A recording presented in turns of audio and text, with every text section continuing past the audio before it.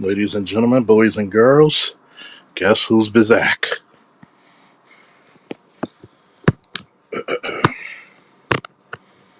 Hope you like the new screen picture.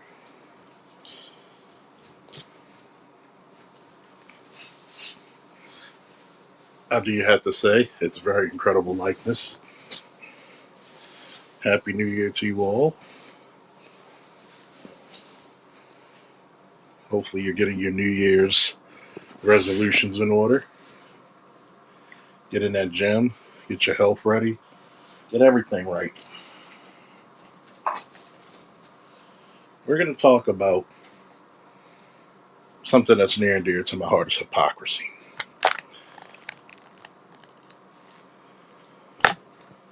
Hypocrisy. And we'll just look up the definition. Hypocrisy.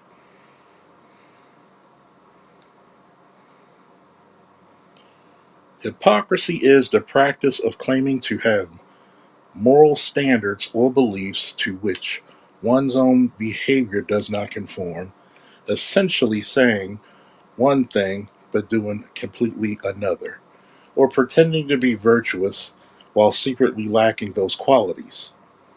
Hmm. It involves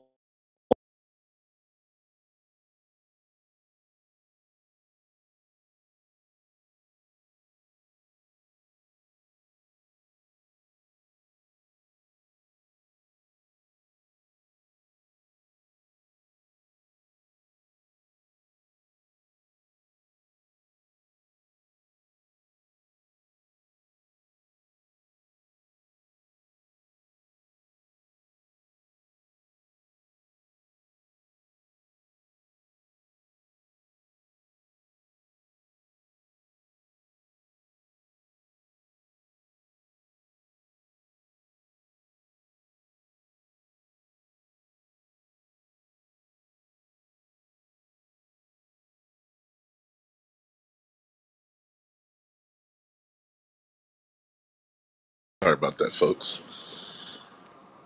It involves a gap between public persona and private character, often used to judge others for actions one commits themselves or maintain a facade of goodness. Now, it originates from the Greek word of wearing a mask, hypocrites. It signifies playing a part rather than being genuine. It's with the synonym contradiction, acting against your stated principles, like telling others to be kind while you're being rude. Pretense, falsely assuming virtues, beliefs, or feelings one doesn't truly possess. Double standard. Criticizing others for for your behavior, also while engaging in nefarious acts. The concept of practice what you preach. Private versus public. Presenting an outward appearance of righteousness while harboring private vice and corruption. Now, I said all that to state this. There are so many contradictions that are being committed in today's time, such as holding black man to a middle class European standard when you yourself cannot do the same, such as talking about black on black crime when most of the crime is committed by another race.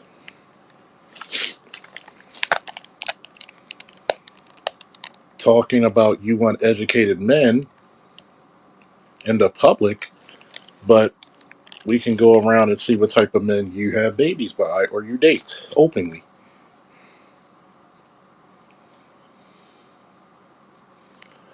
We'll see hypocrisy and contradictions, such as people who want to talk about how the black manosphere does not help people.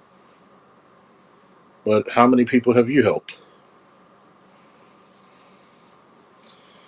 And this is not a pissing contest. This is just, truth be told and truth be undeniable.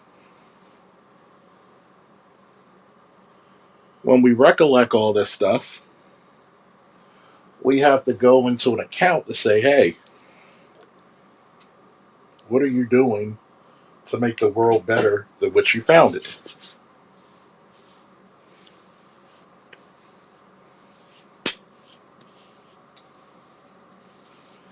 People may not like my views, but I, for one, honestly do not care. I, for one, rather speak the truth and be hated for it than to be a liar and a conformist. Because people forget the most revolutionary thing you could do was go against the grain of society, i.e., the Revolutionary War, i.e., civil rights. You know, everybody forgets, shout out to Ann Coulter. I may not always agree with her, but even broken clocks are right twice a day. When she said everybody's on the back of civil rights, but that's for black people, they fought for that. When a blonde haired white woman tells you the absolute truth, what does that tell you?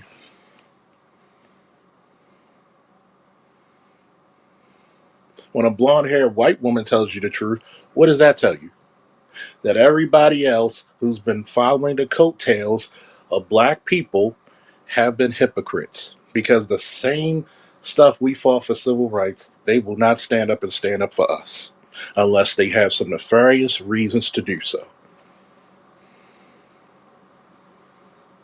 Even when it comes to dating and mating, you'll see that all these little white men treat us better. White men date black women the least interracially. The least. You look at white men as a status symbol.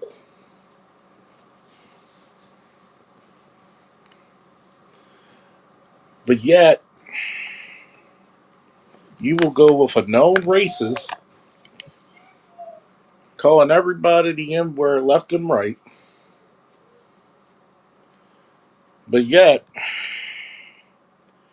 you will not check your man for saying such horrific things just for the sake of saying, I got a white man on my arm.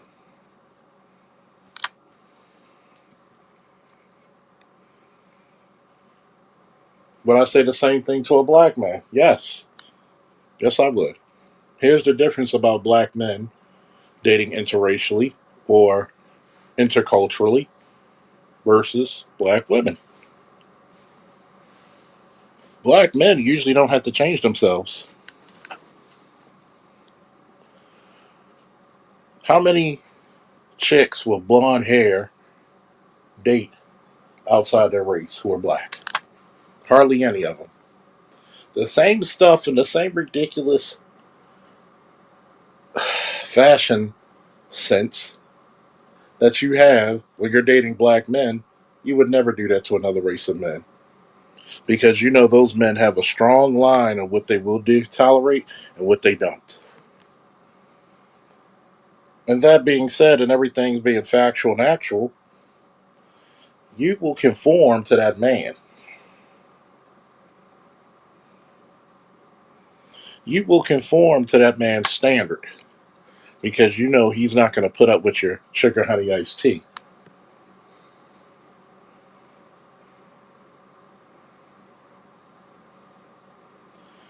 There's no difference between the so-called coon who will speak about his race, but will see the atrocities of other racial or ethnic groups and say nothing. Stand there and say absolutely nothing. You will talk about all, and I mean all,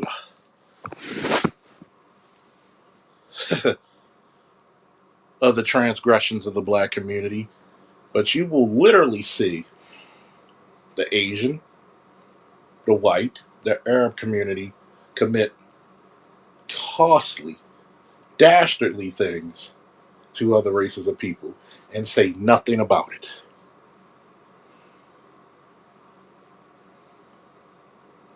Even when you speak about people in the black manosphere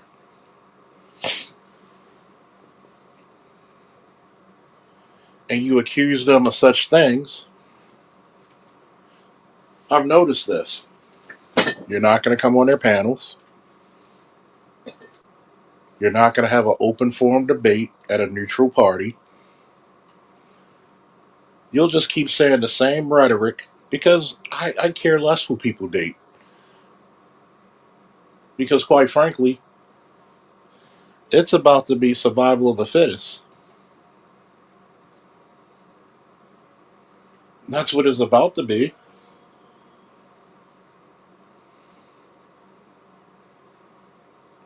You're going to have to obtain the skills to pay the bills.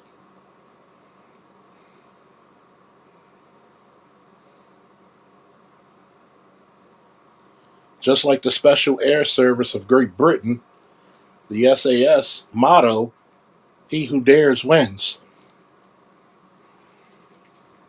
Are you daring enough to get what you want out of the situation? Are you bold enough to become a better person and get your life perspective actually challenged a bit?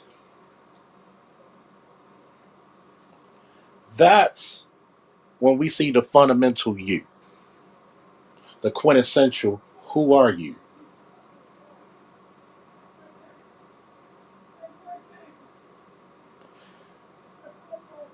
And the most shameful part about this is that we've expected people to be so phony and fake with their disposition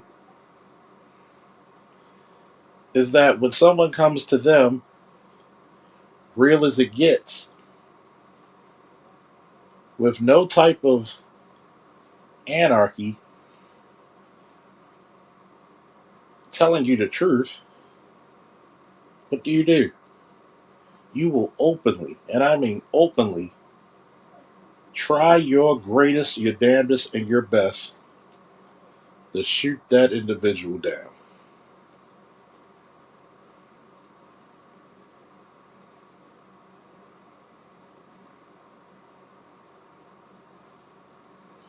And what makes it really despicable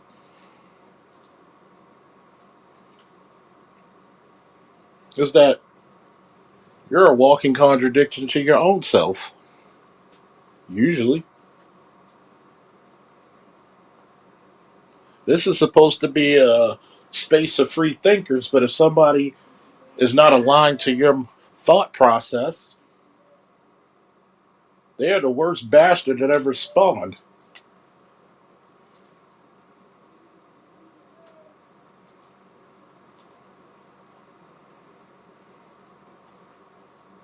I myself pride myself on having one of the most open forum panels in this space, hell, probably in YouTube, and constantly all we get is ridicule. No matter how much research has been obtained,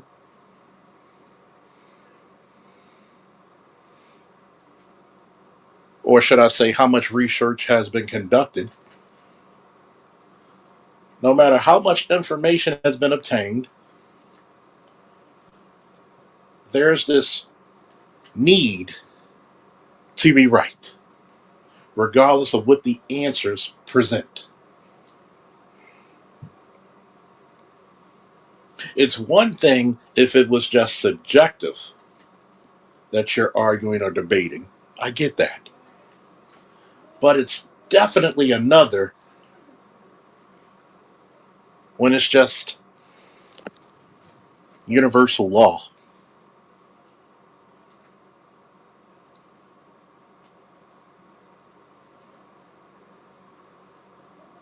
When your culture, and this could be for anyone's culture, when your culture says that we value lawlessness rather than being studious, you have a problem.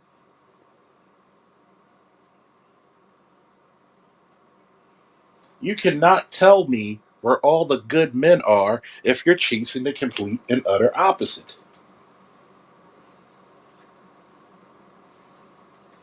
That, my friends, is one of the most abysmal truths that has ever been presented before us.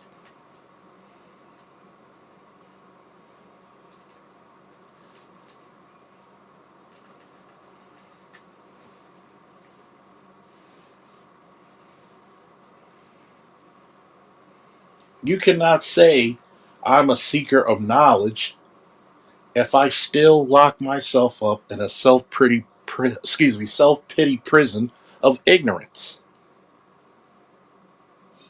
I would respect you more if you conducted the experiment yourself and actually try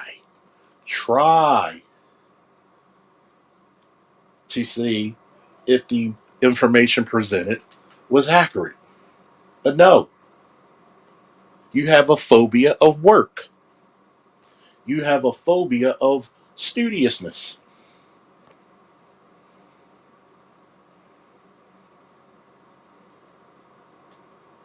Some things are basically academic at this point. One of the oldest statements I made in this space was facts over feelings. But constantly, we worship personality versus purpose,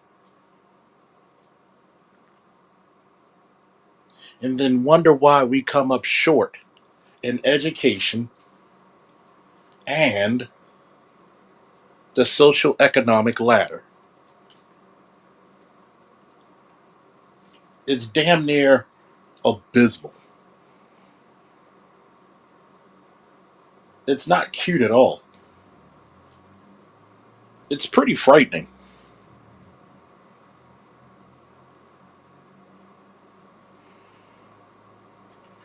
If I'm talking to a woman and she says she likes a certain type, I have to adhere to that. I have to. Otherwise, I'm going to be the only one to blame. If you like a thug, a scammer, a drug dealer, and that I am not, I got to be true to my Sam self.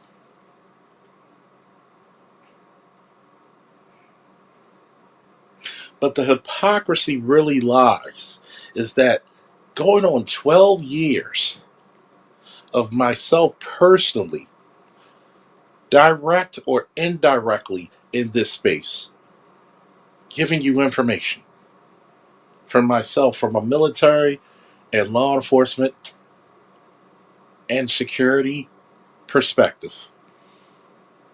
And people will debate all these things, but you ask my opinion, my knowledge. It tells me one strict thing: you were never here to learn, you were here just to disrupt.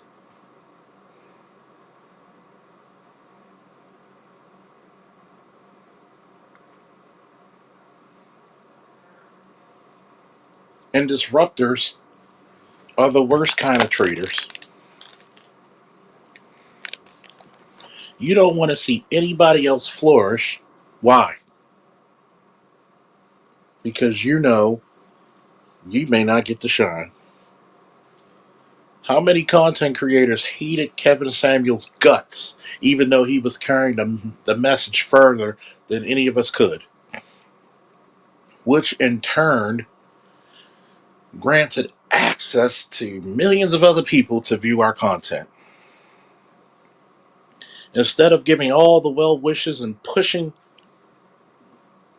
with this man, what did you do? And oh, yeah, we got receipts with some of the content creators who called him gay, who said he's effeminate. But How many people you heard running up on Kevin Samuels?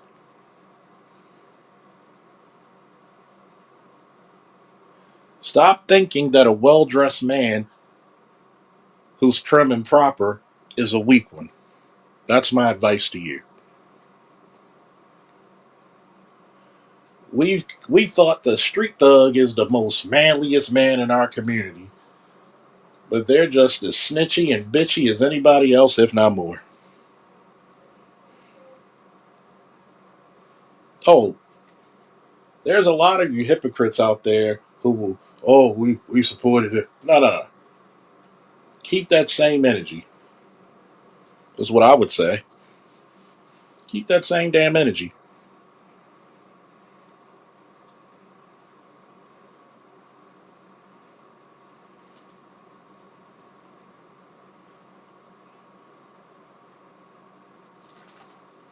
Keep that same damn energy.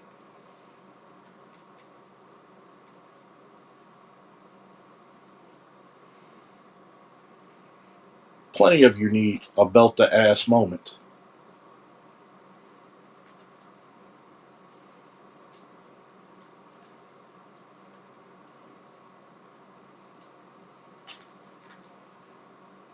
Plenty of you.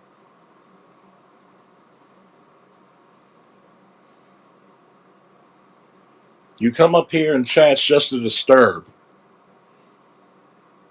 You have people like simple ass Gabe Abe coming up on Artist's channel trying to disturb and he gets blocked. What type of people are you? If you got all these 20,000 subs, what's wrong with you, kid? This place has such mental illness that it's downright disturbing on so many levels. Downright disturbing. And I can tell who and who has not been hanging around men.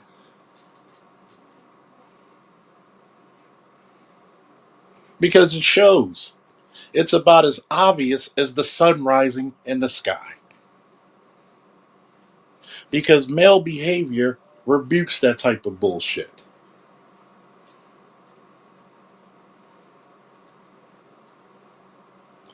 So many of you are so pathetic that you act like babbling children.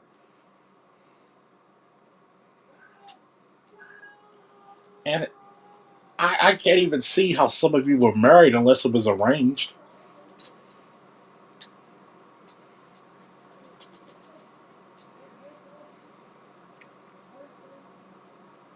And you wonder why the black man isn't respected globally as he should be.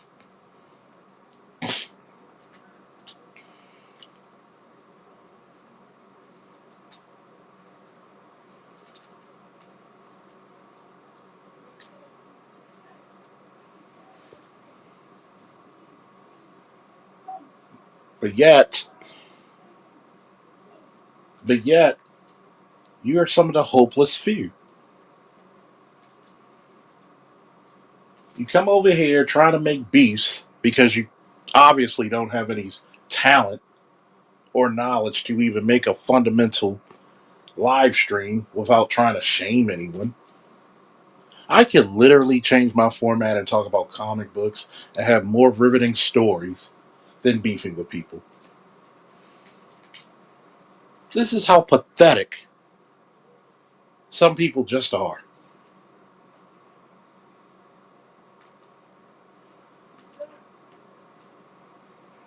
It's downright pathetic.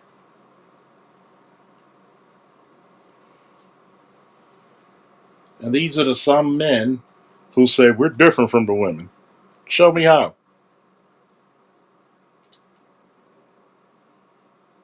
Because you have a black man quote unquote ain't shit mentality.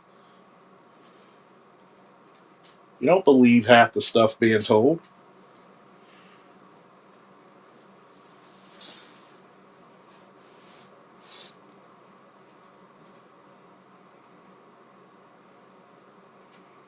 Let's look at it.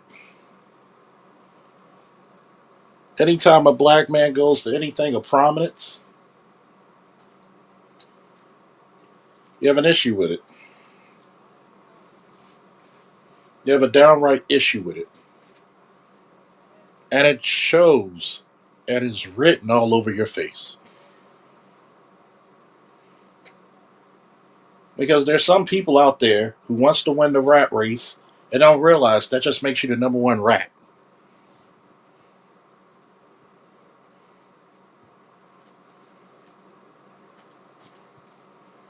I should be popular. It's like the socially awkward guy getting mad because the cheerleaders don't want to date him. Maybe she would date you if you didn't discuss her. Or maybe you should find somebody who genuinely likes you. That's that word again. Genuinely like you.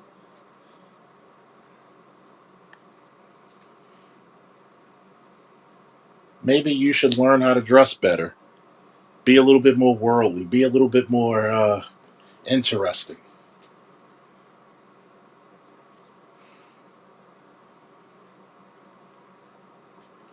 But what's the deal? I don't want to work for it. Same thing. You can have all the degrees in the world. You wonder why you don't get all the jobs you want? Because sometimes it's you. Sometimes it's just you. You talk about you want black men empowerment, black men better shit. But what do we find out? You don't want a damn thing. You just want to watch the world burn. I've said this to BGS. The information you give is too great. It's too rich. It's too good for some of the people in this space. Some of you only want to be Tyrone is because you just want the funky vagina that he may get. That's all. It's one thing if you're saying, hey, I want a fulfilling relationship with a good hearted woman. I get that.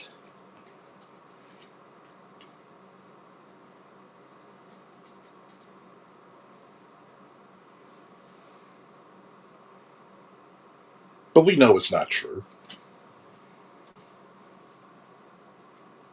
Some Negroes just want to womanize, and I don't have a problem with that. But at least be honest about it.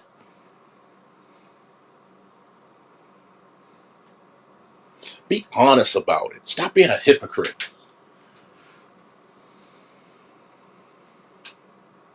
You can't even respect men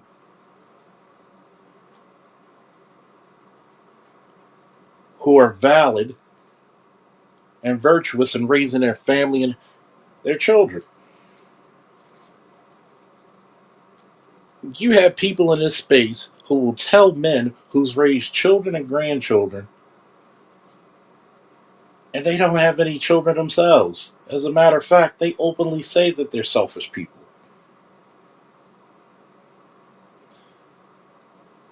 And I just don't get it. I dearly do not get it. At some point, I do not know everything. There's some things I do know, some things I don't. And I'm okay with this knowledge.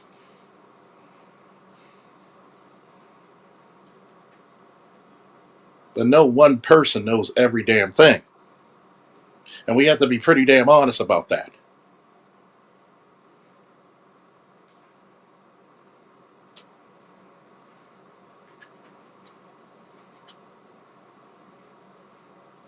But once we become honest about it,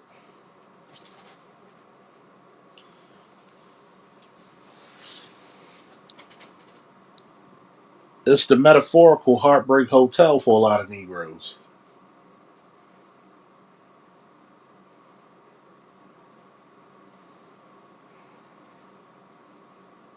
I'm not as smart as I thought I was. No,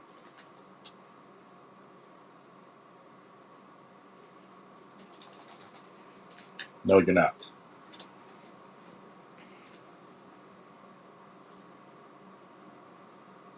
You're not as smart as you think you are. Sorry. The greatest knowledge you can ever obtain is that you truly know absolutely nothing.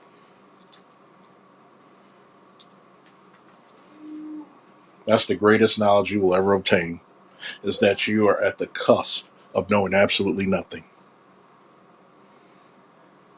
And that should humble you in every aspect of life. That if you stop learning, you start dying.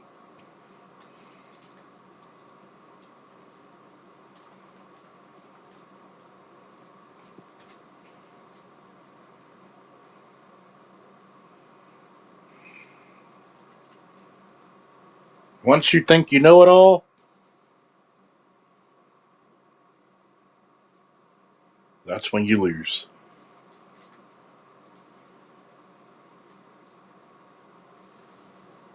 And you're right, All Star G. Some black men are too scared to improve themselves. I get it. Some people want to vent. Some people need to speak out and let the pressure go. But the most important thing you have to say is what happens afterwards.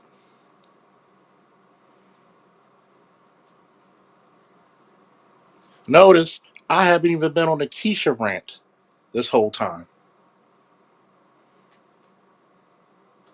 And if I choose to be, I choose to be, but I don't.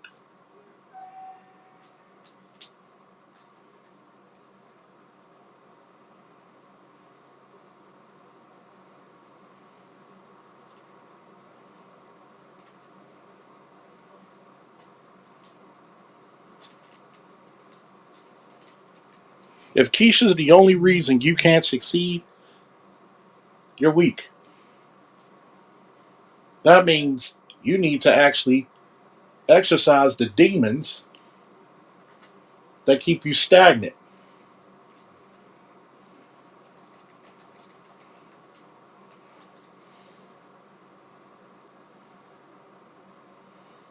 And here's the crazy part, a lot of the Keisha rants are from dudes who never date.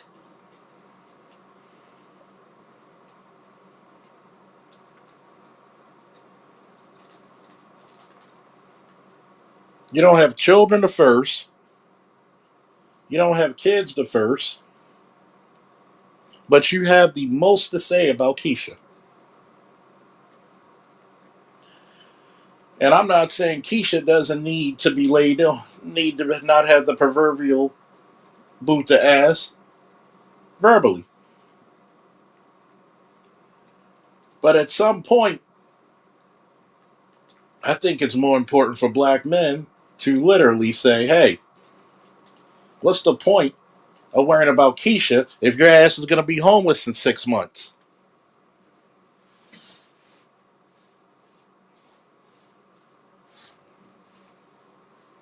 Oops. Oops. What's the point about Keisha when Trump is opening up jobs to men again and paying for you to get those skills? Oops. So I don't give a damn what Keisha does. If she wants to have bad baby daddy after bad baby daddy, is that on her or me?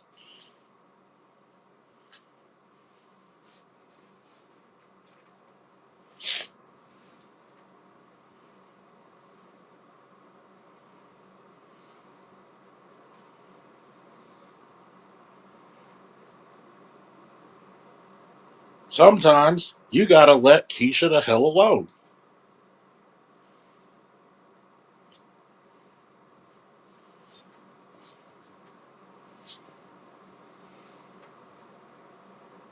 It's just like some of you have friends out there who are hypocrites. If your friends aren't trying to do better and pursue greatness, because you'll never truly obtain perfection, why not do your damnedest to be great? Because it takes work.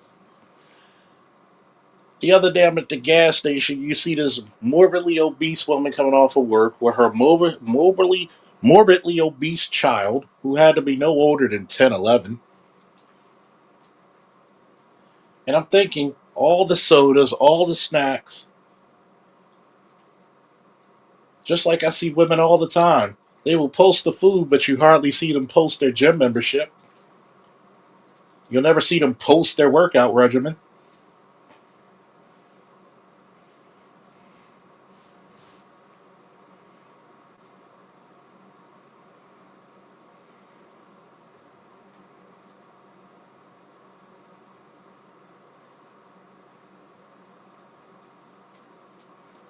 But conceptually, we love failures. Conceptually, we love failures. This is why the jailbird will always have commissary. This is why when a man comes out from prison, he gets celebrated because we love failures. Oh, we're going deep with this hypocrisy stuff because if you're great, you're going to have a standard for my ass that I may or may not be able to uphold or obtain. In our community, we have a soft spot for mediocrity. I'm going to say one of my famous sayings again. We love to wallow within obsolescence. And what is the definition of obsolescence, folks? Hey, Loss, put the definition of obsolescence in the chat for me, please.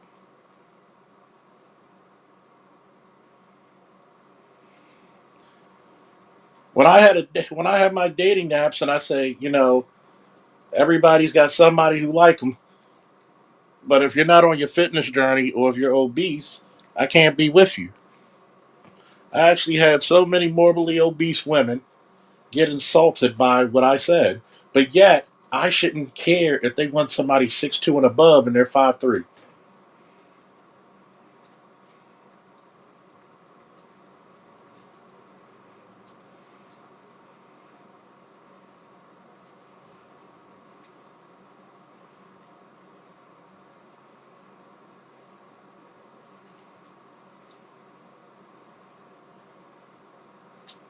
I shouldn't care about that.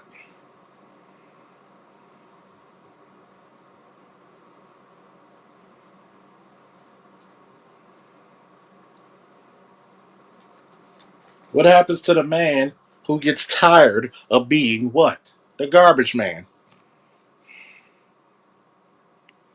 You're right, All Star G. Black men don't realize they have free will.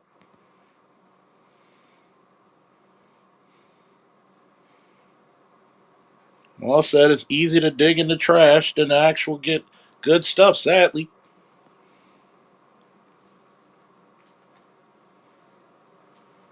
A relationship should not dictate should not dictate your disposition.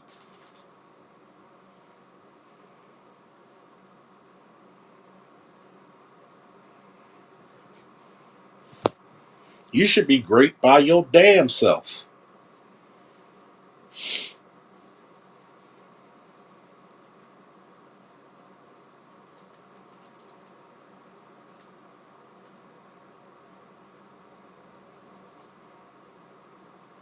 And if you're not, I don't feel sorry for you. Sometimes you need to take a sabbatical from everything that's distracting you, including women.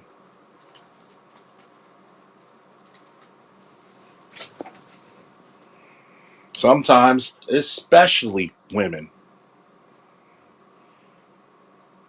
Women, like children, slows down a man's process because they're supposed to.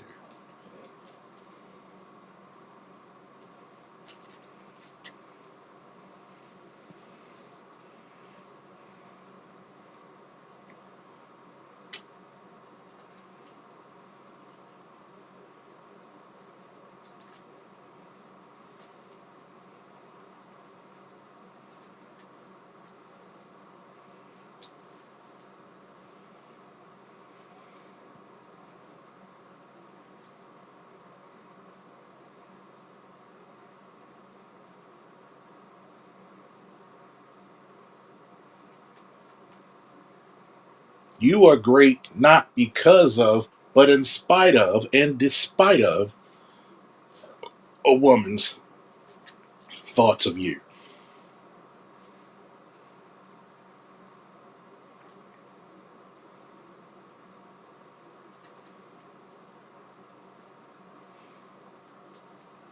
Some dudes out here don't even have a pot to piss in and worried about what a woman thinks of him. Your priorities are fucked, my dude.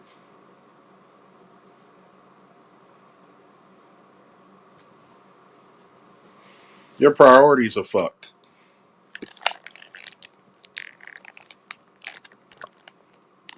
The most hypocritical statement you could talk about Keisha, but you can't talk about black male greatness. And you probably the same motherfuckers. Oh, look what Trump doing. Who cares? Can I benefit of what he's doing? If they want to see masculinity back in charge of things, back in stride again, shout out to Frankie Beverly.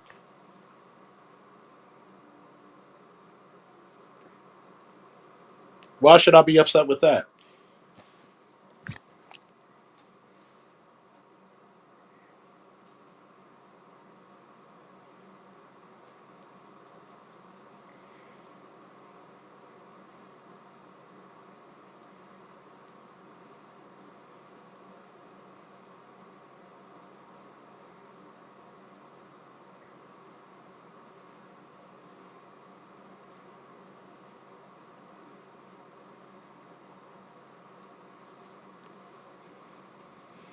Why should I be upset with that?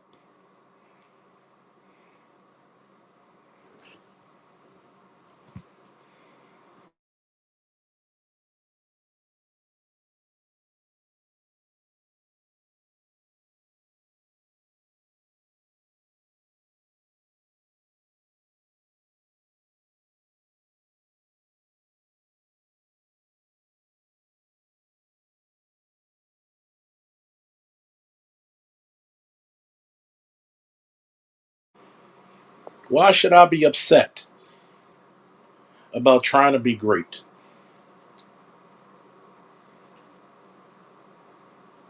Something has to change.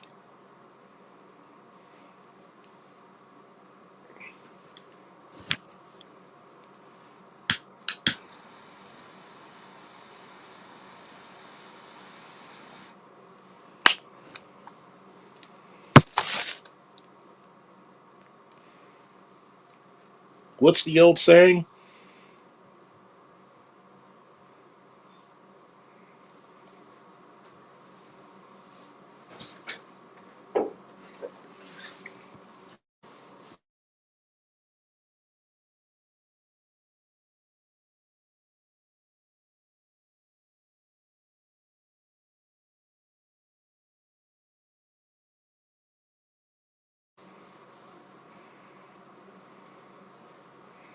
I want everybody to realize this.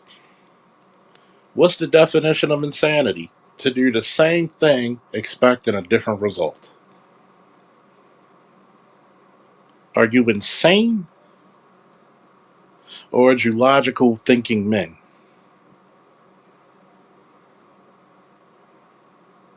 That's what you have to ask yourself every damn day, whatever God you serve bless you with breath in your lungs.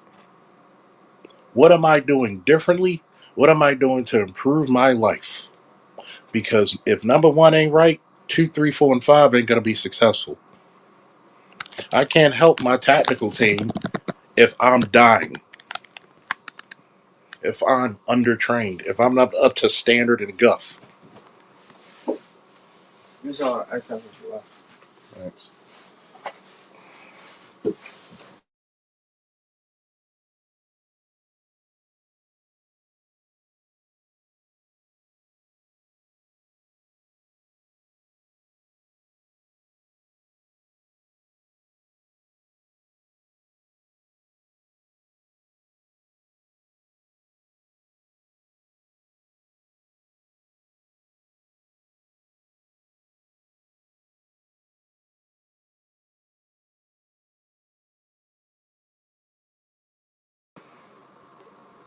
If I'm not trying to improve my life,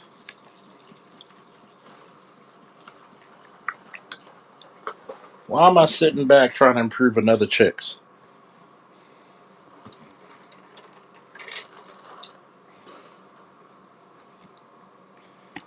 There's a level of stupidity within that. There's a level of stupidity in that.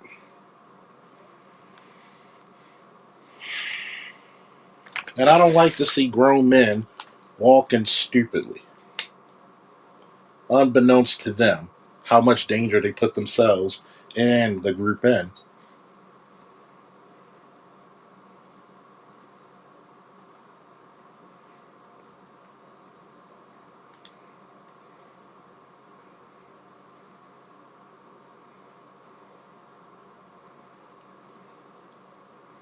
I never liked that. But when someone tells them about this, that black men, you know better, do better, be better, have you noticed that you become public enemy number one?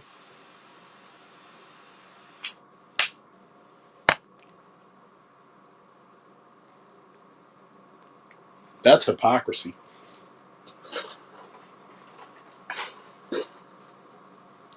That's hypocrisy.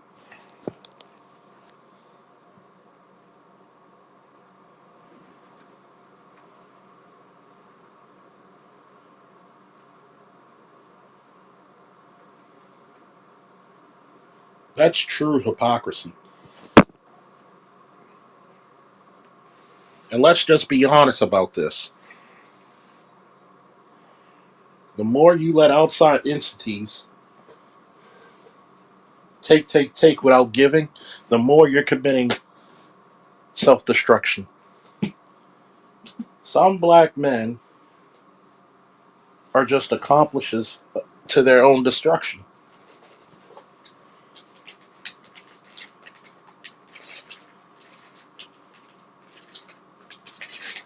I hate to tell you,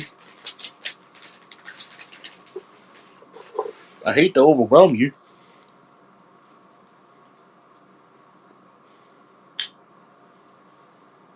but I'd rather lie for you than to you.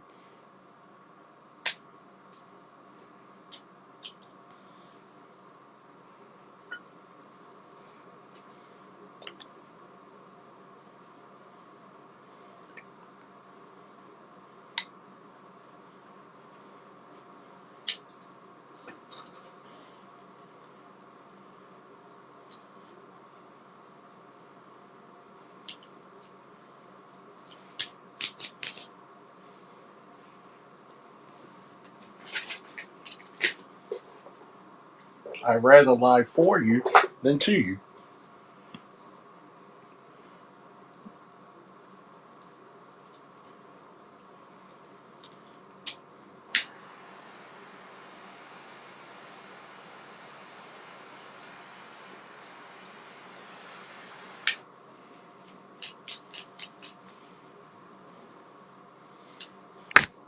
And hopefully, you see me as a valuable brother in this space.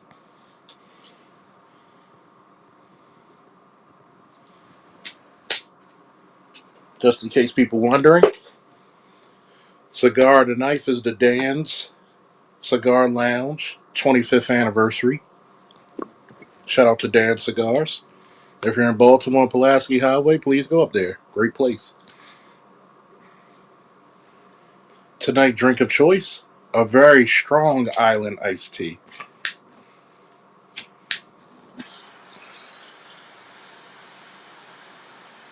Hear the sizzle of that cigar, boy. Maduro leaf only.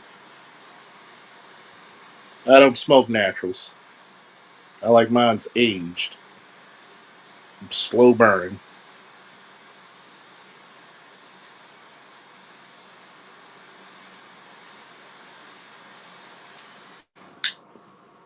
Okay?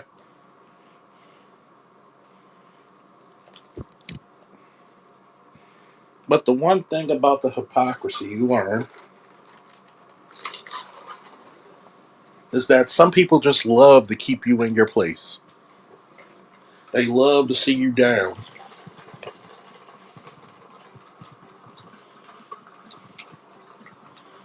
Why?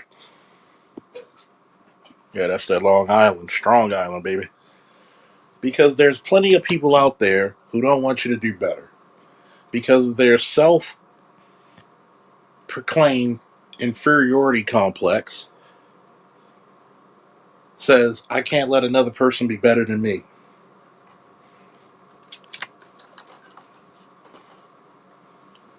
But I'm not willing to do the work.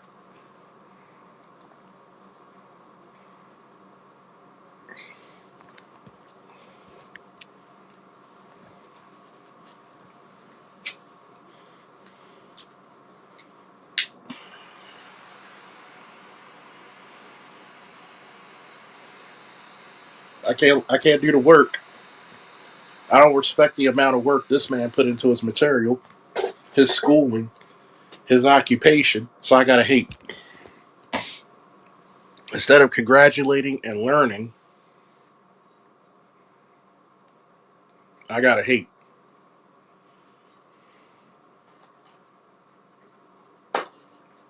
That's the biggest trick bag anyone has bestowed upon you.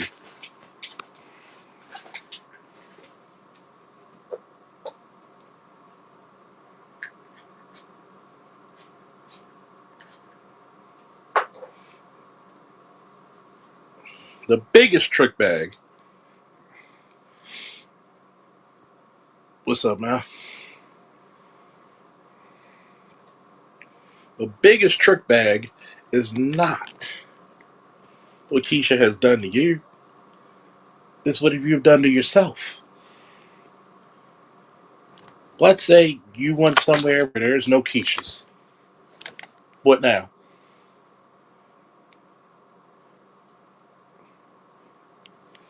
Blessed are the Keishas and the hobosexuals because there'll be plenty.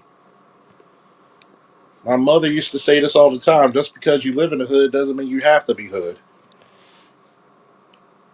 I'm an East Side boy. Anybody familiar with Baltimore?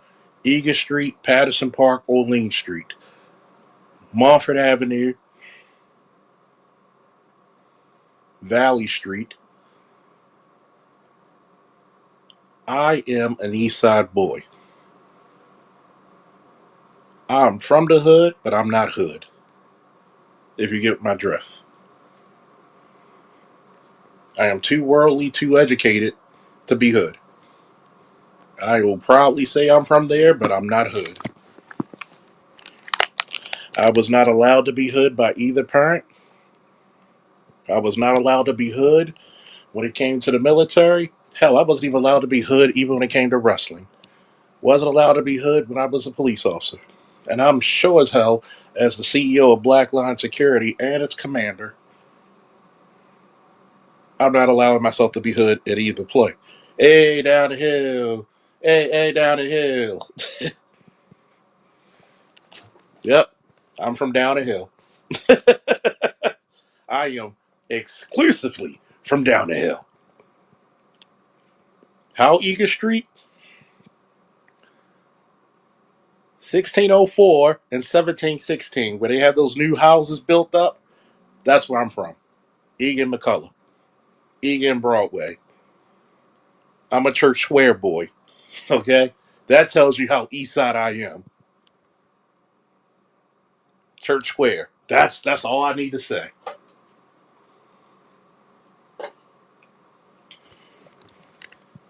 So, that being said, just because you are in the hood and live there does not mean you have to be that way. Just because you're losing now does not mean you have to stay losing. The hypocrisy of it is you keep wanting to be the eternal loser. Stop being the eternal loser. I forbid you to be the eternal loser.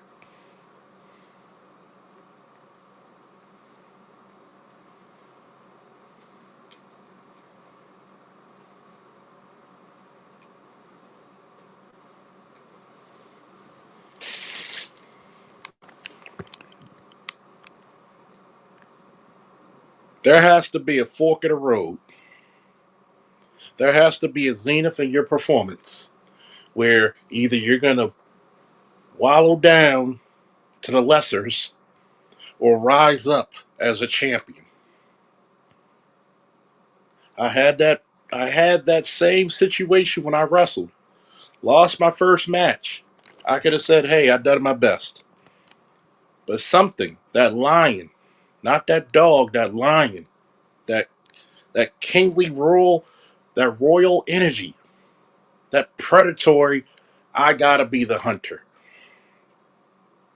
Said I can't go for that. No, no, no can do. Shout out to Hall and Oates. Said we can't go for that. This ain't the best of us. We're gonna get them next time. Victory after victory after victory, even a loss or two. You get to the tournament. You beat the guy in the first round who defeated you in your first match. You went 2 rounds with that guy. That guy couldn't go one with you when you were prepared. Dusted him off. Dusted him off like insignificant cobwebs. Going to the second round against a former junior league champion and a senior. This man wrestled for 6, 7 years. This is my first year. Had him injured because I had him with a throw. Boom. Injury time. I remember Mr. Brown coming to me. You see him? He's showing weakness. He can't handle you. He doesn't train as hard as you. He does not put the effort and technique as you.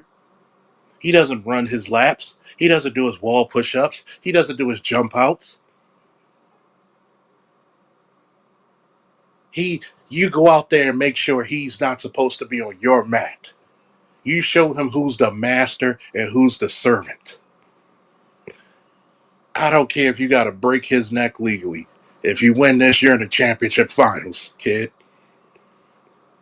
I go and pin this guy, have a conversation with him, and I'm telling him, like, bright-eyed and bushy-tailed. Wow, I can't believe I'm in the championship finals. This is my first year. He was so pissed. He was like, oh my God. This is your first year and you're going to the going to the finals. I went against a guy who I tech falled and pinned. A technical fall is in wrestling. In college and high school, it's 15 points or more. Think of it like 21 Skunk. If you have 15-0, 16-1, 17-2, 18-3, technical fall, he can't come back. It's a numerical impossibility. This guy must have ate his Wheaties. He must have got his oats. His girl must have promised him the best head in this galaxy. Because that motherfucker showed up. And we went to triple overtime. You wrestle for about 10, almost 12 minutes straight. And see how your cardio's doing. Even if you're in shape.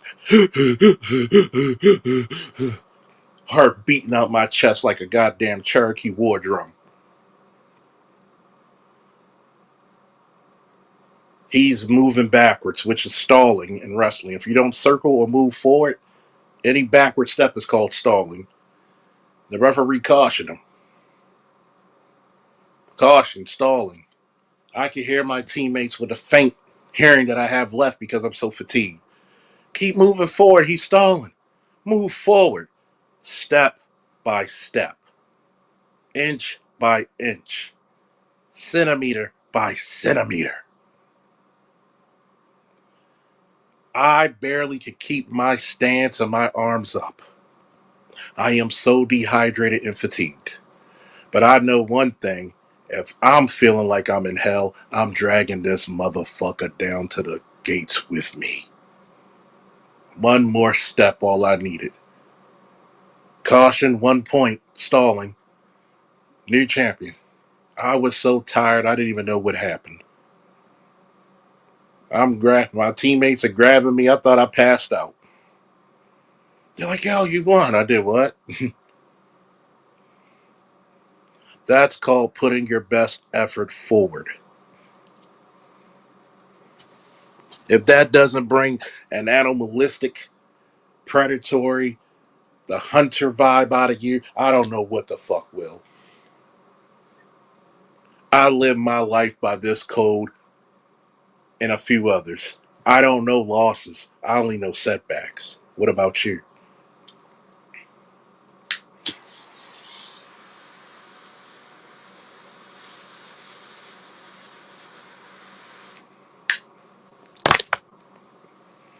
There's some people who will tell me, you talk so much about wrestling. Well, I'm going to talk to you about this. Tell me what you did great in your life. Tell me what you've done in your life so far that was worthwhile.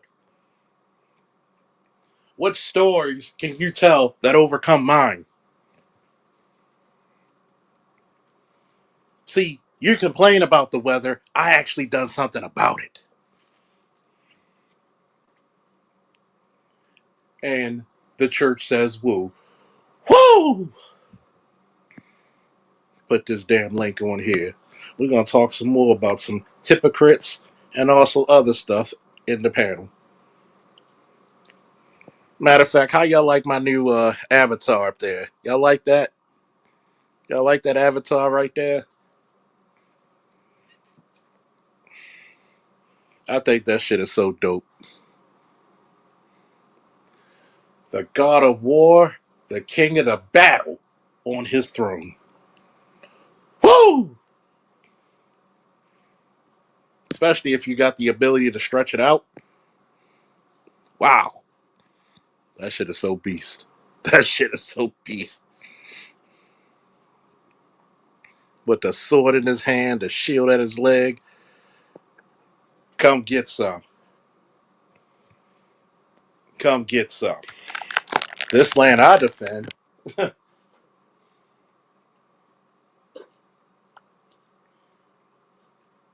Some damn hypocrites. See, I will never talk badly about a man. Yep, you're right. Be the hero of your own narrative. As a matter of fact, to put y'all on D, since I had so much free time, since I got laid off this one gig, see, I ain't afraid to tell about my life. But guess what? I got many other gigs opening up very soon. Woo! Six-figure gigs, as a matter of fact. I'm writing a story. I can't go in too much detail because people do steal your shit. But if you want a rough draft, hit my email up, tell me who you are, and I'll give you a chapter or two to read and tell me what you think about it.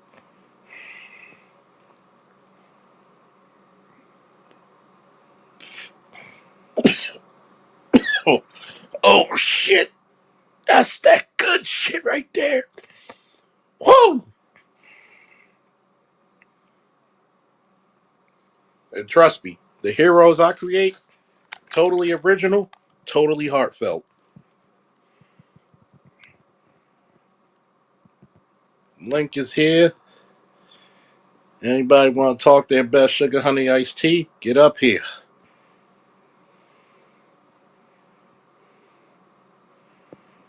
Oh, I'm always working.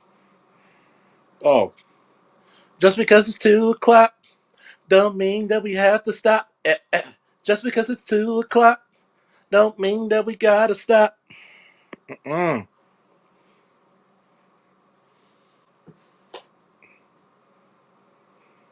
So you gotta realize this. Yep, you notice that? Shout out to Hardball. I respected you as a coach, but like I said, you made too many bad mistakes that became, you know, your demise as a Ravens coach. Mr. Moore, thank you. Woo! Thank you very much, Mr. Moore, for your sweet, sweet donation. Don't let Mr. Moore be the last to donate for the Cash App. So you can tell that I'm gonna make a new segment called Banned on YouTube because I might start doing some content on TikTok where I can actually play music. It's kind of funny. I can smoke cigars on YouTube, but I can't do it on TikTok.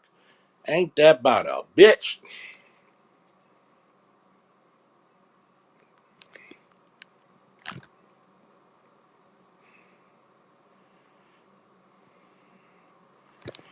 Law said the throne was always there. Now it just has a visual picture. Hell yeah.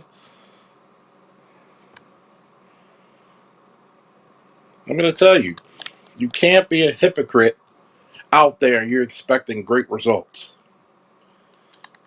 You can't be a hypocrite out there expecting great results.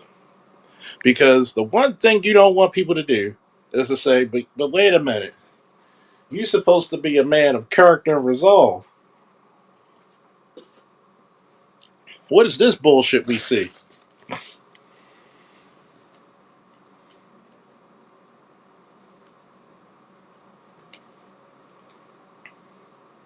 What is this bullshit?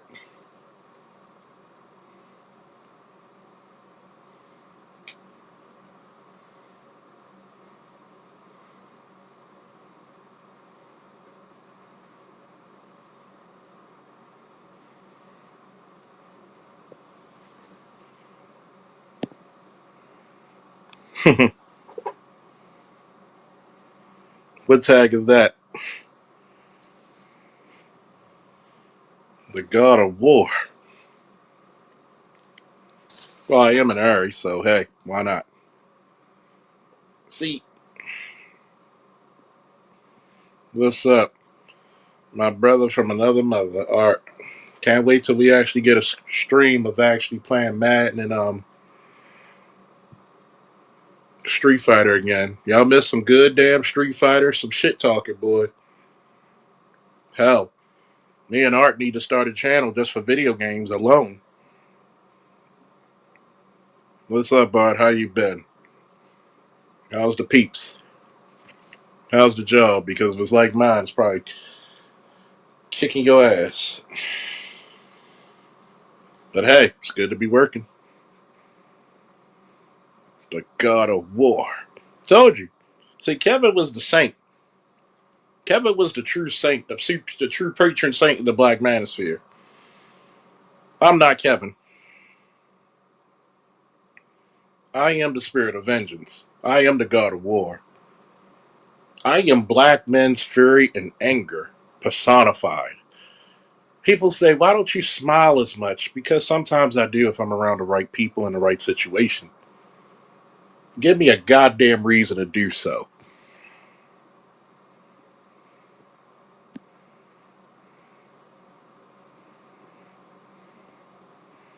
Give me a goddamn reason to do so. Because when I'm smiling is when black men are intelligent enough to understand policy over personality. In 2026, that should be our motto: policy over personality.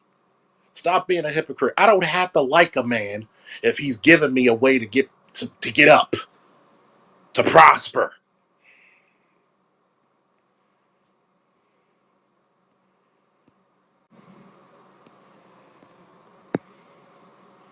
We're joined by everybody's favorite Baltimorean besides myself, ABM, and the youngest in charge, Lost. How y'all? Woo! Woo!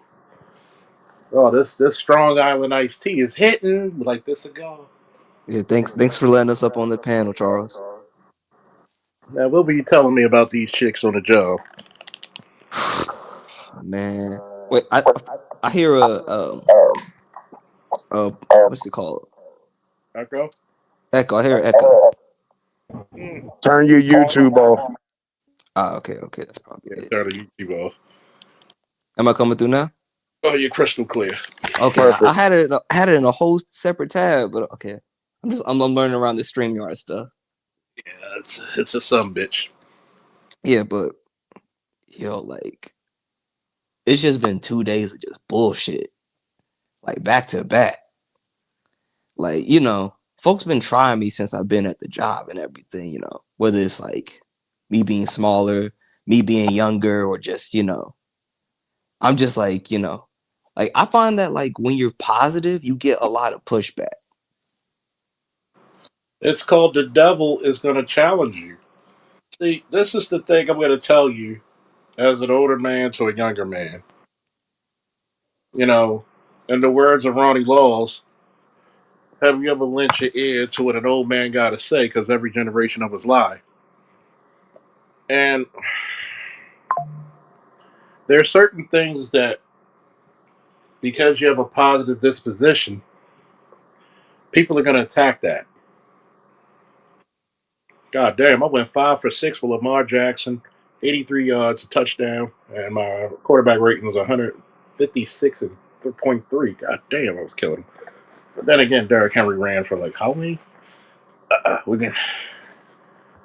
Damn, I was running on this dude. Oh man, Derrick Henry had 150 yards, 2 touchdowns. God damn. But the part is that you got to understand something. Positivity attracts two types of energies. Positivity attracts positive people. 90% of the time, it repels negative people. But once in a while, the devil has to tempt you. You Evening, got to. gentlemen. Good evening. What's good, Snowman? What's good, Ray? Ah, enjoying. I had a. You were talking about positivity, Charles. Hey, what's up, y'all? What's up, man? Tonight was the ultimate show of positivity because my daughter invited my wife and I out for dinner so we can meet her new boyfriend, and we laughed the whole time. That's a great feeling. If you got a great man, hell, you did well teaching her.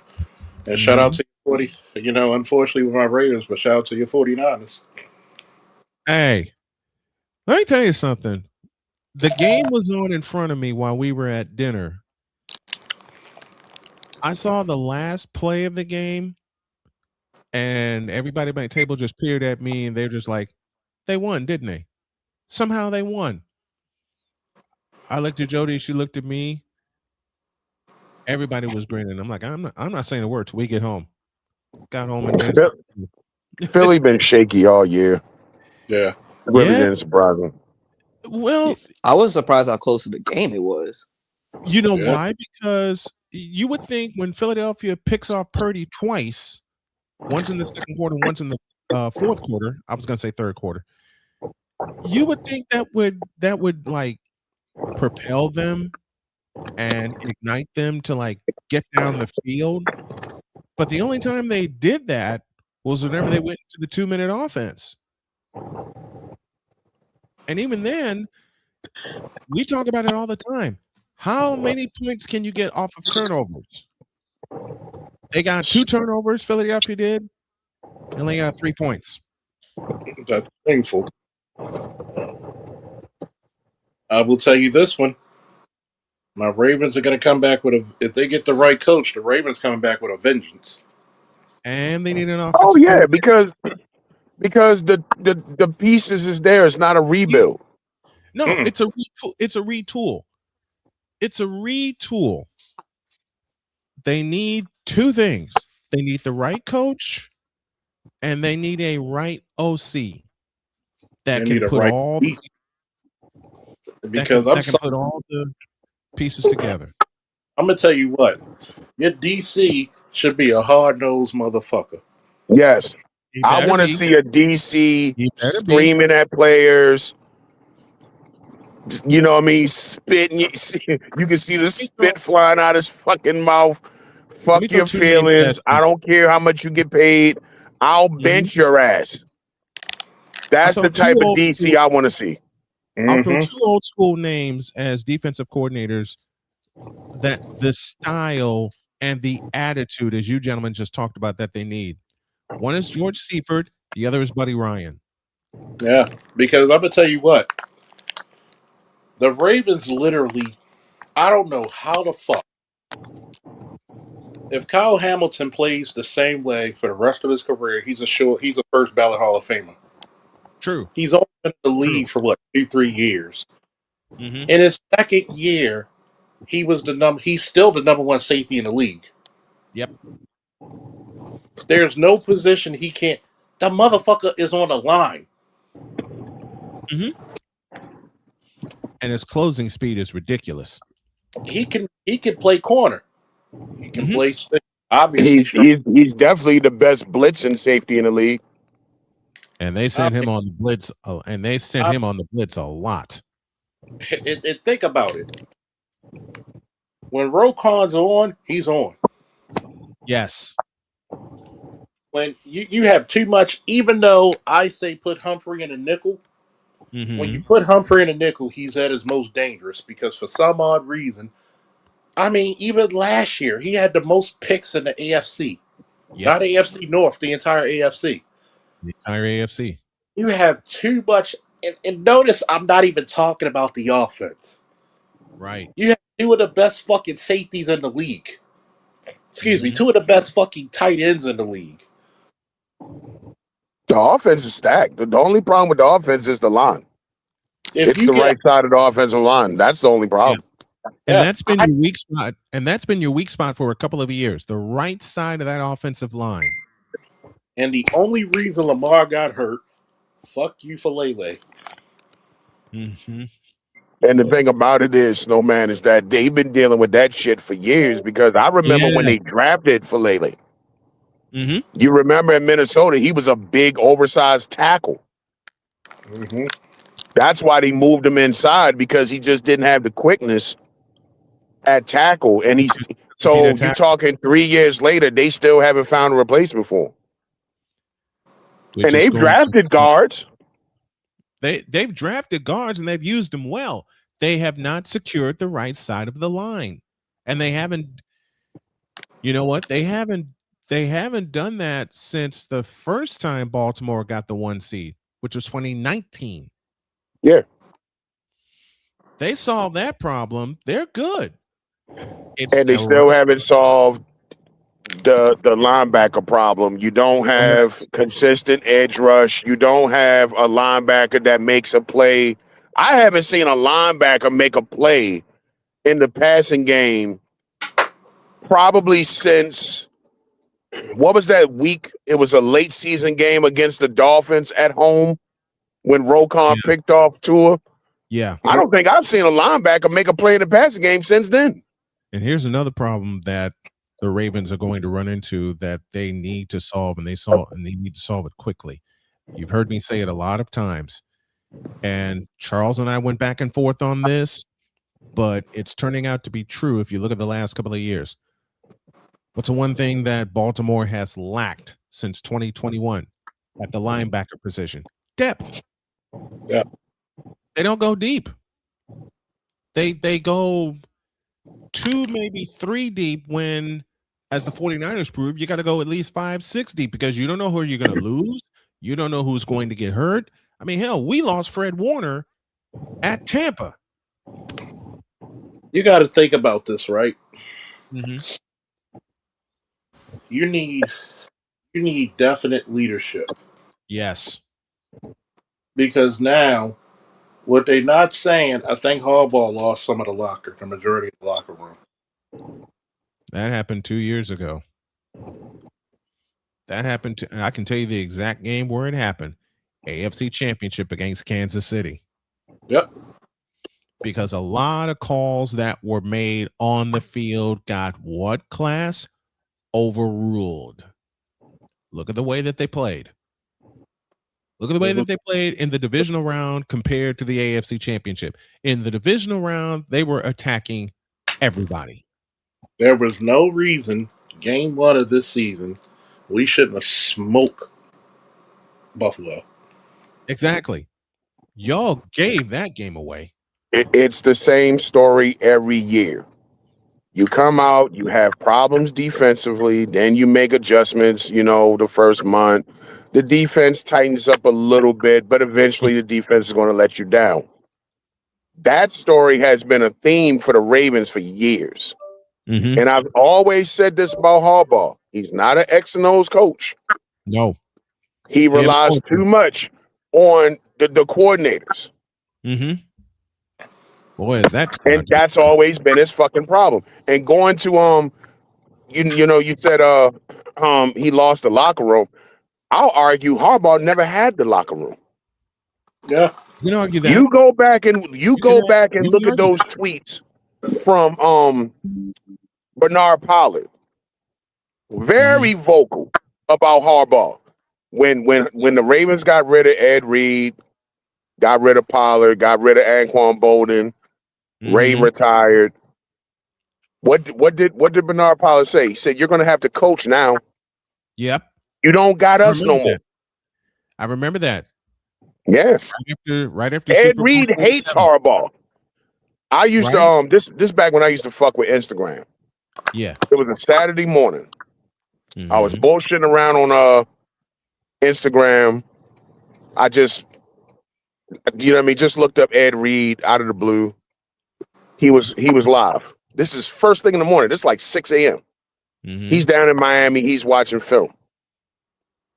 So, you know, everybody's in the chat, you know what I mean? You the greatest, all that shit. So I said, yo, come to Baltimore and be the fucking defensive coordinator. This is years ago. Exactly. And he looked dead in the camera and he said, no way in hell.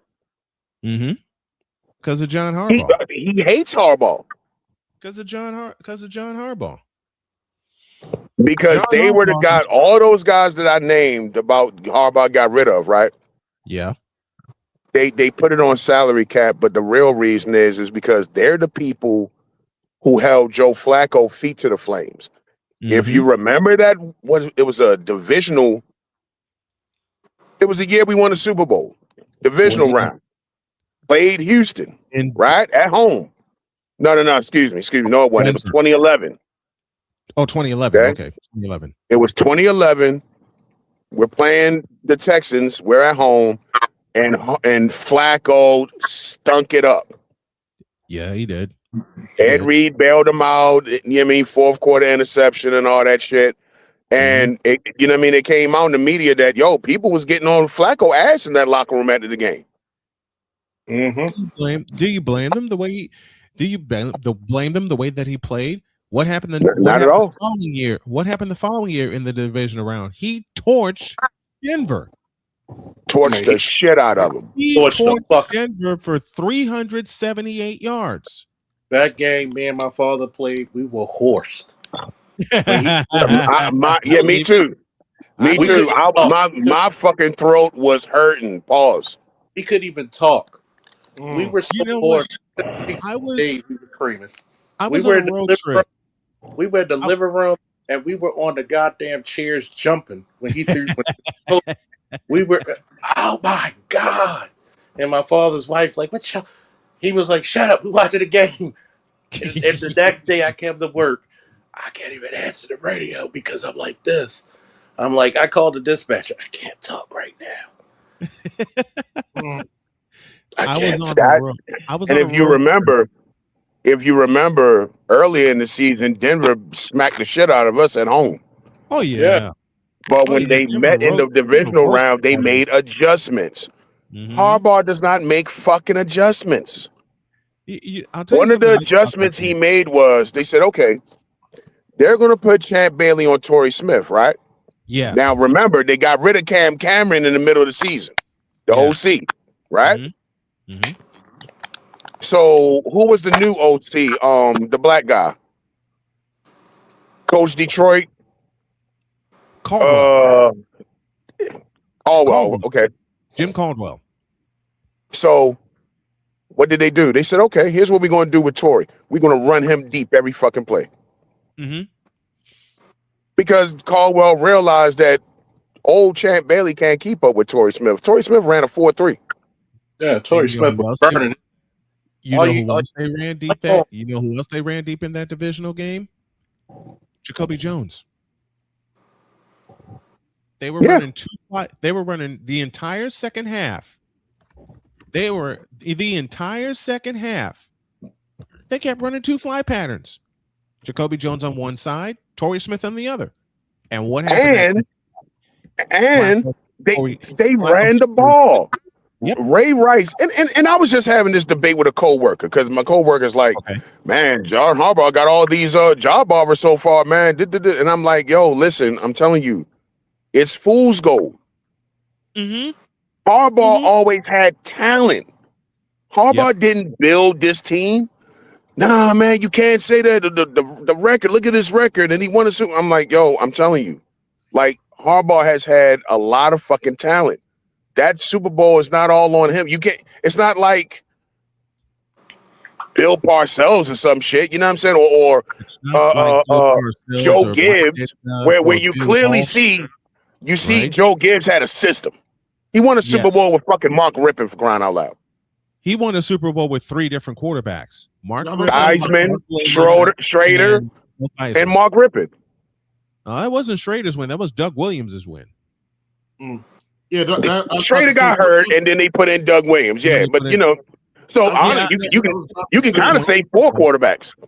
Good point. I was about to say, Good point. don't talk about John Gruden like that. That was Tony Dungy's Super Bowl, not his. Yeah, I'm not arguing with you. You're right. No argument here. Oh, congratulations to No your 49ers. Beat the Super Thank Bowl you. champ. Thank you. Now we got to go cook some Seahawks next weekend. I hope the Fry grill their- is. I hope the grill's out. We're gonna go to Seattle and fry their asses. I'm gonna tell you what's funny, and I'm gonna say this: you get a fucking balls deep in your ass defensive coordinator, you're gonna see some hard hitting motherfuckers next year for the Ravens. You know who? You know which coordinator is still alive in the playoffs that had it happen today? Robert Saleh.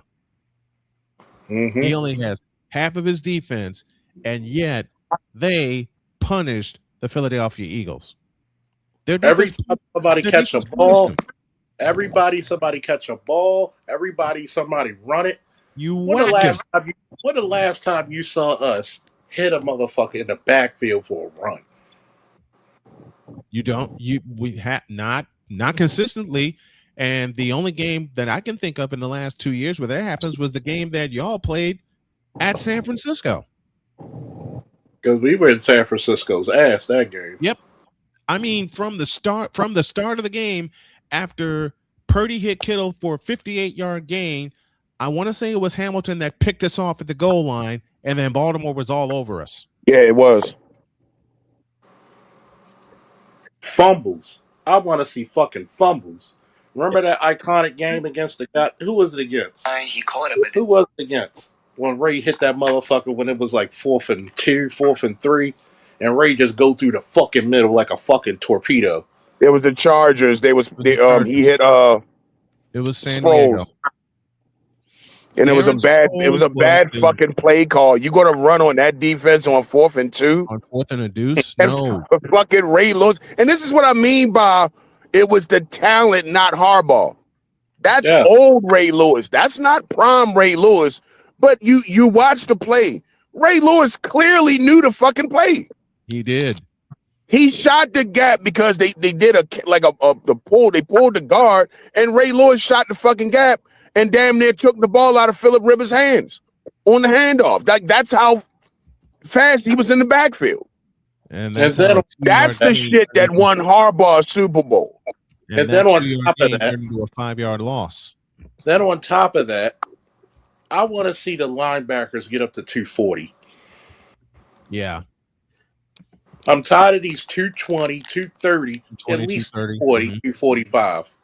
I want you to hit a motherfucker so hard you make his teeth fumble. That's going to be on the GM because they've changed philosophies. Remember Ozzie Newsome, it was all about defense. Yes. They was drafting defensive linemen and making them linebackers and shit. That's why we had big. That's why we were so deep in linebackers. Ed Hartwell, Bart Scott, Adalius Thomas. And look how big they were. Jamie Sharper, Peter Boulware. That was Ozzie Newsome drafting that shit. And look how big they were. Look. Yeah. And see, no matter how big what was Boulware? 6'4", 260? Yeah, 265. Well, remember when he was at Florida State, he was a lineman. Well, here's another thing. When Ozzie Newsome drafted that team that won Super Bowl 35 with the linebacking core, what is the one common thing with Ray Lewis, Peter Boulware, and Jamie Sharper? They played in the old ACC. And then you also got to remember the weight room.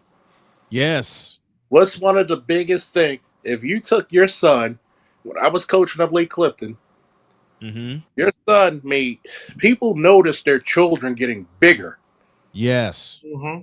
You know what's so stupid? Can I be black pill for a moment since we talk about Go sports? for it, man. That's why we're here. Go with it. Do you know the heaviest amount of weight I've snatched over my head, Olympic lifts?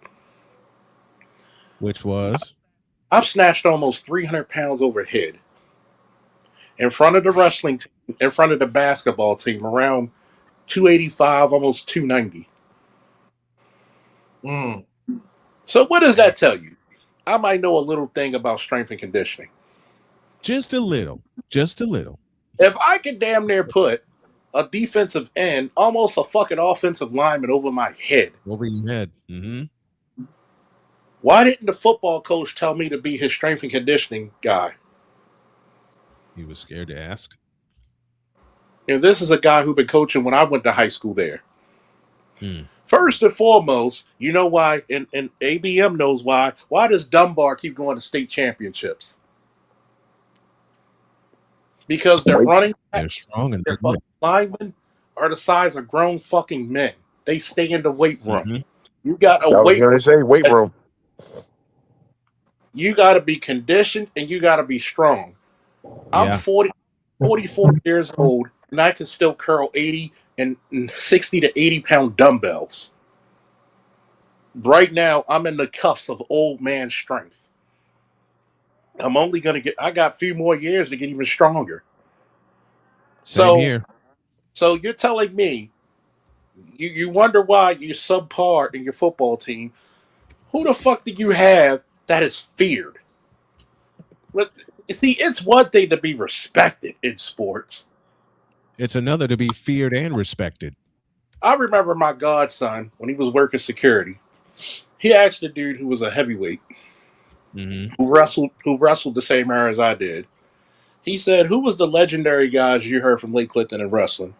He said, "I'm gonna be honest with you, only two motherfuckers. It was Lloyd Cox, hallowed be his name, and Charles Hood." He said Faulkner, man, Faulkner was a motherfucker. He said he had he's. I remember a guy. I never noticed it because I was in the zone. Y'all know what the zone means. Yes. Tell them, Snowman, real quick what the zone mean before I finish the story. The zone is that place that you hit where you are just gone, where you are cooking and no one can stop you. No one they can attempt to stop you, but no one can stop you. No one can derail you, and no one can take you off your square. When you're in the zone, like Charles was earlier tonight talking about positivity, and AB was last night, and me whenever I'm behind the headset calling a game, no one can fuck with you. That's what the zone is. You're so focused that it's Uber. Yep. Every you could literally every finite detail you could describe. You Yep. could feel somebody before they move. You could predict shit. Your moves are so.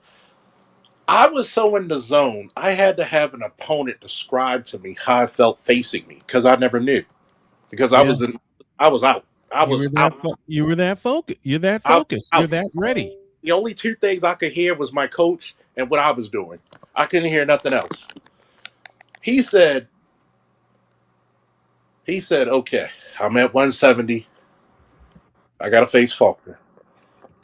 And he was telling me this. This is his words. I'm not embellishing shit. This is the way he said it. Mm-hmm. He was like, man, I hope Faulkner's not in shape. Oh no, he cut like a bag of dope. Fuck that. That motherfucker in shape. I hope he's not warming up. Yep, he broke a sweat, so he's warmed up. I hope he's not focused. That motherfucker not listening to nobody. He focused as shit. He says, and I quote, "I hope the crowd does not chant his name."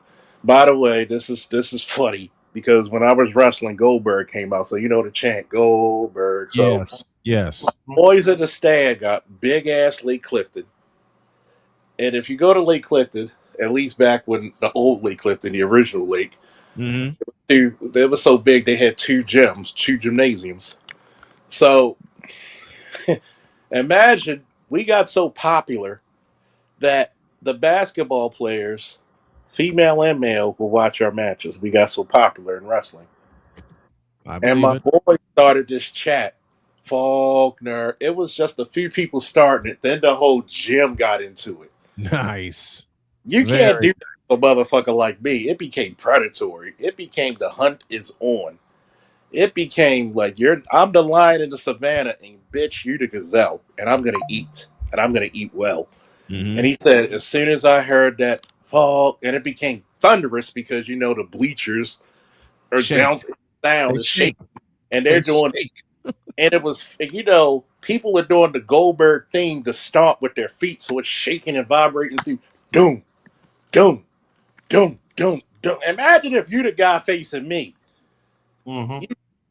I'm gonna tell you how popular it got. I've gotten so popular that I had the other team cheering for me against that guy. Nice. They were like, "Why y'all cheering for him?" That's Faulkner, man. Nobody told you to face Superman. You should have went down or up and wait.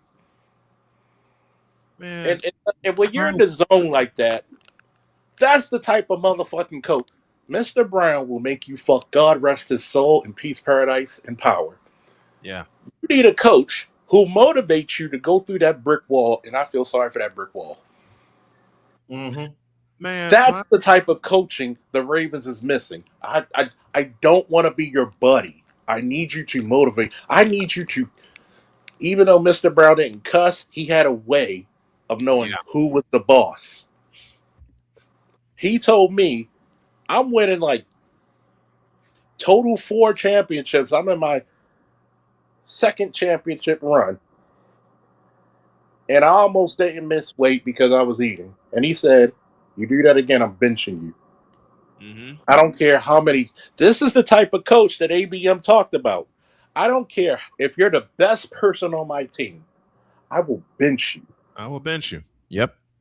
Mm-hmm. I've actually That's made a guy the kind. who was That's the one of kind the of best. coach that I was Baltimore's coaching missing the right guy. now. I was coaching one of the second or third best guys on my thing. He fucked up in school. I suited him up and benched him Yep. just to Yep. prove a point. Who's the master and who's the student? Who's You the fuck up, student? you owe me. You owe me at least to the championship round, which he did make. By the way, I'm one of the few coaches who took brand new wrestlers to the championship rounds. Why am I not in my Look, school's Hall of Fame for winning 4 championships? I don't know. I was top 5, top 2 in the state. I was top 2 in the state of Maryland for freestyle. you know, it So, makes it great for me being. You know, it makes it great for me being in the zone, and you guys have heard me do a play-by-play call. It takes me, I want to say, 4 or 5 plays into a football game to get started, but I have my spotting boards in front of me. I got stats in front of me on my tablet. All Mm-hmm. it would take is for me to be like 3 plays in, and I'm off and rolling. oh yeah, here's a little quick trivia for you. Name the Okay, 3 linebackers to get over 2,000 tackles. I'm sorry, you cut out. Name the 3 linebackers in NFL history to get over 2,000 tackles. 3 linebackers in NFL history to get over two. You said 2,000 tackles, did you not? Yep, One of them's got to be Ray Lewis. he has the record for what? The most. Tackles, That's the yep. most. Yeah, That has to be a fucking like god damn. That tells you how dominant that motherfucker is. yeah, for his entire career. Let me think. Um, okay, I think I have him. I can tell you two. Ray Lewis is one, and I believe another one would be London Fletcher. Hmm. I'm gonna give you a. I'm gonna give you a clue with one of them. He made his 2,000 tackle this season. Bobby Wagner. Mm-hmm. Bobby Wagner.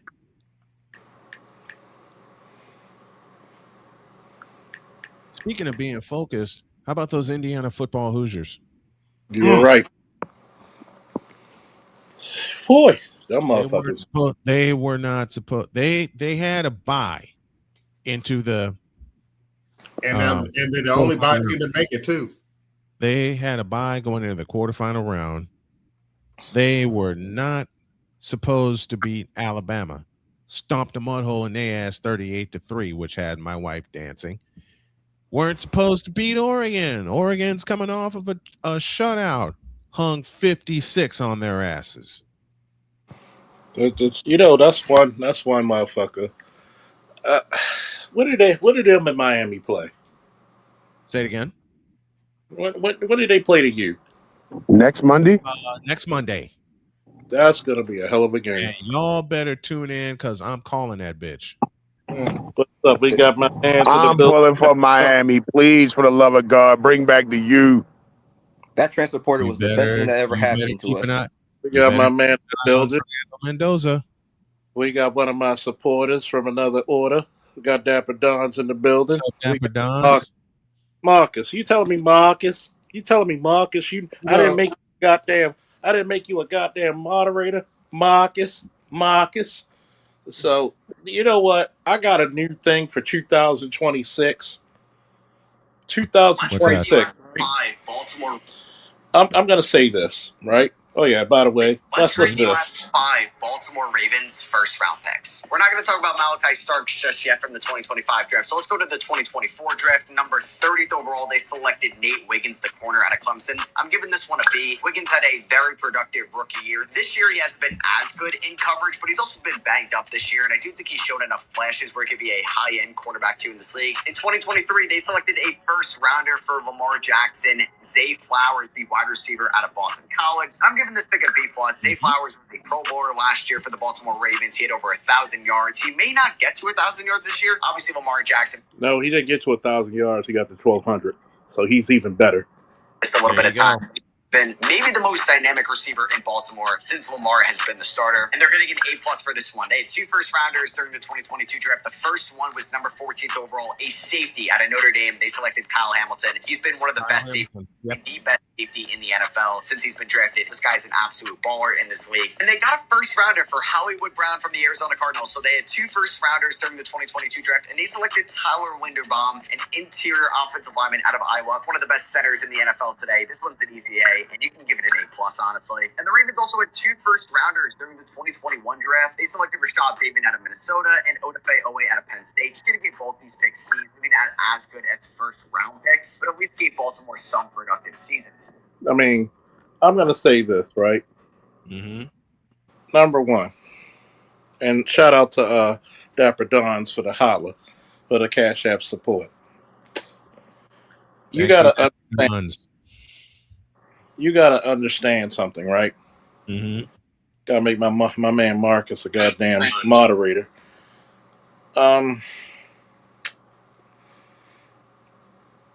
You gotta look at shit from a very distinct lens.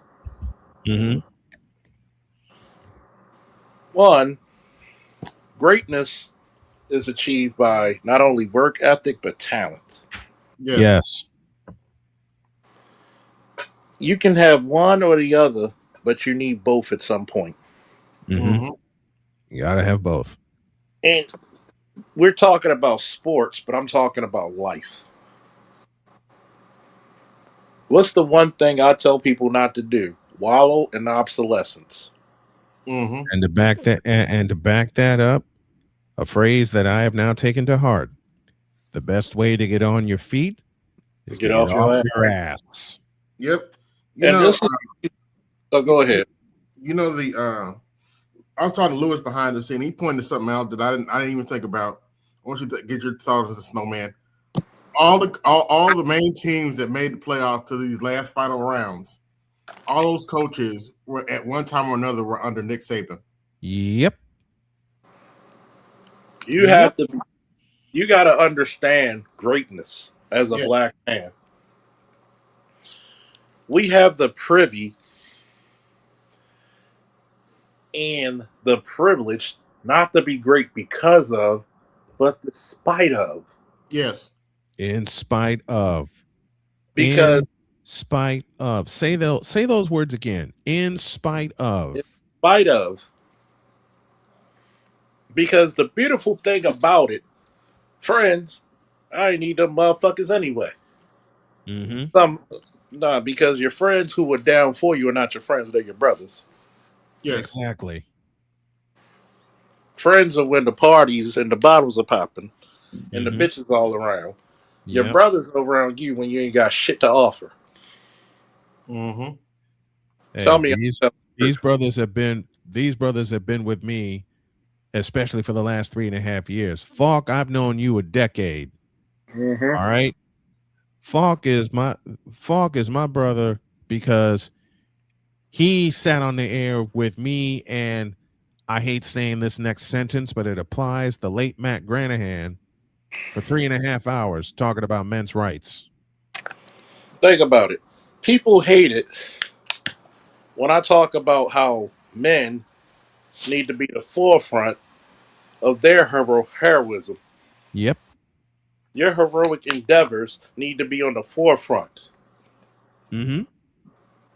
Even my ex, I don't know why my exes still love me, but god damn it, they sure respect me. If I ask my ex to bring me money for food or a plate, they may ask me why, but they'll do it. But they'll do it. Mm-hmm. That's respect. It is indeed. Fuck love, that's respect. Mm-hmm. If my son was still young and I'm going through hard times, I'm not going to deal with a bitch who can't take my son in. Can't do it. Bars, bars, right? Mm-hmm. Mm-hmm. See, I don't. I chase perfection, but I crave greatness. I chase That's perfection, good. but I piss greatness. Let me tell you how great of a person I am, even on a coaching stat. We're going to go by a decade, right? Which is what? 10 years. 10 years. Why am I not in the Hall of Fame? Who knows? From 2000 to 2010, we're going to take just one weight class, which is 171. Mm-hmm. If I didn't win it as a competitor, 7 out of 10 of those years, if I didn't win it, I coached the champions who did. So out of 8 years total, if I didn't win it, I coached the other 7 who won it. Is that not a Hall of Fame stat, Snowman and fellas? Yeah. That's just one weight class. I'm not talking That's about the other people I coached the championships, another you, weight class. you just said just one weight class. One weight Just class one. my school dominated in for a whole decade. Seems like Hall of Fame material to me. So people say, Charles, you think you're so great. You know, my rebuttal to that is show me something greater. When I was in Iraq, do you know how many missions I had in the first 6 months? Not counting Mm, the whole 18 months, the first 6 months we had 354 successful missions. that's From got a lot of missions. humanitarian, direct action, convoy security, reconnaissance, search and rescue, Mm-hmm. building raids, house raids, patrols. 354. They stopped counting. They stopped counting. When a 4-star general, when a 3-star general requests your team to be his escort when he goes back to DC to the Pentagon Mm-hmm. to guide him to going back to the airstrip 30 miles out. How great must your team be if a 3-star general noticed your QR team? The best of the best of the best. They literally said out of the whole country of Iraq, our tactical team was the most successful. Can't mess with that. Did you know who the Green Berets are? Army Special Forces, right? Yes, Mm-hmm. sir. They invited us to be their backup and to be their rescue team if somebody got shot. Man, you can't fuck with that. When Army Special Forces said, we trust you to have our backs and to get us out of shit, Mm. There are no greater honor. And their specialty is infiltration. When they said they even invited us on their private range to train with them. When they said we want you on this mission. When they noticed, why isn't there any traffic? And I'm the last person in the row. So if there's a sniper, guess who's most likely going to get hit? Me. Yep. So guess what I said? Or a bomb. I'm going to be the first to feel it. I will point because I was a 50 cal gunner. I will point that fucking 4-inch barrel, that 4-foot barrel, and I would say, "Hey, back the fuck up." Nobody. We made sure we had a rule. I made the rule. Me and my buddy, who was the 60 cal gunner. Matter of fact, we had what? We had 5 white guys on our car, 5 black guys on our car, and 1 white guy. It took 2 cans of Dax, but that white boy had waves. Mm-hmm. Oh, and he's from Iowa, so that was a culture shock for him. Well, there you go. We Culture gonna shock like a son bitch. blacketize you, Captain. Last time I heard about him, he couldn't date white women anymore. Oh gosh. We made sure, but guess what? That motherfucker was on point. Yep. When a motherfucker was taking pop shots, he took that saw and split that motherfucker in half. So when you have a team that's requested by so many highly decorated motherfuckers, do we not piss great? And notice I didn't say I said said we. Do we not piss greatness? I can't be a better coach without my wrestlers. I couldn't be a better competitor without my teammates. And trust me, I had teammates who were straight up killers. I'm the last vestiges of the old army. Hell, I'm the last vestiges of the police department. Why do you think I carried an S-band tunic and swing it like I was in the 1970s? Because the old guys say, you ain't a real cop till you can swing that S-band tune. Mm-hmm. Because there has to be a divine obsession. Somebody put that in the chat. Divine obsession and purpose to be great. It has to be ordained by whatever God you serve and whatever ancestors you come from to say, I'm going to be great and I'm going to leave this motherfucking earth better than what the fuck I found it. With me, people always congratulate me for beating cancer. I look them dead in the eye and said, this is not just me. This is a team win. Yeah. It's a team. It's a team win because it started with my daughter calling 911 when I had blood clots in both my lungs. It came to my wife to tell everybody what's going on.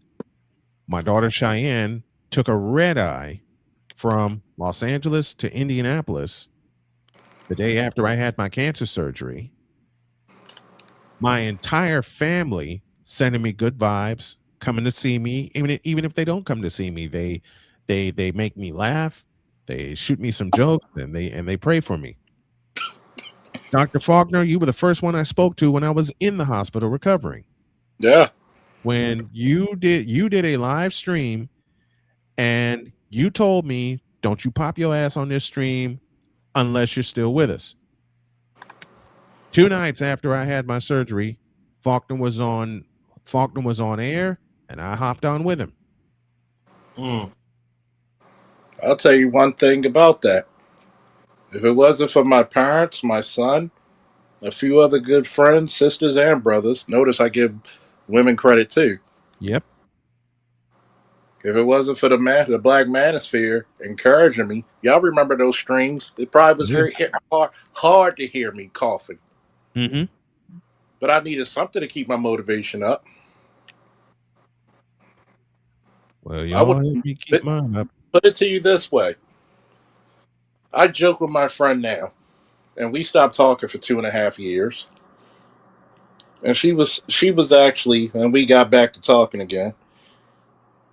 And I always joke with her because I don't make her feel because she just had breast cancer, and she had to get both her breasts removed, and she got implants bigger size. I said, well, something grew. I said, no matter what cancer could do, it couldn't eat away all that ass, huh? I said, damn, I beat global terrorism, you beat cancer. I think we're even. She started laughing. Yeah, The you beat global craziest part terrorism about, and you beat global terrorism and I beat cancer. I beat the one oh, thing that my parents couldn't beat. yeah, think about it. In order to be great, you need divine obsession and purpose. If I'm not obsessed about being great, who the fuck am I going to beat? Why do I always tell you, be the hero of your own narrative? Mm-hmm. Yes. You talk about beating cancer, nigga, you try it. Mm-hmm. I AB, still get I AB still AB, get shit goes, from people. AB goes for his dialysis every week. Nigga, you try it. Yeah, I have to go Exactly. tomorrow. You try dealing with having 2 needles stuck in your arm every 3 days. You try it. You try being great. You try being 25 with a fucking STEM degree. You try it. You try being a blue collar man like ABM or electrician 480. You try it. See, the one thing I talked about earlier about hypocrites is that they're afraid to try and fail. Ooh, Mm-hmm. say that again, please. The one thing about hypocrites is that they're afraid to do the two things about hypocrites, they're afraid to do what? Try and fail. Man, Hold first on, wait a game minute. I ever called, December 7th, 1995. You know, I went into that thing with a microphone, a dream, and a pair of rosters. That's it. Y'all See, see this? look at that, folks. Every 3 days, I have to have 2 needles put in my arm. I want you to think about that.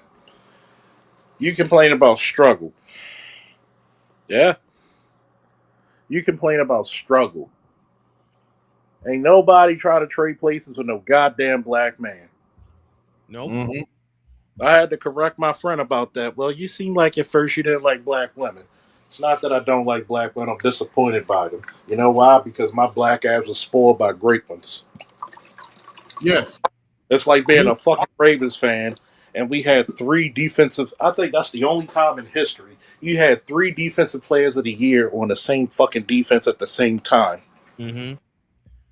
Let me show y'all what I went through 3 years ago. Turn this on here. I don't know if you can see. That And scar right this there. is No Man After Dark. Yes. Mm-hmm. That scar right there when the Whipple surgery was done on me. From there all the way down to the top of the belly button. And I had 5 organs removed. And Mm. I'm here kicking ass. I want you to think about this. I got PTSD. I got depression. I got anxiety. I got sleep apnea.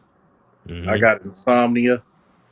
I got a fucking 6-inch scar on my foot. I had both sides of my fucking left ankle drilled. I had, I have a fucking 3-inch scar on my left elbow. I've got so many injuries. I got teeth pulled from either fucking combat or boxing. I've got Mm-hmm. literally scars all over my black ass. I had COVID, hospitalized 3 fucking times. Yeah. My shit went up because of COVID from normal 70 to 120 to 560. I should have been dead. I had Yep. sniper fire come a foot away from my head. I had IEDs blow up 100 yards away from us, 50 yards away from us. You don't know what explosion is till you feel the fire from the heat from that bitch. You had to duck behind something solid so you didn't catch any shrapnel. Exactly. So Mm-hmm. when I have people like Gay Bear and others thinking I fear you, bitch, I'm fear itself. Oh, lame, man. I'm fearless. Do After you staring down the disease that took my dad in 2007 and the disease that took my mother in 2021, and being told by a doctor in North Carolina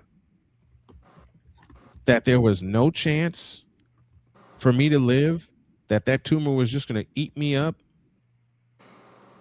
For me to be here, the two ladies I thank the most, my daughter Sonia and my wife Jody. Mm-hmm. Period. Period. I'll tell you what's crazy. You have people, and this is the hypocritical part. You got Mhm. 2,000, 20,000 subscribers. What you bothered about my 6,000? ABM Exactly. says it best. He said, and I state and I quote, the most criminal shit ever is that you can barely have 20 to 30 fucking live people with 6,000 subscribers. That is fucking bullshit. His words, not mine. It is bullshit. Mm-hmm. It is bullshit. You're talking about a It's guy who didn't even have 500 subscribers when Kevin Samuels died. I had 850 motherfuckers listening to the sound of my fucking voice. I didn't even know till Mr. Z and BGS pointed it out that I'm doing numbers. Oh, trust me, I've overachieved when I had Mhm. less. So I don't. I don't. If you notice, the one thing about fucking the Black Manosphere has one thing in common, is that you have a bunch of overachievers. Mm-hmm. Mm-hmm. Oh, you guys are lame. You complain about women. No, no, no, no, no. You got to understand, ABM's married. Lewis is basically, he's married with a child, with his son, and his son got a damn good taste in women. Woo! That Mm. chick's pretty. He's a manager of a fucking supermarket. He puts other people on for jobs. Yes. Mm-hmm. He's a Marine War vet. You gonna tell me he's an underachiever? You gonna tell me about people like AB who does programming and he goes to die? He's an underachiever. Look what Snowman did with sports commentating for 30 years. Look at the shit that ABM does. Look at Lost. You're gonna tell me, even the dudes in my chat, you're gonna tell into the ladies as well. They're underachievers. And tack onto that with me defying the odds. My team and I, Charles, ABM, AB, and all y'all included, defying the odds. And not to mention the fact I've been married for 8 years to the best woman on the planet, who roared into my life and said, I don't give a fuck what you've been through. I'm here now. This is the same woman. And Charles has seen this before because I've talked about Joe. I talk about Jody a lot. I talked about Jody on this panel so many times over that motherfuckers were saying, you need to quit talking about your wife. Fuck you. What's the matter? You jealous? Like, wait a minute. Tell them to talk about their wife. Mm-hmm. Exactly. I am happily married, and I've been happily married approaching 8 years now. 8 years. I'm the happiest man on the planet. Yes, I'm disabled, but I'm planning to fix that. I still get asked to this day, and sometimes it comes to Charles or anybody else I'm associated with in the manosphere. Why does he keep begging for money? Because I'm trying to work, you stupid motherfucker, and I need some help. I want you to think about this. Have you ever noticed y'all talk about women too much? How many women can you talk about? Mm. I don't. Yeah, I talk about women a lot because the women in my family are fucking awesome. How many women can you talk about? But these are the Exactly. some of these motherfuckers. The only way you got a woman, it had to be arranged. Will they even show the women that they talk about? Fuck no. Mm. I fuck prettier studs than most of these niggas marry. Right? Like Charles. I keep telling people, don't let these studs fool you. Let them put a dress on. You won't be able to tell the difference. Like I Charles. I found, was. I, well, before you go lost, I was gonna joke with AB. I found that shit pleasurably last night out. Oh, well. Whoa! What was that? We said Candy Graham from Mongo. That's Candy why. Graham from Mongo. That's why sometimes I couldn't answer some phone calls some days. I thought you didn't shut up. I thought you like girls.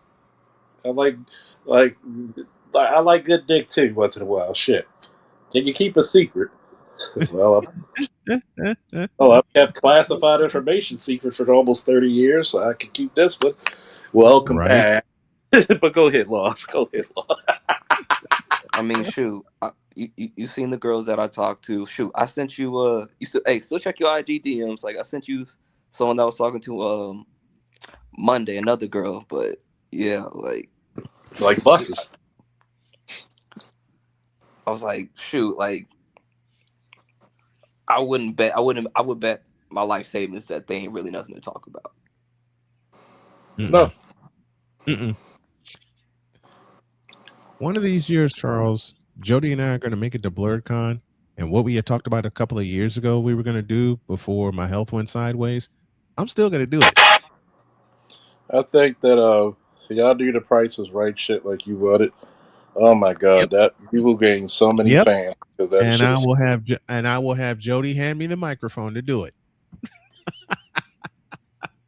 You gotta have a little. I will bring my speaker just to play that song. Bam bam bam bam bam bam. I'll bring my computer there. I'll play the thing.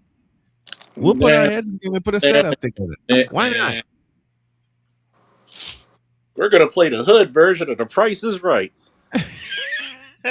and Charles calls everybody to come on down, right? Mm-hmm. Hey, do y'all try? Bring your nigga ass on down. Will there be a single light blinking overhead? Oh yeah. A couple. Plus we're gonna have like the we need the sound effect of the smoke alarm with the Oh yeah, the smoke no detector, battery. smoke detector. Oh, I'm already on that. Mm-hmm. Now That what would was be the the thing correct. you had? That would be the thing that would be the sound for the correct answer, wouldn't it? Now we gotta open the floor to the youngest in charge. What's going on with the ladies at your job, Loss? Man, it's been bullshit for the past 2 days. Oh boy. Like motherfuckers been trying me like since I got there, cause so Sounds about Snowman, what you was talking about, like, and also it's mostly black. It's mostly black. Like right. Okay. it's mostly all the drama, all the fights, and all the everything that bad happens at work. It's always the females at the job. Survey Yeah. said Right. on a So black. yesterday, Go ahead. I'm sorry, brother. Wait. Charles just gave me a cue. I want to pull this. Go ahead, LA. Go ahead. but pretty much so yesterday, pretty much the bitch of the job. Like how what words can I use, Charles? Am I good? We cuss over here. Okay. Mm-hmm. So pretty much the bitch of the job. She's the one. Like there's those that are iffy. Like ever met a chick that got like an attitude, but like she's got like some softness to her. Like she's just mad at the world. And the crazy thing is like she's like this the dark skinned girl. Like you can tell that she's a climber because she's got that sister girl attitude, but she's corporate. Mm-hmm. Mm-hmm. And I used to work with a bitch like that. Then I showed up. so pretty much she's a climber, but she's got that corporate voice where she talks this niceness, but she's like she got that snippiness of like she tries to wag her finger in front of you. I'm sorry about that. I inadvertently pressed that. Go ahead. The snarkiness, yeah. We got you. Yeah. So, I chop it up with like one of my people. Like I was just venting and just talking shit. Like I was like it's to like not deal with them personally, and so I could just get my shit off. Mm-hmm. She come behind me, and I didn't know that she was behind me while I was talking my shit about her. And I was like, shit. So I got caught. And then she started talking her shit back. She's like, oh, now you caught. What's up? I was like, you feel embarrassed now, don't you? And I was like, not really. Like she's really inconsequential to me. Like she knows that no one really likes her at the job, but at the same time, she doesn't care. Like she knows that she's not a likable person. Mm-hmm. And I don't know, like one of the girls at the job, she says like, shoot, they pointed out because like she's dark skinned. She was like, man, she's probably been talked about and bullied and everything like that. Now she's just mad at the world. Scale of 1 to 10, what does she look like in looks? She's like a 6 or 7. You know what? You know what basically is going on. She needs dick. But the thing is, she Pretty has a much. husband and he's a police officer. She probably still needs dick, but I'm just shut up. She's looking at your young ass, and she wants to be fucked like a nigga who mortgage, car note, wife, and girlfriend is a month late. That type of fuck. But the crazy Mhm. thing is, like, her husband pulls up to the job and they'll sometimes eat there. But her whole energy is like shifted and changed when she's with him. I was like, who is this person? It's like she's like, it's just like, it feels like she's just a bitch at the job. When you have a bitch at the job who's a 6 or 7, they're not getting fucked right. Do you?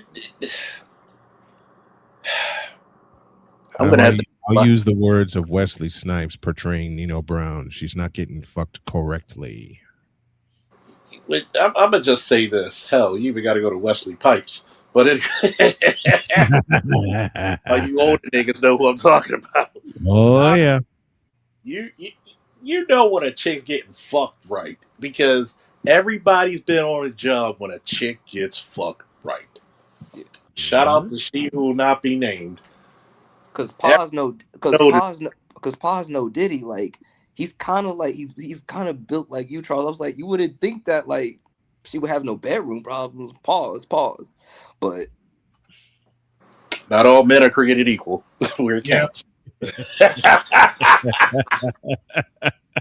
All men are created equal. You will know. I will give you a perfect example of yesterday. This chick, girlfriend, she calls me out the blue with her girlfriend, reminiscing. Just, hey, how you doing? I'm doing all right, just playing a game, smoking a cigar. Hey. I said, hey. He's like, well, you free again. Jack chick was tapping out like a UFC fight. By the way, for a guy who's about to be 44 in a couple of months, she's 28, 27. So I don't have problems attracting younger women. Mm-hmm. like they say, it gets better later. Yep. It gets better and it keeps on getting better. Yeah. So pretty much, I'm caught and like she was all like, I was like, I really don't care, and I just went back to work. And the thing is, she spin back to me, and she tried to, put the finger out, try to talk to me like any type of way. And I Oh was boy. like, before she even got a word in, I was like, it's dead, it's over with, like there's nothing to talk about. And then she said, no, you don't understand how much I've done for you. And I was like, I just walked away from her. I said like, you see you walking away, and I was like, I think the Yeah. big problem is I don't The, do the the back big and forth. problem is that you didn't give her the big problem. Exactly. The big problem is he didn't give a fuck. Yeah, I'll walk off in a minute. I don't have to argue with you. I ain't gonna sit and argue with you. Yeah, I don't deal with Keisha mating strategies. And that's the point that she gets. You know, I'll it give reminds Charles real quick. I'll give Charles a Baltimore Orioles reference, an old school reference. That's when you walk off like Rick Dempsey did versus the Phillies. home run. I mean, I'm going to give you this little joke, right? What's the original Robin's real name? Dick Grayson. Yeah, he's sitting there talking to Starfire, and she asks us his real name. Oh, my name is Richard Grayson. She was like, oh, but you could call me Dick for short. And she's like, how do you get Dick out of Richard if you ask nicely?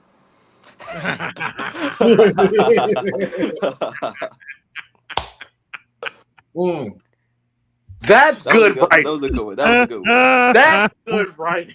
That is good writing. Shit, That damn. is good writing. I want to go back to the comic books when you got that shit in it. That's Yes. good writing. If you only ask nicely. If you only ask nicely, absolutely. Mm-hmm. I had a chick Uh, tell me, any other which, time, hold on, Charles. Any other time, you get this. I ain't got no time for this bullshit. that's classic. I remember a chick at the job told me, "Can I call you Chuck for short? Unless you want the beef." Mm. She looked at me and was like, "I like that. I'm sorry, I like that a lot." I said, "You like it more if you got the beef." But anyway, it's not sexual harassment if she likes you. That's what you got to remember. Mm-hmm. But yeah, so pretty much she's mad for the rest of the shift. So I don't really give a damn. Like she's cute, but the thing is, once you get to know her and the attitude, it just makes you limp. And I was like, even if she Mhm. wanted, even if she wanted something, like I can't physically perform for chicks like that, even if they are Yeah. pretty. You can if you fuck her like you don't like her. She would have to buy me a couple drinks. They're willing to do it. Yeah, they are. Yeah. If you're gonna do it, make her pay. You got to make her pay. You got to get your. And she You know. married, yeah, definitely make her pay. You Oh, know what's I got one for I got one for Charles before I And, get out and of here. AB, we gonna spin back on that because that has to do with the situation that happened today. Oh boy, Ooh. I got one. I got one for y'all say before. it would be say it would be fellas over 40. Say it would be fellas over 40. To be young, to be good, awesome, and great in love. What happened today? So that comes and goes. Throw too And hard. then yeah. But also Charles, yeah, scroll back up to Monday the pictures of the girl I sent you, and Oh. in the IG DMs because you're gonna want to see that one. But so today, come in, I was like, okay, today's gonna be a better day. Work my shift and everything. Everything's going well, Mhm. and so crazy enough. Charles have seen this chick, so I've shown her what she looks like. It's the second girl Okay. that I sent Charles, but she's kind of a nightlife type of bottle girl type situation, and she works in the Uh-oh. job. So I'm a little sweet on her and everything. So I get paid to do like a task. So whenever they need me to do extra tasks, I make them pay. Mm-hmm. Mm-hmm. Which is So what you're supposed to do. yeah, and so the thing is, the price is locked and set unless it's like under certain circumstances. So they complaining about the price. Like one of the girls was complaining about the price, and I was like, "Hey, the price is the price. Take it or leave it." She unwillingly pays the price. Like, damn, take it. And I said, "Okay, I got nice doing business with you." And me and one of my one of my guys, one of the fellas at the job, we chopping it up, and he said like, hey man, we just talking about like, hey, you got to make them pay. And he said like, and I was like, hey man, and I told him, hey, whether it's a cute girl or an ugly girl, you got to make her pay. And that's the ironic part of the thing. The other chick, she pops out of nowhere, and Young she man, just starts. you got a type. Mm-hmm. I see you with a dark skinned woman. You holding that bitch for the police. I like chocolate too. I like chocolate too. But back to the story, like this chick, like I looking back, the dude I was chopping it up with, he pointed out afterwards. He said, "Hey man, I think that comment set her off.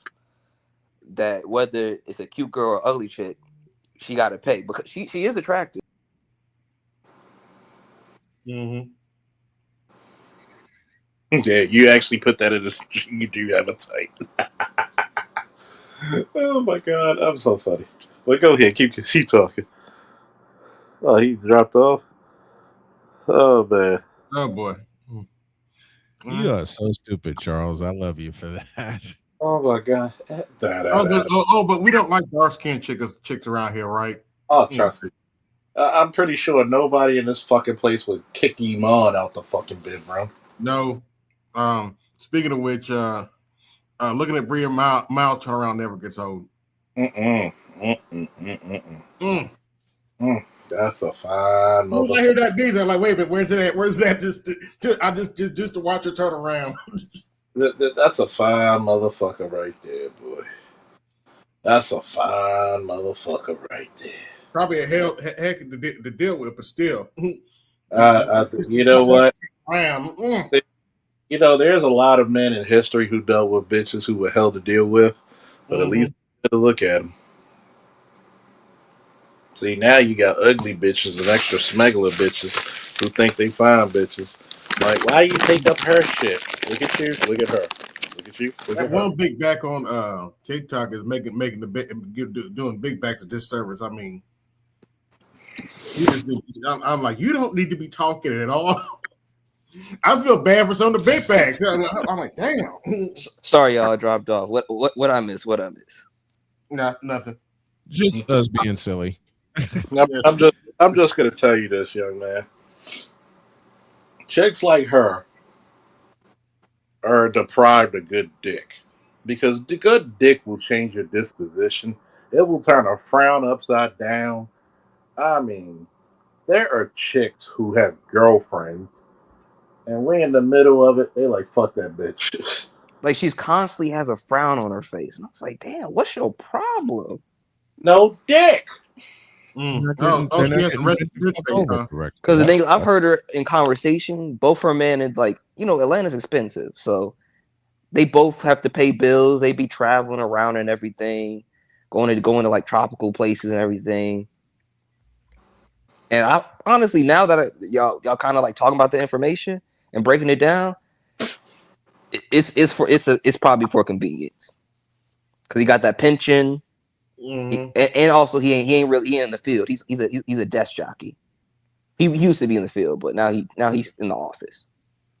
So that means he's in the office, so most likely he do some overtime, so he's making some money. So here's the thing: is she a 6 or 7? How did her body look?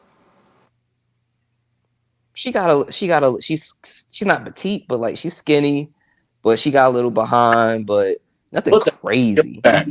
Put that hump in your back. Bad back. I'm sorry. I had great fucking. Yeah. If you were in Baltimore in the 2000s, it was the place to party. Oh man, good God. Like That's the three chicks I've shown you, they got way more titties than her. But it's not about that ass for class. Yeah, like she's got like a little gym booty. Like it's nothing crazy. Oh, that's great. Like, and not no track star gym booty. Like there's levels. There's levels to the gym booty. Track star gym booty is undefeated. Oh yeah. Yes. Volleyball too. Yes, that's true. Volleyball too. Yeah, that's true. Yeah, but yeah. Back to the second story. So old chick. My wife played volleyball once upon a time, and she showed me the pictures. Continue with the second story.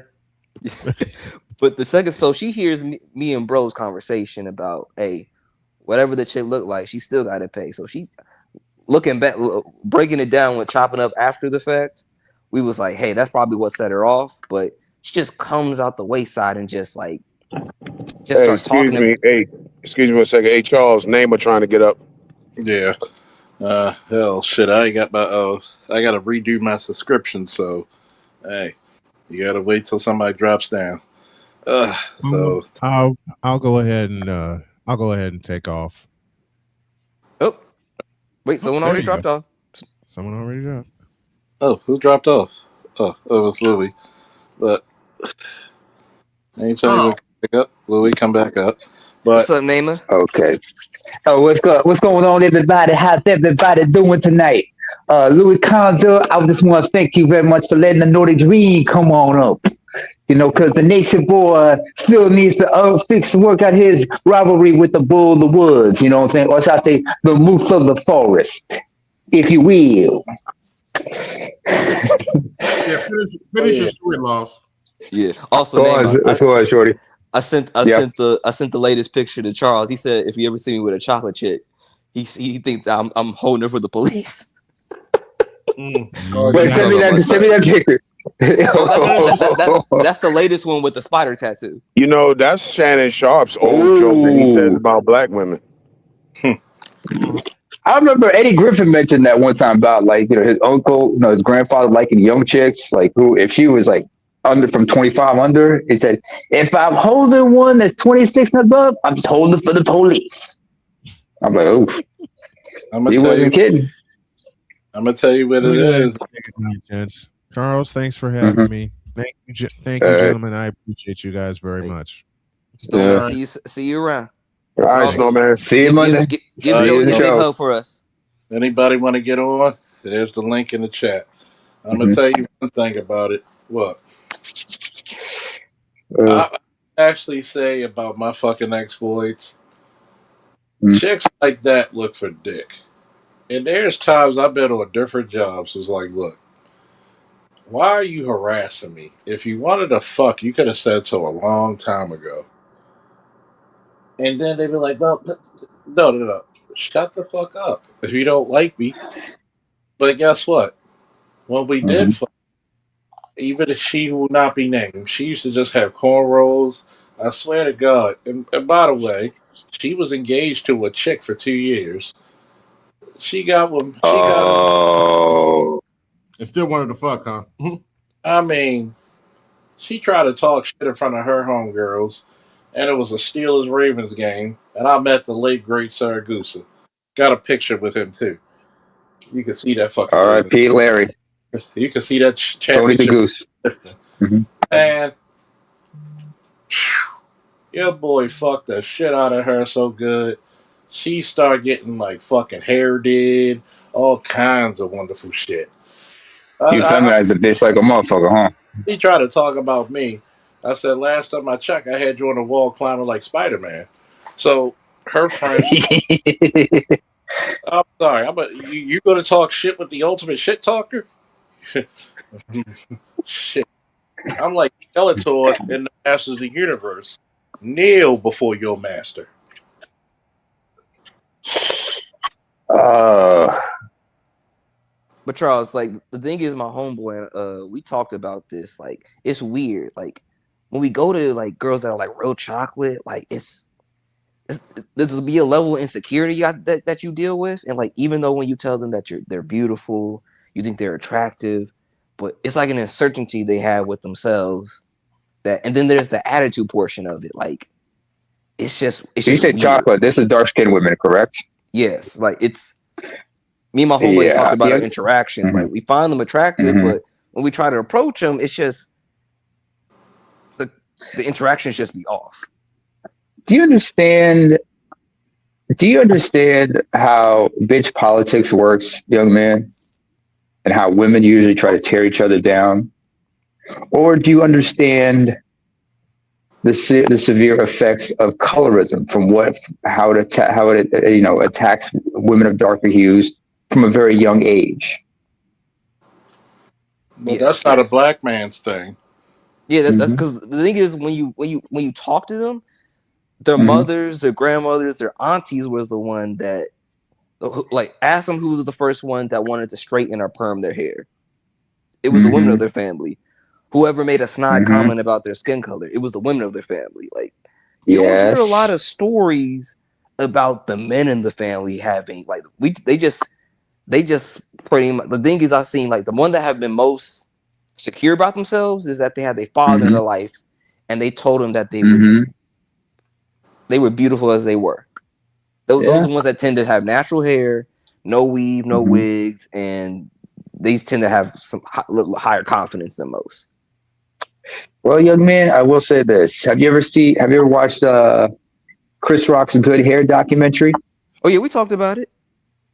Yeah, you watch it. You watch it enough times, you pick up some of the things that were being said, and you realize who was programming these young women from a young age.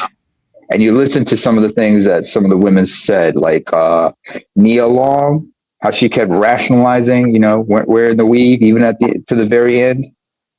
But Ice T broke it down why some women do what they do.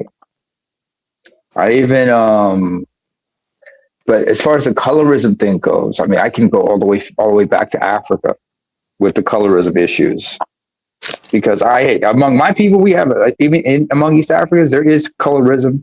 but people don't understand the roots of it and where it comes about. This is why the show Dear Black People, the series as well as the movie, are important because even though they're both parodies, it gives you a greater understanding of what is colorism, where the roots of it comes from. Especially when you see the interactions of the two characters, Sam and Coco. You understand what I'm saying, young man? Oh yeah, Coco ditzy, very No. She was faking the funk. No, she knew what Oh she no, was no, Coco, doing. Coco. She was from the hood, and then she got scholarship, trying to get out, trying to Hmm. climb up the social ladder, pretty much, and just trying to. And try to escape, you know, because she was, because Coco, when she looks at Sam, what is she reminded of? That she's not, What is she reminded of? where she comes from, and that she's not him. I haven't seen it in a minute. No, Sam. No, Sam is the other woman. Oh, Sam short for Sam. Samantha. Sam White. Ironically, the last name is White. Because remember, Coco's full name is Coriandria Collins. Hence the nickname Coco. And she explains that she was raised by, you know, strong black people, but that didn't protect her from the colorism from her own relatives. And when she looks at somebody like Sam, she's reminded of how much, you know, the girls in the lighter complexion within her family were held different. That's why she brings up the whole thing about light skin privilege. And here's the fucked up part. A lot of Mm-hmm. light privilege is in the minds of females, not men. Mm-hmm. Like Neymar, we've literally seen chicks try to fight light skinned chicks just because of their mere presence. I They have a haven't said question. anything to them, Mm-hmm. nothing. But they say, I have "Oh, a, you think you better," and I have a question. they'll be brawling. Well, that's what I'm getting ready to ask. Mm-hmm.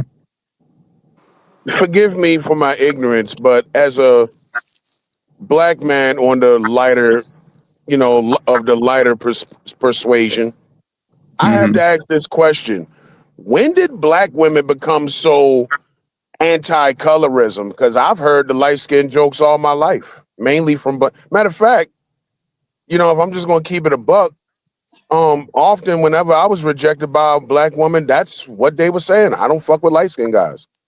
Yeah. And this is coming from brown skin and dark skinned black women. What was So the what misconception year they have was about this light skinned men? what year was this that colorism became such a thing for black women? I don't get it. And here's the fucked up part about it. When Mm-hmm. black men joke about colorism, it's all jokes because some of the best jokes come back from black guys, dark skinned guys, the light skinned guys. And Tall, they, dark, Mm-hmm. and handsome. Let me tell you but something. Black women are full of shit on the colorism thing, okay? You never hear black men complaining about that. I've seen some of the jet blackest dudes. They be getting some badass fucking women. Black women love that Mm-hmm. dark skin shit. Okay, yeah, this whole light skin nigga shit is a myth. Maybe if you know, light skin with green eyes and shit and wavy hair, yeah, And the maybe good that. hair. Yeah, the Mm-hmm. trifecta, the trifecta. You know, the Mm-hmm. so-called good hair and all that bullshit. You know, if you a regular light skinned dude like me, regular dark brown, black man eyes, nappy hair, Brown shit. Yo, eyes. black women ain't Yeah. checking for that shit, bro. You know what I'm saying? That's a fucking myth. You know what I mean? And I really think it's just Gen Z. I think Gen Z are just Mm-hmm. perpetual fucking victims, and everything has to be a crime against humanity. I every, will, Oh, I'm dark skinned, and you I know will I say don't get treated right. I Like, will say the get out Gen of here. Z girls, like, they just go straight to the skin color. They don't talk about their personality, their attitude, like weight. Like they just go It's straight to the skin always color. everything. It's patriarchy. It's black men ain't shit. It's white supremacy. It's Mm-hmm. colorism, featureism. It's everything except you are a sorry bitch. yeah, No, it's you. It's not so There's a like for Mos Def song example, that comes to mind. I'll be thinking about this. Remember Mm-hmm. back in like the 90s, maybe early Mm-hmm. 2000s, right? If you Right. think about all of the like TV shows and movies and shit, the Mm-hmm. black man female crush was always a brown skinned black woman. Wasn't no fucking red Oh bone. yeah. They stopped that red bone shit in the 80s. All yeah. of them ambiguous black, so called black. from the 80s, like the chicken Action Jackson and shit. They Yeah. stopped doing that in the 80s. Sally Richards. Yeah. Sally Richards. Especially Once especially in the 2000s 90s with rolled the girl around, next door trope. Like I once the grew up watching 90s Kyla Pratt. Like that was my once the favorite.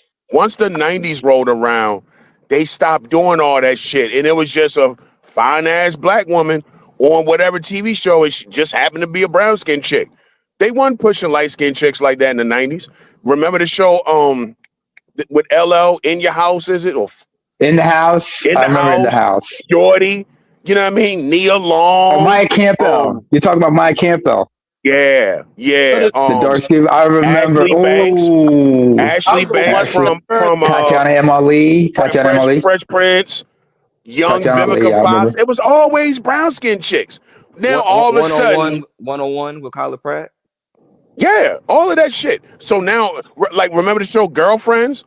Yeah. The only red yeah. bone on there was what's her name, daughter? Diana Ross. Persia, what's her name? Sophie Ellis Ross. No, Sophie Ellis Ross. Yeah. I thought there was two. She was the least attracted out of all of them. Yeah, she Gets was way the most overhyped. busted. I'm so tired of people overhyping the shit out of her. She is not all of that. I wish people stop. No. ABM, But the thing is, you to gotta my look at her. point- You gotta look at her younger photos. Like the thing is, she aged like she kind of aged up a little bit, kind of like a white person a little bit. But when you look at her younger Well, photos, she is half white. But again, to my point, this is new bullshit talking points because it was not like all of this shit. Yeah, you niggas like light skin because you niggas want to be like white men and all this dumb shit that they talk online. Like, yo, we grew up wanting to eat Nia Long out and shit. Yeah. It's you bitches. You Nia are the Long, ones yeah. who got a problem with light skin. Nia Long, when she had her natural hair, by the way. Like nobody that like it's a lot of dark skinned chicks, brown skinned chicks just have this built-in mechanism in their own minds that you're somehow inferior. And that's not the fucking case, but you can't tell them that because our word and what we got to say don't mean shit. And here's the fucked up part, right? You bring up Bria Miles, Iman, and a Oh couple. yeah. I mean, even Katie Albert back in the day was not a light Grace skin. Jones. Grace Jones. You talk about model chicks. Naomi Campbell, the Naomi all-time Campbell. dark-skinned chick, fine as a motherfucker from top to bottom, yo. Again, You this can't trust whole her with the shit phone about though. You can't trust her black phone men and or remote control colorism. though. No, I really wish chicks stop this shit.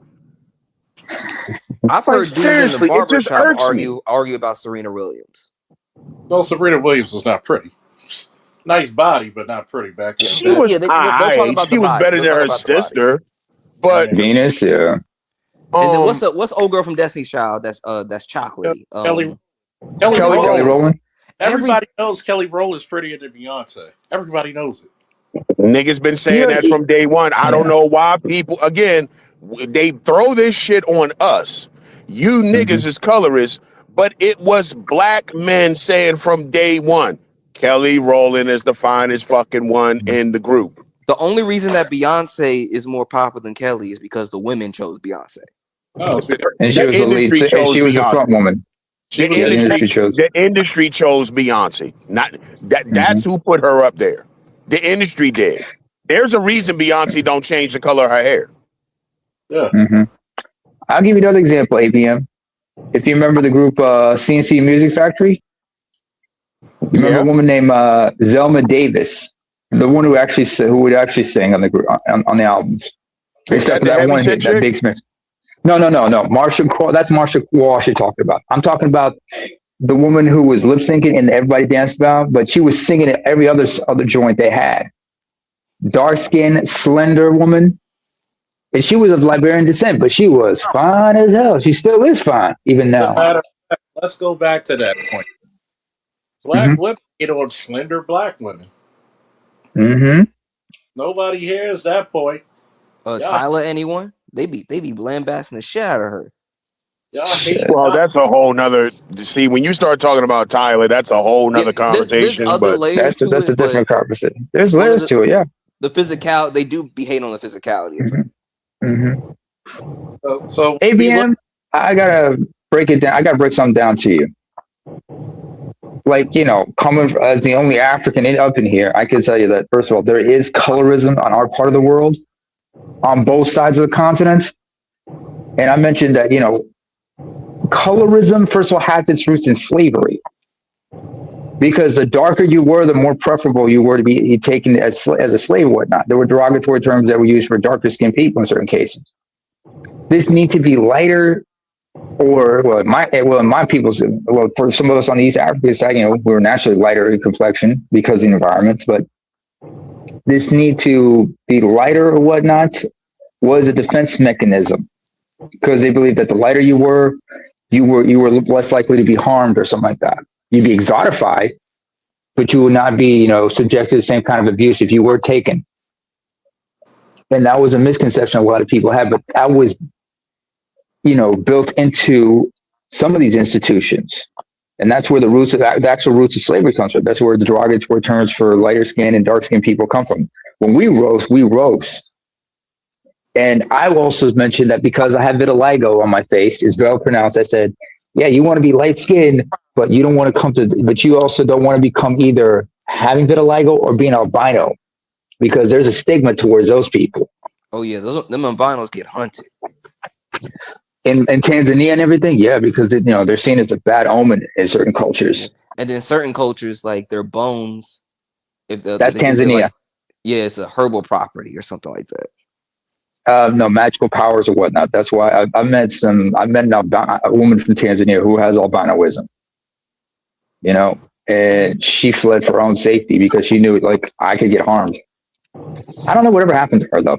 Yeah. Also, just to give context, this is talking about this kind of bitchy employee female employee member that I'm dealing with. Okay, you got what exactly is the issue? That's what the fellas have come to the conclusion. I was like, she's just always on my ass. She's always on my case, and she just wants to like. The thing is, I don't give into the Keisha tactics, and so I just pretty much. You don't give her the time of day, yeah. I don't give. I literally when she tries to like get on her rant or soapbox and want to mommy me, I just walk away from her. I don't give her any air. Smart move. It's not like she's gonna report your ass to HR for walking away from her every time she tries to scold you. We don't need no boyfriend. Boy, you would love. Yeah, but the crazy thing is, she's married, so that's the crazy part for me. I was like, when they told me, I was like, yeah, put it to you yeah, because he probably hates her. Put it to you this way: we had an old Negro spiritual back in the 2000s. I don't need no boyfriend. Boy, you in luck. I don't need no boyfriend because I just want to fuck. You'd be surprised. See, this is one thing. A lot of men are not used to women lusting after them. It is the most powerful fucking force in the world when you can walk in a room and you can see women look at you and saying, I will fuck you in front of these people with no shame. This older woman, first of all, lost? Yes. How old is she? Or is she like millennial old or Gen X old? She's a millennial. Yeah. I would say like mid 30s. She's trying to get there. And she's a college educated like me. She's a climber. She's like a type of chick. A 92 octane. Okay. Yeah, chick, but she's not a natural. She's a Keisha with a degree that got a corporate job. Oh yeah, that attitude. Yeah. Is she a manager? What's her position? I think she works in like HR or marketing or something. I was just getting ready to fucking say HR. I swear to God.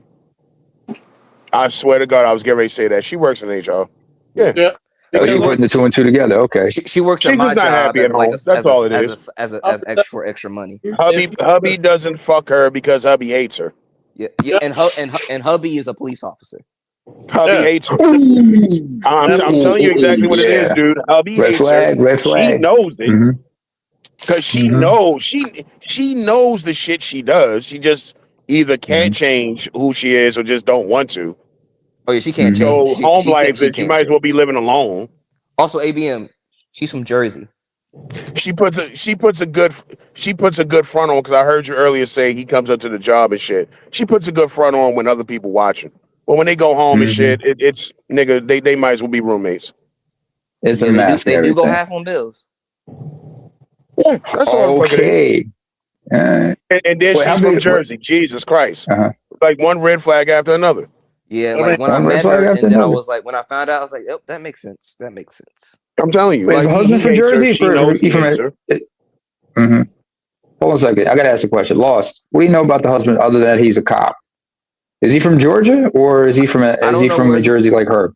it's possible that he's from the same place because she's like, Hmm. well, the thing is, like I told them, like her whole vibe and disposition is different, and he's kind of like Mm-hmm. built like Charles, like big burly dude, big biceps, like he's he muscled fucking, up. that means he fucking somebody else. and man, oh, okay. If he's fucking somebody else, she's trying to do the tit for tat, like, try to get back him by saying, "Well, I'm gonna go get myself a young man." I'm sure he'll probably look at her like Bernie Mac and go like, "Go get the motherfucker, go get the motherfucker. I don't care, and But that's the I'll watch. I thing. swear, I'll watch." And Naima, But that's the thing. She she's don't know attractive. how. She's attractive, but like I Exactly. said, I'm not with. She I'm ain't got not no with. game. Yeah, I'm not with the. I'm not the black dude where you be mean to, and Mm-hmm. I've been down to the gynocracy. I was like, I'm Yeah. gonna tell you why she Wait, how does tall that. is she? Wait, how tall is she, and how tall you remember? so I'm 5'6". She's like 5'7". She's like 5'8". I'm gonna tell you Oh yeah, exactly why she does it. little motherfucker. Yeah, I get it. I'm Go gonna tell ahead. you exactly. I'm gonna tell you exactly why she does it, because that's what she's watched her entire life. She's Mm-hmm. watched women. How can I say it? Be Browbeat. assertive. She's watched women almost like, yeah, browbeat men, because Mm-hmm. a lot of black women, they only want to fuck with men that they feel like is beneath them, and that justifies their Can attitude. can I ask a question? Basic. Yeah, go Go ahead, ahead. go ahead, Louis. So when she looks at you, oh, I'm sorry, what part of Jersey is this girl from? Trenton. I don't know, but all I know is that she said she was from Jersey, and I was like, that makes sense. Trenton. Find I'm out. telling you. Oh, Trenton. You said Trenton. And the You don't think reason she's why I from say Newark? Trenton is because you never meet black people that say they from anywhere other than Trenton. Oh, Atlantic City. Oh yeah, I had a or Well, homeboy Englewood, from Atlantic City. Patterson. If they say Newark, Patterson, Patterson, Mm-hmm. yeah. or Hmm. East Orange, stay Mm-hmm. away. Yes, East Orange. East Orange. That's yes. where Queen Latifah's from. Yeah. Like Louis, it's bad. Like just like It's come with like junior New York City, yo. I hate that shit. like Louis. She come with a frown to work. She just side comments, constantly attitude. The thing is Well, She that's all also burly black me. women. So I don't. I think she don't. I think she also doesn't like that I talk back. Like I don't just put Of up with her course she bullshit. doesn't. Why would she? She don't, nigga. That's what she gets at home. Oh you man, let me live. Wait a minute. How dare this motherfucker who's got to be at least a How dare decade my he? hold up, junior? hold up, He's supposed to Yeah. be hold up, beneath me, hold, and he's hold standing up, up for himself. hold up. Let me break this shit. Can I go black pill, fellas, with y'all permission? Go right ahead. Go right ahead, daddy. Go right ahead, daddy. Let me put it through this way. As a PhD of the space when it comes to bitchology, okay. Mm-hmm. Let me learn you something, son. When are you gonna get that PhD in bitch psychology, for that matter? I got it. Hang it up on All the phone. right. Bitch psychology. It's laminated. All right. Yeah, Let it's me getting laminated, tell you. framed. When you talk back to a mean bitch and put her in her place, you just made her piss waterfalls. Okay? You made her more attractive to you. Okay? Uh, How do I know? mhm. I'm from the land of the mean bitches. I thought Ask that was AB. New York. No, it's Baltimore, dude. New York has aggressive bitches. We just got mean old bitches. Let me, Yeah, that's true. That's true. they're aggressive, but there's a difference between being aggressive and mean. Let me put it to you this way, bro. You put a mean bitch in her place, Ooh, she's gonna want you more. Okay? Just because you're not attracted to her shit does not make her less attracted to you. she wants what you can't have. Because first of all, for a nigga to be married to her, he's not talking back to her. He's passive aggressive. Yeah, once I found out she was married, I was like, damn. I Because pray, Do they I have pray for children? that brother. She got kids? Nah, no kids. I don't even think they want kids. Oh, no, he hates her, bro. He that hates her. means he hates her. He use Hmm. her because they're gonna be divorced soon. And I'm gonna tell you why. If they've been married for a good amount of time and they have no kids, Hmm. your biological clock, every woman wants kids at some point. They might not have That's them for true. what? Some are stupid enough to wait because they have this perfect idealism of the perfect man to have them by, which they never chase or attract. But for a chick to be married with no kids, this is the secret that most people don't even say. And you heard it here first. There is no reason to bond with you as a wife if we don't have children. I can Mm. easily leave you. There's no real reason to stay but to get all my debts paid and to leave you. You can't go for child support. There's no reason to stay. Marriage in the modern day is not about loyalty. It's about what I can get out of your ass. Chicks like that comes up to you because she likes whatever you're selling, and sometimes you're not aware of what you're selling. I'm just a Hmm. regular guy. Like I I'm said, she doesn't know how to be nice. She doesn't This know is how. what she's watched all her life. Her mama, her aunties, her grandmother. This is what she's watched. She has nothing but contempt. That's all she knows. She Contempt probably and don't even anger. know homie hates her. She probably think because he ain't packed his shit yet, everything's okay. Yeah, and I don't like. I'm I don't just a think she regular even guy. cares Like what he feels like. Sorry to nothing. cut you off, Charles. You I'm good? just a regular guy. It's nothing too crazy about me. I was like, You'd be surprised with females. The most attractive shit to a female is different than what you think she likes. Hmm. One female says she likes my beard. One female says she likes my arms. Another female will like my fucking nose or some stupid shit like that. I've had chicks who are in relationships with women. You know, the one thing I noticed, they get real girly around dick in their ass. Uh-huh. You put a dick in them, they get real girly. They will get Lost. clingy. And the sad part about it is, Mm-hmm. you fuck them and you hit them with that thunderbolt, they're in front of Ooh. their girl texting you. You gotta play it all Mm. smooth so you don't fuck up your pussy.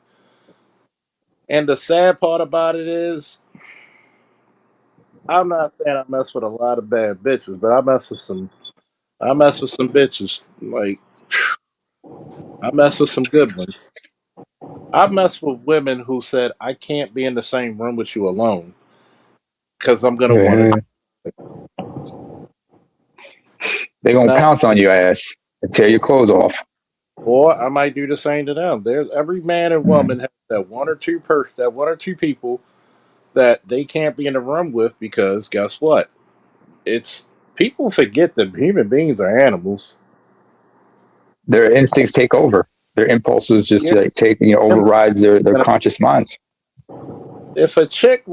if a chick drives 4 hours to see me, and as soon as we Uh, get, she's tripping, she's taking off her clothes like she's about to take a dip in the pool.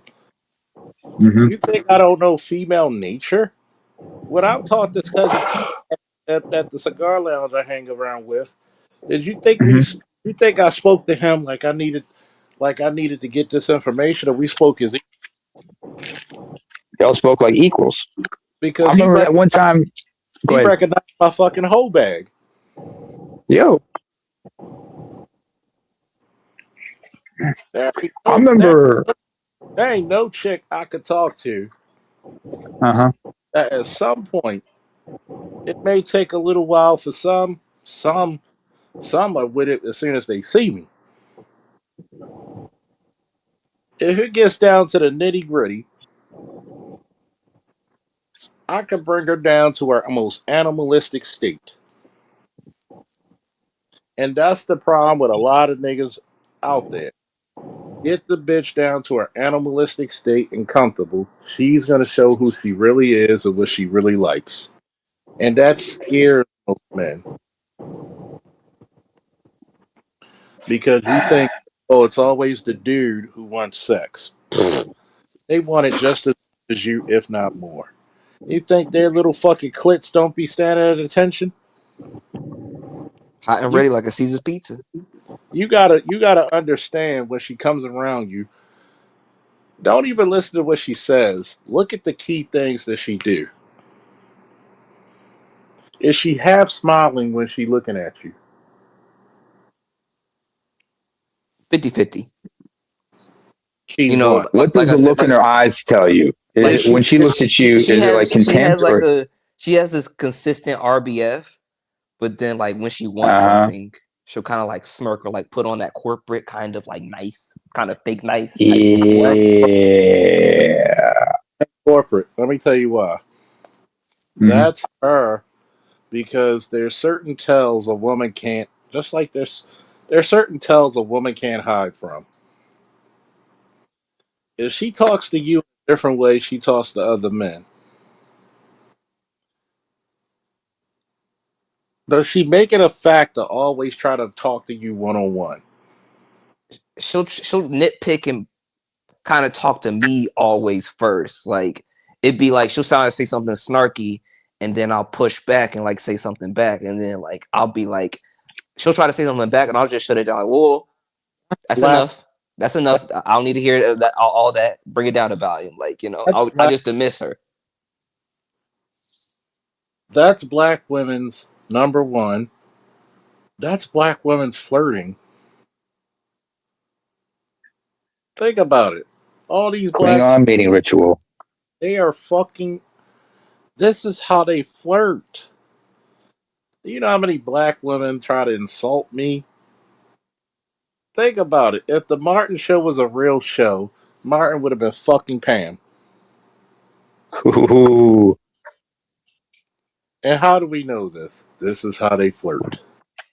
Crazy Uh-huh. enough, one of the male servers, he'll kind of go back and forth and kind of show go over her, and then while she's doing it, she's smiling, but Cause she always Yeah, starts because the she's first, getting off at at the attention.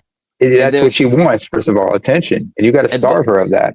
she always gets angry and like her brow furrows when I just don't give it any oxygen. Like I cut off I cut it off at the heels. You nip it in the bud, huh? All right. you gotta But understand she's off because I like women like men who can put them in their place.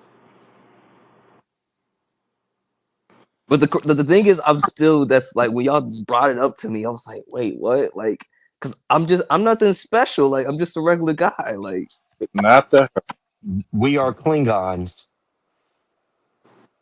you don't know what another woman thinks. You know, my man said it's toxic flirting, Sir Charles. Flirting Hmm. is flirting if you know how to pick up on the signals. Think about it. Hmm. I've dealt with hood bitches, I dealt with 92 climbers, and I dealt with natural 90. Natural 92s are leader, but at some point, women love a man who can stand on the square and go back. No, we ain't doing that. yeah, because my mom's a 92 climber, and then I've been checking her since I was like in middle school. Like I don't get her. I Oh don't yeah. let her get with her like literally. I didn't speak of her to her for like a whole year because of some bullshit that happened. Smart move. And there's times you got to look at it from a lot of females when they. How can I say this? There's a lot of females out there who will say some shit just to dare you. That's why you got a little dick. That's why you can't unsuck my dick. And she's so Hmm. shocked and lambasted about it that she's turned on about it. She They're knows I basically don't. shit testing. Exactly. Yeah. Because they like a man who puts them in their place to shut them the fuck up. Why do you think so many exes still contact me? Why do you You been think getting a lot of hey big heads lately? in the last 2 weeks I got several? God damn. Have you seen that? Have Candy, you seen Candy Graham, BGS's Candy new video Graham. about I Candy had Graham? the Candy Graham. Has anybody I, seen BGS's new video, the latest video about the Oh hey yeah, big I've head? By seen the it. way, I've I seen it. I've The lived it. script. yeah, Guess who told Kevin about the hey big heads? you. Yes. A lot of y'all forget a lot of good shit I told Kevin. We made it bigger. See, I'm the originator of the Hey Big Heads. All these chicks coming out. The one chick from my past, I went to her Hmm. story just to say, "Hey, what's up?" She hit me back with a video chat. I said, "Wait a minute. First of all, we're gonna get back to adulthood. You can say hi, hello, or we can end this shit now." Because last time I Hmm. checked, I reached out to say hi to you. And guess what? She got checked and she got her attitude right. Hmm. What you doing tonight? Probably smoking a cigar, drinking. Okay. Just let me What know do when. you What do you want? Just let What me do you know when. want? Let me know when you're ready. You can pick me up. I already know what you want. Me. Why am I gonna ask a stupid ass question like that? Charles, I was at the conclave and I was just in my suited and booted, and like going with the older fellas that introduced me to the cigar lounges and the cigars, and I had my Hmm. first cigar, and a chick back from high school. She was like an upperclassman who I Uh knew, like, they were both like, she was cute and then her sister was cute. They were twins, and she just hit me up like randomly, responding to one of my stories that I posted, and she hit me with the hey with the extra e's and y's, and I was like, I haven't spoken to you Hey. in years. But hit me up on Facebook and I say, "What's up?" Like, like, hope everything good with the fam and everything. Let them know my well wishes. But it just was off putting. Like, it would just happen randomly. Yeah. What did your gut tell you about the whole situation? First of all, It was like what was your spidey senses telling you? my gut was saying Thumbs up. like, yeah, like she wants something. Like, Mm-hmm. not You're nothing like, negative, but like it was just thumbs up. So does some don't smell right. So it stinks to high heaven. This whole Sometimes, thing stinks to high heaven. sometimes this is the problem with the black manosphere that I will say. Hmm. Sometimes dudes are not used to being lusted after. Did I not say that Hmm. before? You said that many times over. Many times over. Many times over. When you're lusted after, it's a powerful thing. And what's the two things black men are not used to? Anybody remembers what Being I said? looked power. power and being the hero in their own story. Nope, nope. Power and freedom. Oh, Power and okay. freedom. All right. Because when you have power and freedom, Mm-hmm. you're free to take the charge. You're free to take the decision. When you have power, which being lusted after is very powerful because I could take it down or I could take it up. Now, Mm-hmm. if you ain't have a chick wash your dishes, clean your room, cook for you, which a lot of black men apparently haven't, I've never had that. not yet. There's a lot of chicks who would. You probably just didn't notice them. Mm-hmm. I'm just used to kind of being a ghost, so it just whenever Once my dad will point something out, he said like, "She ain't worried about me, pops." Like, bullshit, your father told you the same thing my son. Like this chick weird. I looked at my son. That chick's a fucking 8, and she did that silly little nose thing in front of you, that little dance. She bypassed all the other students in her fucking school just to do that in front of you. Why do you think you're laughing? Well, she's weird. Yeah, she a bad bitch too. So she wanted you. You fuck out of here, kid. And it's funny because when people be like, well, you don't know what I'm talking about. Yes, I do.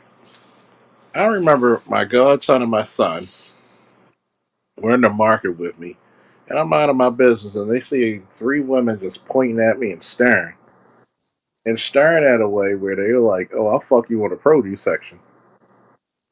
I'm not paying them any mind. They like, "Yo, those women look like they want you right now." I said, "Kid, it's just another day to me." And Charles, like the chick I just sent you, the one with the spider tattoo. We met at my first job when I was stocking shelves at the store Mm-hmm. after I got out of college, and Mm-hmm. she was a barista at Starbucks in the store. And crazy thing is, you know how I knew she really liked me at certain point. When she wanted to give Mm-hmm. me something that was frothy, Yeah, like nothing really. Sadly, nothing happened with that situation, but we met like What do literally. you I mean, was headed. sadly? Hey, I wanted something to happen with that. I mean, shoot, yeah, Charles, you seen her, yeah, but and Naima, you've definitely seen her too. But I saw her in the clothing section when I was headed to the break room, and she had Mm-hmm. something new on, and then I was like, okay, give me a spin, and she just gave me a spin around and show it off to me, and I was like, Damn. oh, that worked. I never had a woman spin for me.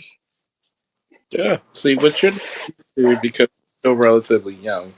You're not used to being the one who commands the Starship Enterprise. You're used to being in the engineer room, but you're not used to sitting in the captain's chair. Because the thing is, I was a three-sport athlete, and when it came to basketball, I didn't get to a high level, but I was the manager also for the varsity, so I kind of saw what treatment the like the star players and then what they were getting. Mm-hmm. Like I'm talking about their parents to give them like they're just credit cards and just let them go, let them do whatever they want. They got Oh, the nice golden child cars. treatment. Yeah, Yeah. pretty much. Like they were kind of like very pampered, seeing all types of women. When they were lower classmen, they got the upperclassmen messing with different Mm-hmm. chicks from different schools, seeing them with different chicks all around. Just So one boss. Have you ever had a chick cook for Mm-hmm. you yet? no, I cook for myself. I've only cooked for myself. I ain't put it to you this way. The day you have a chick cook for you, you'll get everything I'm talking about. Because when that chick cooks for you, she trying to prove a point. When that chick cleans, Lost. she trying to Oh, hold God. off. Trying to cook Mm-hmm. for you, she trying to clean for you. She trying to prove a point. I got a cat. Market territory. I got a cat. Mm-hmm. Even last night, the cat was with Shorty, and the cat doesn't like people with bad spirits. The cat was coming in and out my room while she rolling up Mm-hmm. her, and the cat just enamored with her. She was like, "I got a good spirit. I know you got a because he doesn't fuck with you if you don't." So, You sure she didn't have no catnip on her? not just weed. I think he obsessed with that too. But he Yeah, probably you know how cats are with catnip, but. probably knows the role. So Mm-hmm. if you ever had a chick lust after you, and it's hard to explain, but it's easy to explain too. When that chick will break herself and bend over backwards for you, you don't have to prove shit but show the fuck up. There's some men who get females' attention by paying. There's some men who get females' attention just by existing. See, you're going into your villain story arc, your villain origin story, and it's like this. I would just tell Shorty, like, why are you always on me? I would just, why are you always on me? You're a married woman. You're not. I'm not doing anything out the job. What's up? Why are you always on me? I'm minding my business. I'm not doing anything to harm you or anybody else. Why are you on me? And it will what?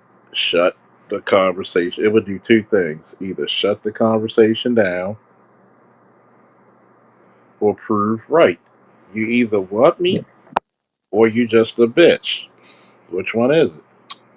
And that's why I said if you when you start getting chicks who will cook and clean for you, Mhm. I purposely had my room junkie for this one chick, and she came over. I was like, well, I'm not finished cleaning it up, but she wanted to come over so badly. She started cleaning up my whole room, swept and everything, and mopped,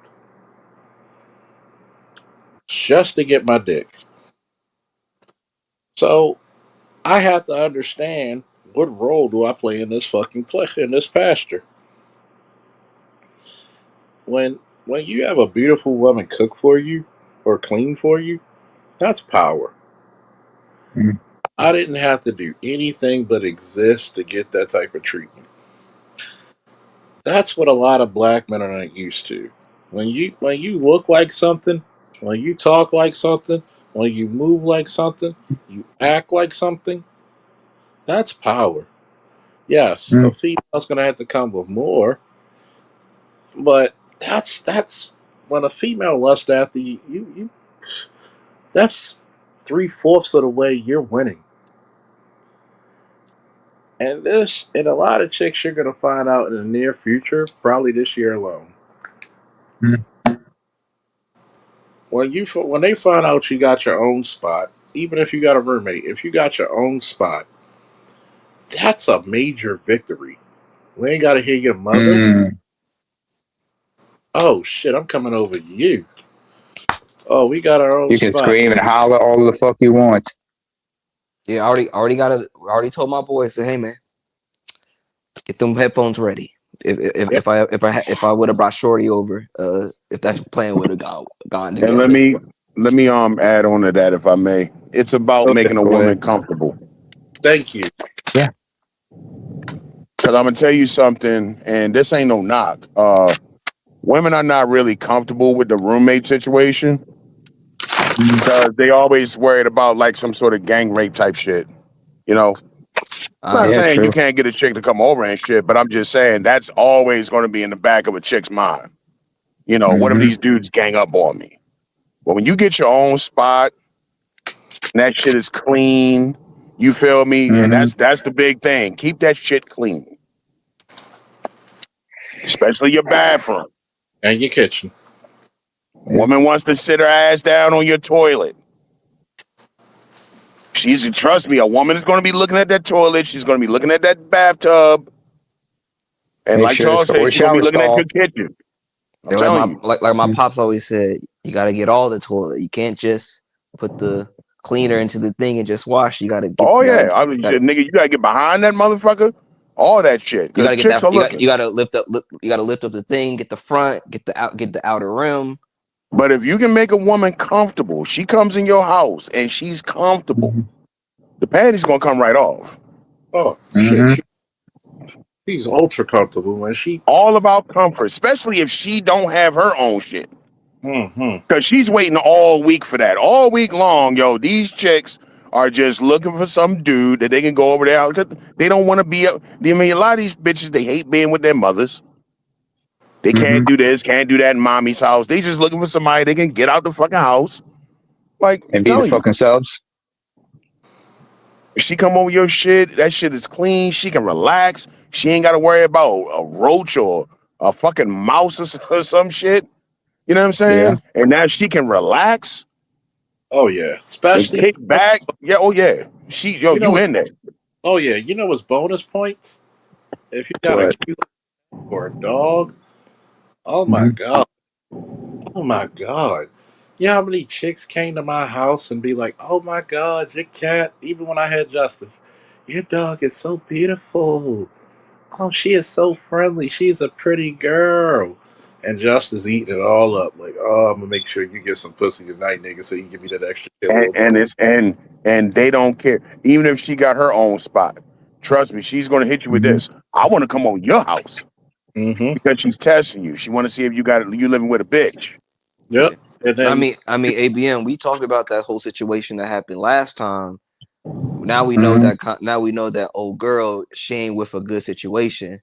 That's probably why she wanted to Yeah, slide I over said here. that. I said she sounds like she's in between. It really sounds like she's in between living situations. and guess what? Yep. Am I above taking advantage of that? Fuck no. I am not above taking advantage of that shit. Mm-mm. Trust me, Mm-mm. you get it with a fuck get it. Young You get in where you chicks, fit in. yo, they are just they. That's just they. This is what their whole week is about. They just trying to get through the work week, get to the weekend, and trust me, they got their dues, they got their rosters. They're gonna call. Man, listen, my early 20s, when everybody else was going to the club and shit, nigga, I was sitting in the house on a Friday night playing Madden, smoking weed, waiting on the phone to ring. Mm-hmm. So I was a club hound, but shit, when I Yeah. got Y'all out, niggas was buying drinks. I was waiting to the phone. I look at the clock. It was 1 o'clock. Oh, okay, phone about to start ringing soon. And I'm gonna sure tell enough, yep, I'm gonna tell Ring, you, ring, ring. I never bought drinks in the club. That's why my homeboy always got. You ain't got no purchase drinks in the club because guess what? She'll fuck me. She wanna fuck me. She'll fuck me. Now Mhm. I would have to be because I'm one of the first of my friends to have his own crib. So guess what? I would have bottles at my house. What you drink? So right. when I first came out, oh, you got some rock. You got we got some rock. We got New Amsterdam. We got vodka. We got what's up. You got. I used to keep liquor, and I'm not a drinker, but I knew chicks used to like to drink. Mm-hmm. And again, it's about making her comfortable. Oh, sure, go ahead and go ahead and make yourself a drink. Go ahead. And I'm She gonna Yeah, can tell we you, take we, her we shoes off. She can relax. She can go make her own drink. She ain't got to worry about no baby mama, no or your mother or some shit. Man, man. what? I remember my best friend and my old roommate. Like we had just two chicks pulled up to the crib. It was a girl he was messing with, and then her home girl, and it was my niece. My niece was staying with us for a little bit, and we just cooked up Mhm. some spaghetti and some chicken Alfredo ourselves, al dente, and then they just chowed on that, and we played drunk Uno. Do you know how many of my niece's friends want to fuck me? They I made wouldn't it. be surprised. They made it a point. Who's that? Is that who you talking to? No, silly. That's my uncle. Is he available? Yeah. I'm shooting. They would make sure. I mean, some of them were bad. I ain't gonna lie to you. Some, Jesus Christ. Some were bad. Some looked bad, and some were just bad. And Yeah, it but was my niece a stud, so she trying to get the chicks. So uh, not before me. yeah, and also she that's a burnt bridge. I had to cut her off and kick her out the crib. Yeah, it happens. I remember it's like one of those things where a lot of dudes don't even understand when you have the power, you should be like, excuse me for a minute, folks. Mhm. Let me see this. Let me see. Like, Oh. motherfucker,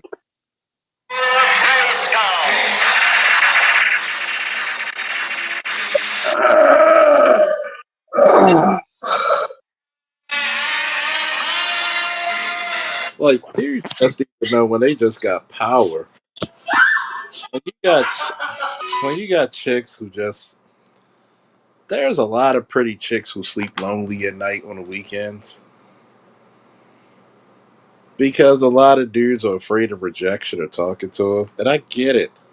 I definitely get it. But there are some chicks I just be like, yeah, I've turned down more chicks than most niggas get. Okay, I had to tell one chick, "You're a little too damn like." Well, I'm trying to talk to you. I'm trying not to be a bit. I said, first of all, see, I come from a town called Respectville, population me. If you don't like it, stop talking to me right now. Because first and foremost, I'm busy sometimes. I can't be on the phone whenever you want it. Just like I expect you not to be always available. So if you can't do that, we can end this shit right now. Oh, I love the way Right. that chick said. I'm not gonna lie. I love the way you put it out there, the communication. Yeah, if I say, "Hey, how you doing?" that means I'm thinking about you. Hey, how you feeling? I may not be able to have a conversation with you at that moment, but guess what she said? Oh, I love that. She was turned on by it by putting her back in check. You're Yeah, I doing don't.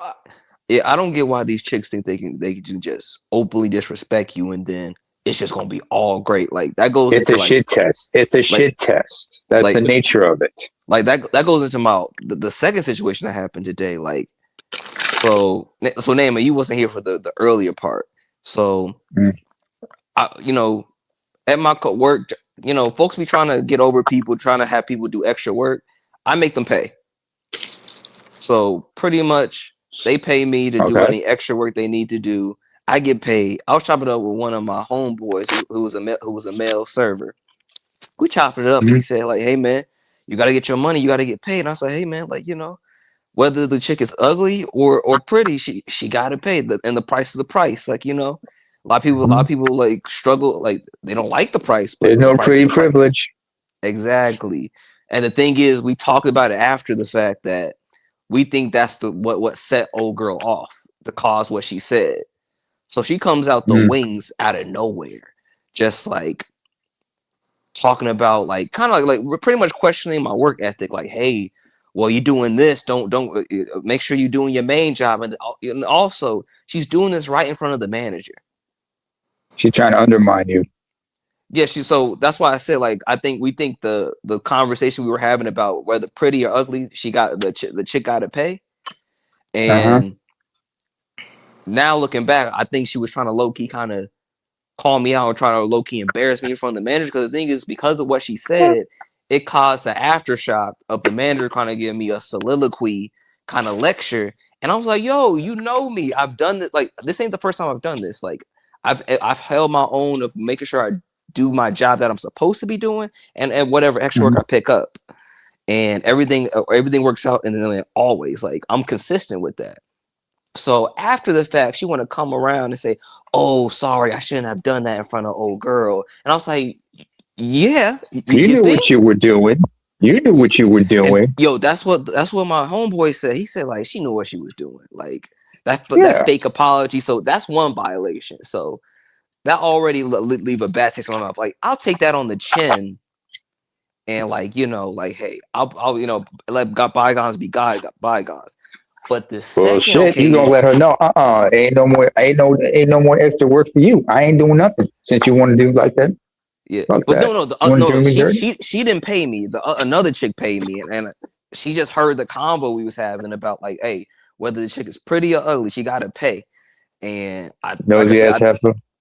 yeah. So this other chick, see, Hmm. I was doing the extra work, and Okay. I saw the other chick. She was also doing the other work too. So we're pretty much doing the same work. I see her with like my set, like some set of equipment that utensils and everything that I've been messing with. And I said, hey, yo, Right. I think that's mine. We go back and forth about it. And right or wrong, I think I believe that it was mine. But she said, hey, it was an empty bin. Da da da da da. We go back and forth. She gets like blatantly disrespectful about it. Like she like questions, like she pretty much calls me slow. She like does the whole the hands clawing and then like like that. Like, do you not understand? Like kind of questioning my Like you intelligence to deaf. kind Oh, of you like you deaf or you slow and everything. So yeah, you're pretty retarded. much like, and she does it in front of everybody, like pretty much to embarrass me. Trying to embarrass you. Hmm. Exactly, like just blatantly disrespectful about it. because And that's the aggressive mating tactics that black women know. And then at that point, I was like, okay, there's nothing like I can't have the convo with this chick. And the girl that kind of called me out from the manager, I go to her like, like I was like, yo, like what's up with old girl? Like, hey, she said just leave it alone, and I said, yeah, I'm gonna just leave it alone. I'll walk away. Right. I continue doing my job. She's like, hey, you got Right. me, and I was like, oh no. And she said, like, what's the matter? She said, I said, if you don't take your ass over there and do your own work, I ain't doing shit for you. And she said, oh, you mad? And I was like, yeah. And I just walk away from her, and that she like literally she follows me like a dog, and like she said, I didn't mean to. Like she pretty much apologized and everything. She literally hugs me from the back, like kind of begging a little bit.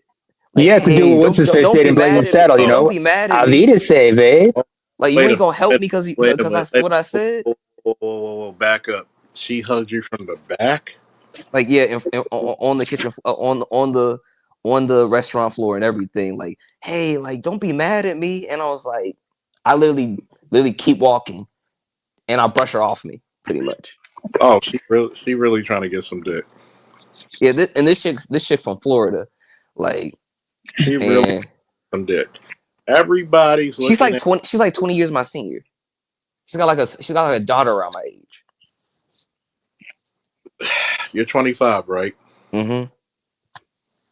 Should I say it, fellas, or should y'all say it? Matter of fact, we're gonna go in a circle. Mhm. We're gonna put Lost in the chair. We're gonna start with ABM, then we're gonna start with Louie, end up with Namer, then I'm going last. ABM, go. Tell them what that means when a chick 20 years your senior trying to hug you and shit like that.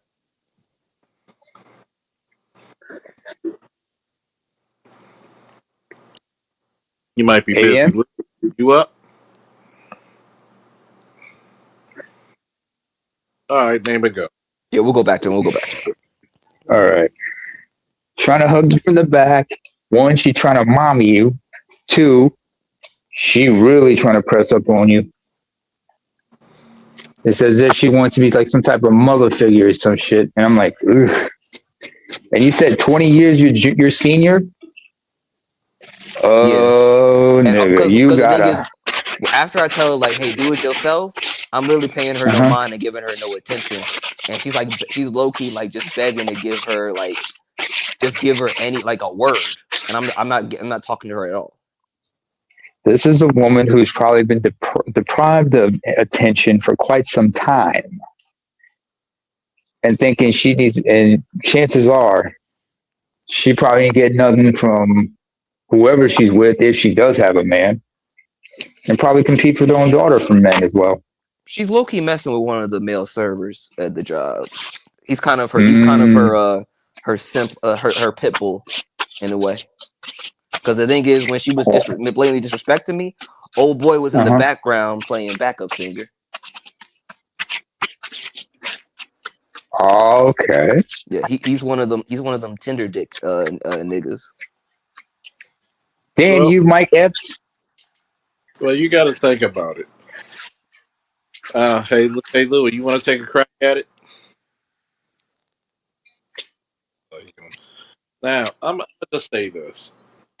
Mhm. You're 25. You're at that right age where you're not only legal, but you're still younger than her because every chick wants to know that, am I still attractive to younger dudes? Mm. And then, what's the stereotype of an older woman fucking a younger dude? She's teaching him shit. Not just that, she wants the pussy to be He's pounding the shit out of her.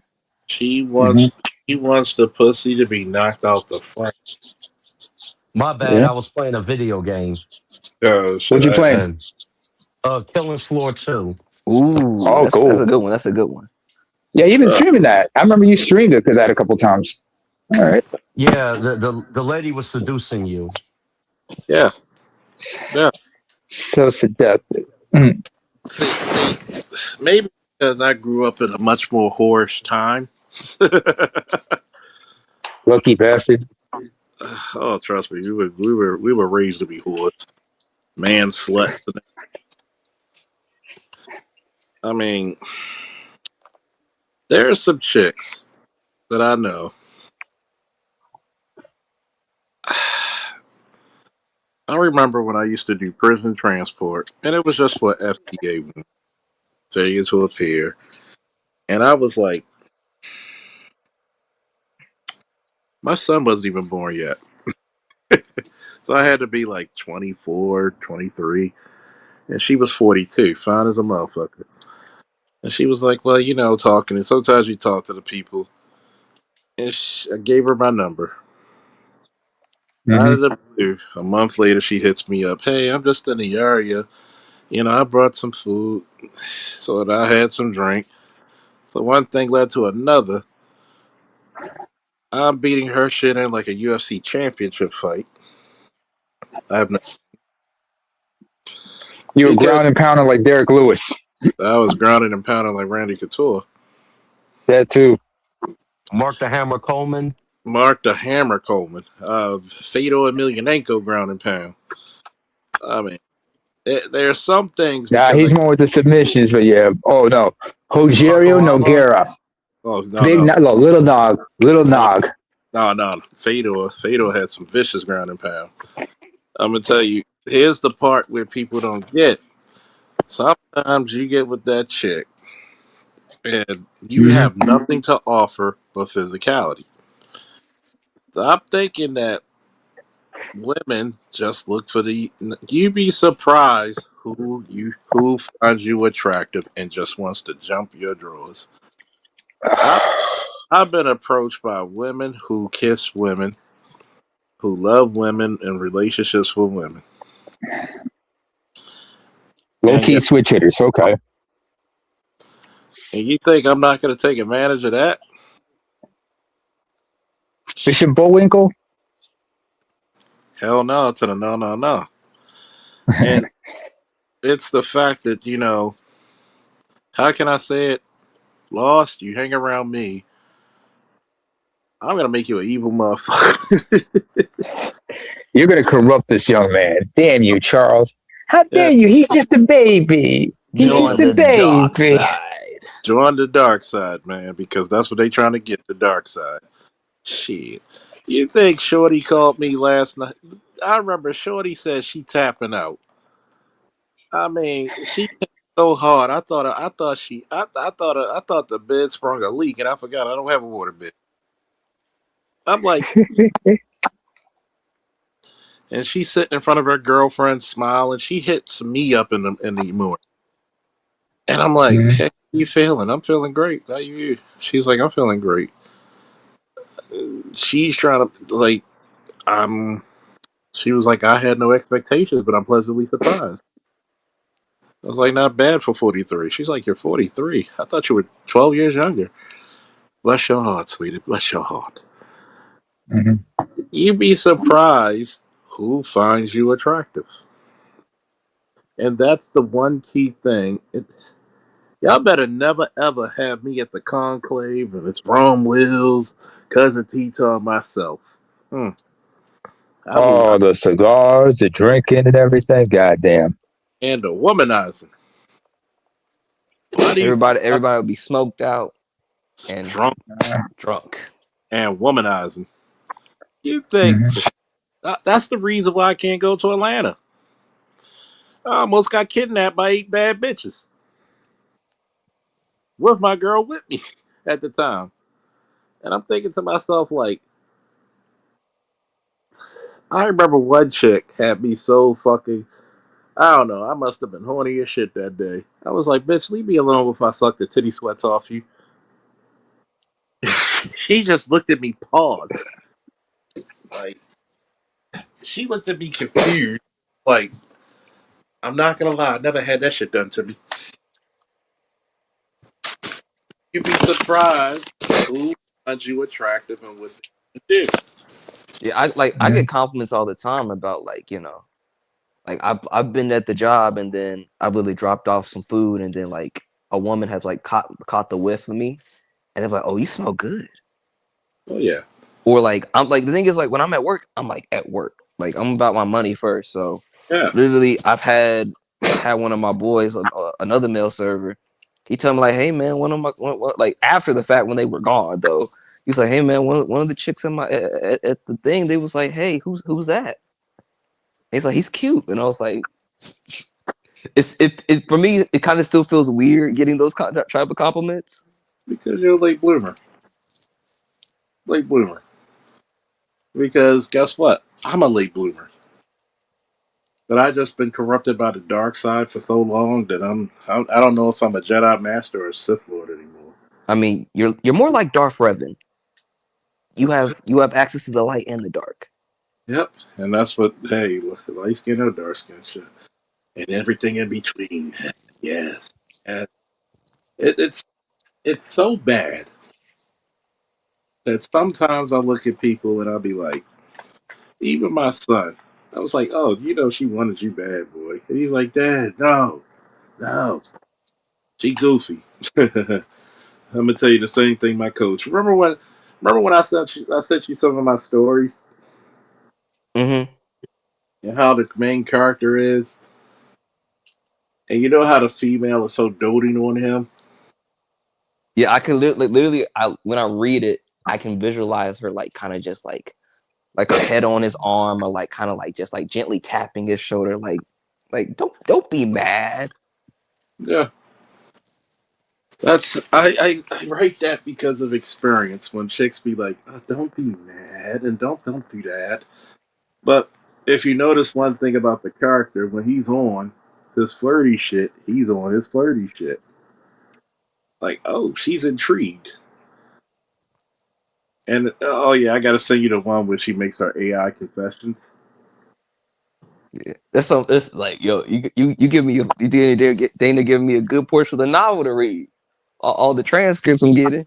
Oh yeah, it's pretty much. You gotta put your testers out there like a good drug dealer. Uh-huh. Hey, I'm glad to be a tester. I was like, hey, I could tell Uh, my grandkids. I was like, hey, I read the transcript for this before it came out. my homeboy read it. He was like, yo, he read it. He had the speech to talk shit for it. He said, did you know that was 20? He said that was 30 minutes of material you wrote in one chapter. He said, I was so intrigued. He said, dude, you're on your way of being the next J.K. Rowling. What the fuck? Like this is like on some. I can see this being as thick as like the Wheel of Time book. Yeah.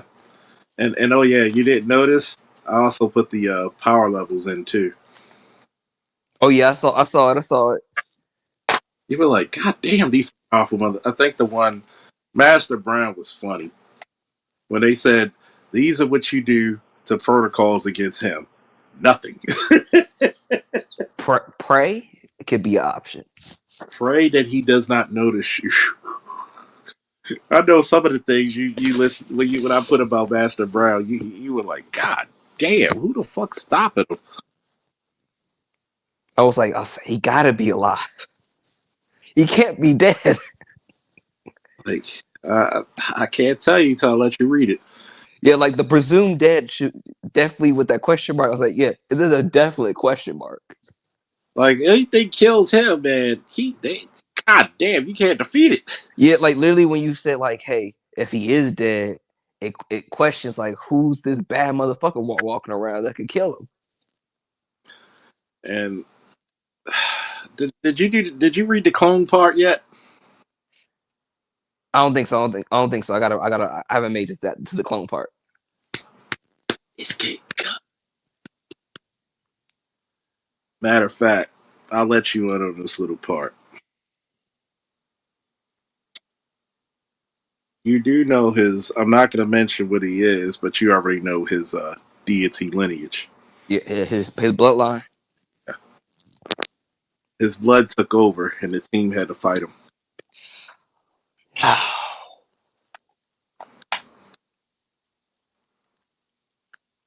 Not going to tell you what happened part, but whew. Damn, we definitely gonna have to use the wizard to get a hold of him. Plus, people even got power upgrades. Oh yeah, I read about the power upgrades. About like one of them Again, the one that's kind of like a battle saint like with his heart with his skin and like like becoming strong as diamonds or something like that. Like I was like, oh shoot. So I guess we're gonna see the power levels jump up throughout the story as the story progresses. Oh yeah, and Shorty gets a lot faster. She has a Yeah. very interesting powers. Yeah, like I like how like they're like they're different aspects, like they're different warriors in a party, kind of like some Dungeons and Dragons type situation. Yeah, that's what artists. You got the assassin rogue, you kind of got you got you got the like the monk, the battle monk, and then you kind of got the I would say more like what would you say the dude that kind of like he makes the jokes and everything to like take the pressure off it. He's like a master strategist, kind of like He's a very strategist. Think of him as like a Green Beret Navy SEAL. okay, okay. So he's like a gun runner in a little bit Yeah, always. you know what his powers are, right? Because I know that he was raised. I know they were raised by the age of 5. Yeah. So And like basically, he was experimented on, and he's functionally immoral. oh, so he's like He, he's kind of like the cockroach that never dies. he even decapitation won't kill him. Because the thing is, like, I remember you said, like, "Hey, what's your favorite character?" So my favorite character is the wizard because I finally feel like me being a tech and everything, like, I kind of bend reality to my will a little bit, Hmm. and so like, and then also it's be like that kind of like that balance of trying to be that good person in a sense to be like, If you read his story at the beach, you would be like, oh yeah, I read a story about like his friends kept him from being corrupted yeah, because because the thing is also he's talented, so I know what that means. It's like having kind of like my IQ, how I have near genius level IQ. you're pretty much over the genius point. Yeah, Yeah, and so there's kind of like this intellectual snobness I gotta keep tamped down a little bit, but also like it's kind of a this yeah. like a lot of brothers in the space could probably like it's kind of a burden in a way. It's very burdensome when you're intelligent because intelligence in our community is not praised. So, yeah. And So you got then you got the mental situation that happening, like more susceptible.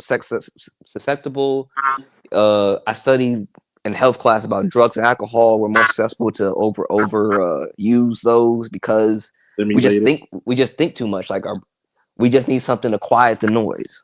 Yeah, and it's funny because when all of them are giving their stories at the artist that likes the sniper so far, he says he's intrigued by him. Oh yeah, I, with the about him being what do you call it, guilty about his brother. yeah, that was some deep story shit. I'm like people who read this was like, dude, you're a good damn writer. Like the character development is like what's missing. Like these characters are very layered, developed. You give them different aspects about themselves that we like and we see ourselves in. Like I see And, myself in the wizard, and I see myself in the wisecracking like strategist. Like because and they're I'm flawed. always like I told you what my positive like I have a like one of the people things like a lot the people that like me like about me is that I'm real genuine and like I always stay positive and I'm always kind of like cracking jokes, being my little charming self. And even when it's like I feel like sometimes when I feel the most down, I look in the mirror and put a smile on me, hoping that I feel better. Yeah, and each character is very flawed and open about it. Beautiful. Like it's funny. One of the jokes they make because they always joking or drinking, and they said, "Wait a minute, in your form, you're 6,000 pounds," and he says, "Yes, faith is heavy." And they said, "You're not big bone, you're just theologically heavy," and they start laughing. So he's out of his shell, the main character. He's getting more and more of his shell and comfortable. I don't know if I sent you the one where the warlord comes to invade and conquer this place when they're on vacation. Yeah, I gotta go to the ones I haven't read. Like I might have that one Because down. that is funny Because notice there are things I might say in one chapter, you don't see it again until several chapters down the road, and it builds up because now their legend is starting to grow a little bit. But they're very humble and low key. So the main character, he likes, if you heard his background story, and especially the Cub shit, they were riding his ass about the Cub nickname. Oh my Yo, that could be that line just Cub. That could be like the underlying thing for like the whole series. Like even like I can see on the final battle. Hey, like I can see like final battle like a mention of Cub, and then like something big is happening. yeah, it was so fun. You didn't read the one where they were on a mission. No, I read that one. I read that one. Like come again, Cub. Even the fucking wizard got in on it, and the fucking straight man who's the sniper. That was And then when they meet the person at the door, they said like, "Who's this?" He said, "Cub." I was like, yo, not using the code name as the greeting. like Cub, and they're like, especially when the hologram version of his master is telling the story about him, and they're just ragging on him the whole like, come in, Cub. When you left, Cub. Yeah, Okay, I gotta know how they got the AI, his master's AI. I need to know that backstory of like. I gotta write that in because I'm gonna write it in. It's gonna be very interesting. I'm not gonna Yeah, I was say like, is he a transfer consciousness? Is he like a backup storage? Or is he like he has the appearance and some of the memories, but he's not really Master Brown? yeah. So it's gonna be interesting how he got that. And by the way, when she does her confessionals, she has an AI of herself. And to give you a little hint, there's a certain person's master she accidentally invokes as AI during a confessional. And it gets funny. It's deeply funny. And the flirty shit between them two is like hilarious. Hilarious. I think the one where they in the room and they wake up drunk, that one was classic. Oh my god, that is some good shit. Oh my god. Oh man, I'm sorry, folks. Don't forget to support because I'm gonna have to publish this shit by the end of the year or the beginning of the next I mean, year. shoot, we'll definitely get this book before the Octane book. Yeah, everybody got to throw BGS under the bus for that. Hell, my I book, said, how does Charles write a book before you, BGS? You've been working on it for years.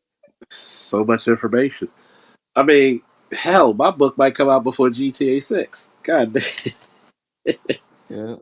I mean, there's so much material I gotta write. Oh, I love it when they go on vacation. Some of my favorite parts are when they go on mandatory vacations. It's probably Because when the most shit happens. When they're relaxing. and some of it's drunken, some of it's drug induced. They're like, the wizard is like one of my low key. I I don't have a favorite because I love them all in their own little way. I mean, he's a reality bending wizard. There's some shit he got access to that could fuck up your head. Oh yeah. So you can imagine when. Did you read the Challenger part? I think I still got to read the Challenger part. Whew.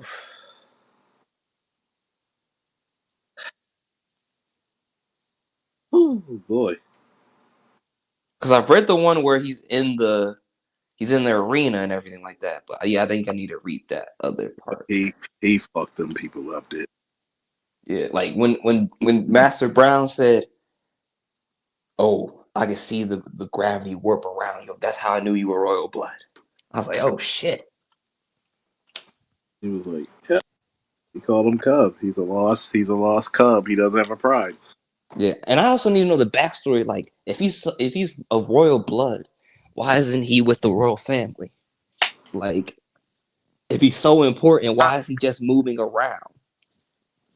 One, to give the backstory, he was trapped on that war planet for years, and they thought he was dead. Well, that would do it. Two, the throne is also sentient. Three, Wait, say that one more time. The throne is what? sentient. Oh, so it chooses. Oh, okay. So, do we have an emperor currently, or do we not have an emperor currently? Hmm. That's the question. Then on top of that, there's many entities. Like you gotta love the bad guys there, like the different entities that just want to kill him or manipulate. Or extract his DNA. Uh huh. And it's so fucking fulfilling. Oh, it's you'll be surprised how many people are interconnected. Charles, you got you a Black Manosphere Classic coming your way. Oh yeah, you'd be like, how the fuck? And it's funny because I'm surprised I don't have the characters cursing much. They don't really curse too much, but you could feel every bit of anguish from each person. Like Yeah, I, when the wizard was talking about, like, you could hear the shame in him about what he was doing. yeah, He was you could tell that he was just pissing out his life away, his talent. Like, meanwhile his boys, they didn't have his gifts, but they worked just hard. They were work hard. They were studious. It's just like there were different aspects of him. Like but the one more important thing is that they never gave up on him. hmm. So that actually changed him over because that's why he's thousands of years old. Well, they're to Earth standards, they're old, but into their universe, they're not really old. They was probably the reality wizards probably still considered a youngling compared to Yeah, the other wizards. and now he's considered old, but compared to like even the main character, he's old. He's Yeah, thousands he old. spent 200 years just being a cop. Yeah, but he's still considered like late teens, early 20s in his people. So he's lived a lifetime, but to them, it's just regular time to them. So, Man, I and can't plus, wait till they get the signs perfected because they said based on my generation, they're expecting the first person to be over 200 years old in my generation. oh yeah. And what he does with that also tells you what the generation is worth. And it's funny because I'm writing a book about that because when they sit around the campfire and you hear the big guy, I'm being very vague so nobody can steal my shit.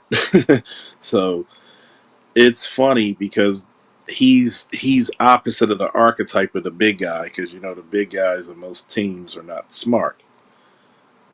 Yeah, And they're mostly like the tanks. They're not really the leaders. yeah, and he's literally a religious holy man back on this planet. Yeah. So And he literally has to he literally studied theology, philosophy, yeah, a little bit of because seminary school they teach you a little bit of sociology also because he's got theology, manipulate psychology. He's a yeah PhD. He's considered a PhD in his world. yeah because So manipulating of the masses and everything it's so social he experiment. and you seen the dichotomy of him be choosing between faith and action. So you seen and did you read on the female's background? Oh yeah, about her how she became a cold assassin and everything, and then even she had to cut ties with so many people after after a certain event happened. Yeah, and that was like, whoo, Lord. It's a cold motherfucker. And she didn't believe in love till she found herself a lost cub. Yeah, yeah. I was like, at first I wasn't gonna make them romantically linked, but the story kind of sold itself.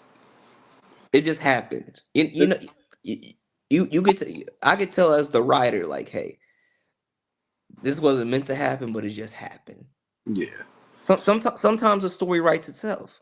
yeah, that's what it's basically doing, and I'm intrigued because people say, "Oh, you're using ChatGPT," but guess what? I'm writing like fucking 4 paragraphs for ChatGPT just to help me formalize it. Like you're actually using it correctly because the thing is, like, people usually generally say, "Hey, just just give me a story," but you're actually breaking it down. You're using GPT as a tool to where you're kind of creating pieces of the book to where like you kind of have a skeleton to work with. So now, like, hey, all you got to do is put the pieces together, It's just and helping me then formatting, and I'll go back and change it and add more stuff, and it will change it completely. And that's why I always take. You could tell when there's a much more serious tone because there are some chapters devoid of comedy where you know it's getting dark. And when it gets dark, you see a different side. Like, yeah, you, like I remember the first episode of Samurai Troopers came out, and it's this old anime cartoon that man, warriors. That's what we called it back in the 90s. I said Charles probably knows about this one, but Mm, I just saw the first episode of the revamp one. It got dark on the first episode, like you gotta, blood, bodies. I was like, damn. you gotta put the, you gotta put the, you gotta put the set the tone. And when you write stories, you gotta set the tone and make sure people feel where you want to go with it. And the funniest part that I found out about writing, because mostly I've done artwork, is that how do I make people feel these characters the way I feel about them? And I'm little by little, I'm just saying, make them people, And I make think them. that's what's missing in character structure nowadays. It's like you got all these agendas and all this extra fluff. I was like, all you got to do is give them hearts and make them people. Like, Yeah.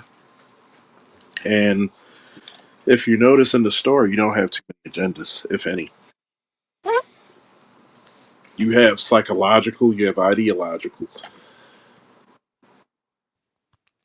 yeah, There's no. Go ahead. there was this animated movie, um, um, that came out on Netflix. I forgot what it was called, but the thing is, like, you learned about the character, you saw the conflict, and everything. It's not until the end of the movie that you learn that she's a lesbian. Mhm. Oh, like, oh yeah, and then like you find out like, oh yeah, and also she happens to be gay, and I was like, oh okay, so I was like, that's how you do a story because the thing is, I actually got to know her as a person, and then like, oh yeah, she happens to be this. Yeah, But they made the central character's identity into that rather than just make it like, oh, this is just something about her. yeah.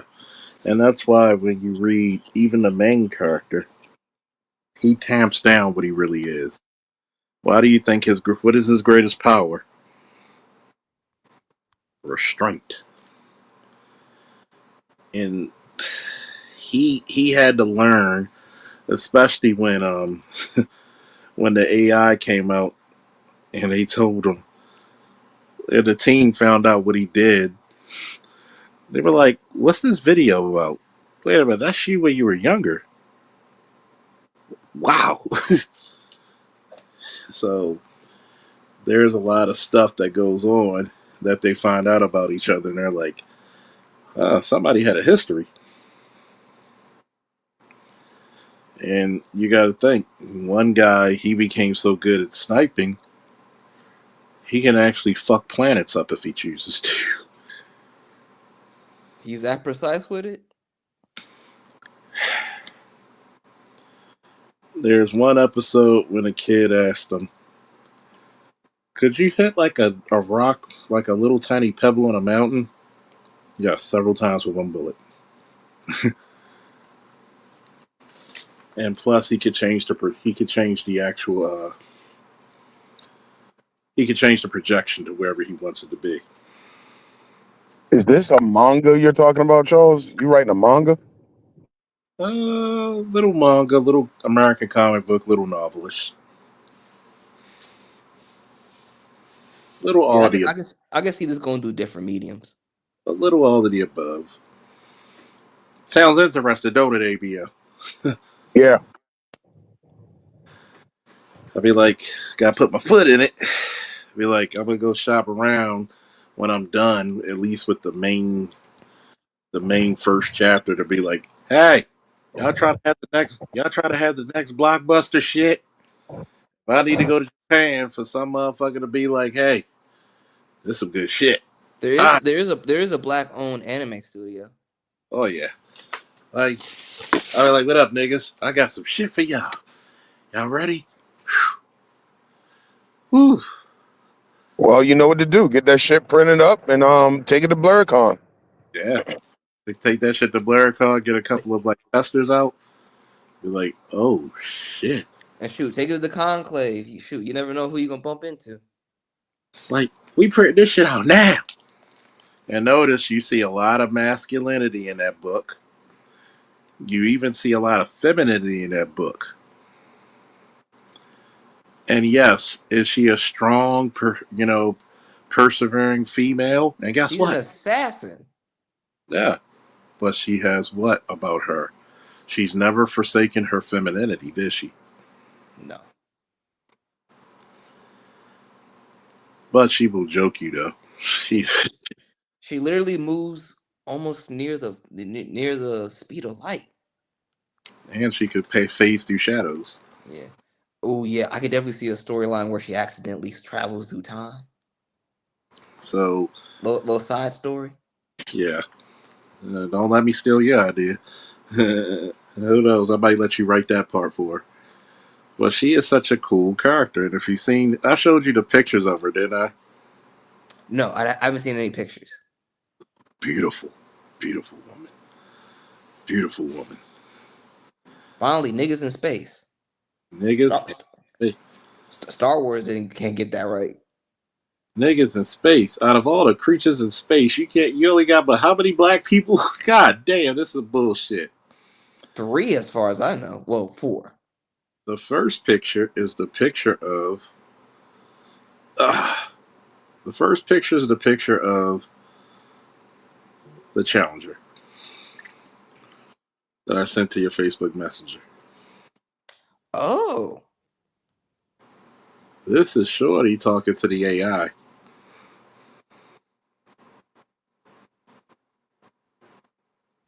Here's a picture of the Master. Master Brown.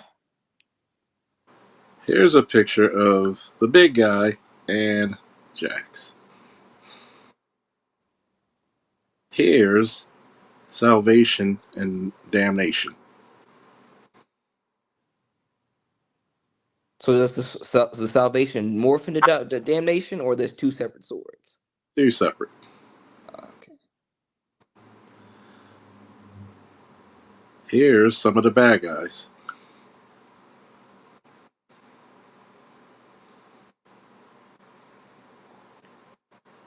Oh. So who wields salvation and who wields damnation? He wields both. Oh. You'll find out in the story. And by the way, So the one that's immortal, he's the cat-like figure? yeah, Oh, okay. So they hit him with some genetic manipulation. no, that's just his race. Oh, okay. Oh, yeah, aliens. And then They're you all, got the time reality warping yeah, wizard, they're ancient all wizard. like imagine the black dude looking like traditional Samson. If you read the Torah about Samson, he has 7 dreadlocks. Oh, I have two. So 7 is the number of perfection in the Hebrew religions. Shoot, maybe I'll do 7 one of these days. But yeah, I got two. You seen me? I got two of them. Yeah. So a lot of stuff with these characters. I've used a lot of religious overtones, a lot of historical things. So it's I gotta send you a ABM. Just hit me up on Facebook Messenger or something. I tried it Instagram. Instagram won't let me send those long ass chapters. Yeah, Instagram always limits. Blood boiling, even better. Even better than that bullshit. Even better than that bullshit. I'm coming out with some shit that I'm coming out with shit that is gonna make you think philosophically and ideologically. Even better. This is shit that Marvel and DC. I'll put it to you this way. I've been reading comics for now 40 years. You're getting somebody who was the one of the original anime fans when anime got big. We're not talking about Astro Boy and Speed Racer. We're talking about when it came to be an explosion. And a comic book fan, and a person who grew up in Christian and Catholic school, and he's from yay down the hill, hey, down the hill. Yep, you're getting all kinds of philosophies. So you're getting parts of the, and then I'm integrating parts of my real life experiences, of course, embellished in some of them. You're getting really good, deep stories. You're getting where each person, each character, good guy, bad guy, or in between, how they feel about the universe philosophically. And if their ideals are being challenged. Because you can ask Lost right now. He's loving everything he's putting out. Oh yeah, it's great story, character structure, build up. Like you could actually feel the depth of each character. And there are some things with these characters you're like, you notice each one is very flawed. Each one is flawed. There's going to be a chance where the whole team might have to converge on one member at one point. And because I know people love power scaling, which was a suggestion by comic book extraordinaire, artist and MC, he was like, tell me more about the difference in power levels and stuff. I think I sent you that one when it came to their strength, speed, and Yeah, all. and then you sent me the one with the upgrades too. Oh yeah, the upgrades. Some of their upgrades are slick as shit. I ain't gonna lie to you. Like homeboy, the more he laughs, the more but he doesn't realize that because of his PTSD, that's how they He force. copes. Huh? That's how he copes. Yeah, in a lot of ways, yeah. Because a lot of them, and I could talk about PTSD because that's what I suffer from. And PTSD is just people who've been in the war. I mean, let's say you were, even if you weren't sexually assaulted, but almost sexually assaulted, attempted, that's still PTSD. You going in a car crash, you may be afraid to get in a car again. That's PTSD. So when you read Shorty's background, not to give too much away, you would feel why she was, seclusive about getting close to people. I mean, death was kind of her was part of her profession, but also followed her. Like Yeah. So when you read her, this is talking about a story that you could tell, oh, this guy really knows black women. Like this is like many of us. To be honest, if I could say this openly, which I probably will, that's pretty much she's a combination of many of the ex girlfriends I had, which is almost cheating for me because there's some great things about them and there's some not so great things about them. Yeah, you combined all the great things, I'm guessing. Well, I combined all of it. Even some of their flaws were great. But if you know women, women are going to have a certain level of how do we say women are naturally going to be, you know, what's the word I'm looking for? Subconscious. They're naturally going to be subconscious. So And that be, I also noticed when you talk about the religious symbolization, the lion with the Lion of Judah and everything like that. oh yeah. So when you have a lot of those overtones, people would get it or they won't get it. There's certain I'm not going to mention the name of the empire he's a part, but if you look up the name, you'll find out. You'll probably be you probably did knowing you. You probably be like, you son of a bitch. That is so clever. And you know what I'm talking about, right? I haven't like I was going to search. Like, crazy enough, you took it out of my head. I was going to search it up and do like a deep dive. But I was like, As a matter of fact, go look it up right now. Just take the empire name. I'm not going to say it over line. Take it and then put it in a Google search and tell me what you find. Don't say what it is, but tell me if I'm a clever son of a bitch or not.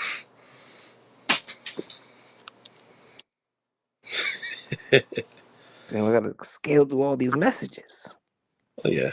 Well, if you, yeah, you probably do have to scale through all the messages. God damn. And it's the royal bloodline he's from, right? Yeah, the Empire. I'm Okay. not even gonna say what that starts with.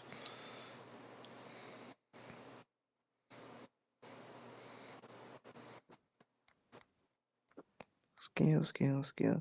But also, while I'm looking for my stuff, so Shorty, she's trying to be all like let me finish up the story. So Shorty's trying to be all apologetic and everything like that. Like I said, she hugged me from the back. She said, "You still mad at me?" and everything like that. Follows me around, and then she kind of gives up a little bit. And so I'm giving her like the silent treatment for a period of time, and then it all comes to a head to where like, hey, like we kind of like we're kind of like in the kitchen, and she's like, "Hey, you still mad at me?" I'm like, "I'm sorry," and then like I apologize, and I was like, and I said I'm sorry, and I was like, not good enough. Like I take it with a grain of salt, and I was like, so I said, okay, what are you sorry for?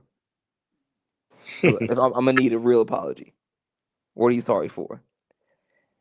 And then she gets all flabbergasted, like her eyes get big, her mouth drops. She said like, and I literally said, I literally gave it to her. I'm sorry for, and she goes off like she starts going off again. I was like, like, and my boys they was the other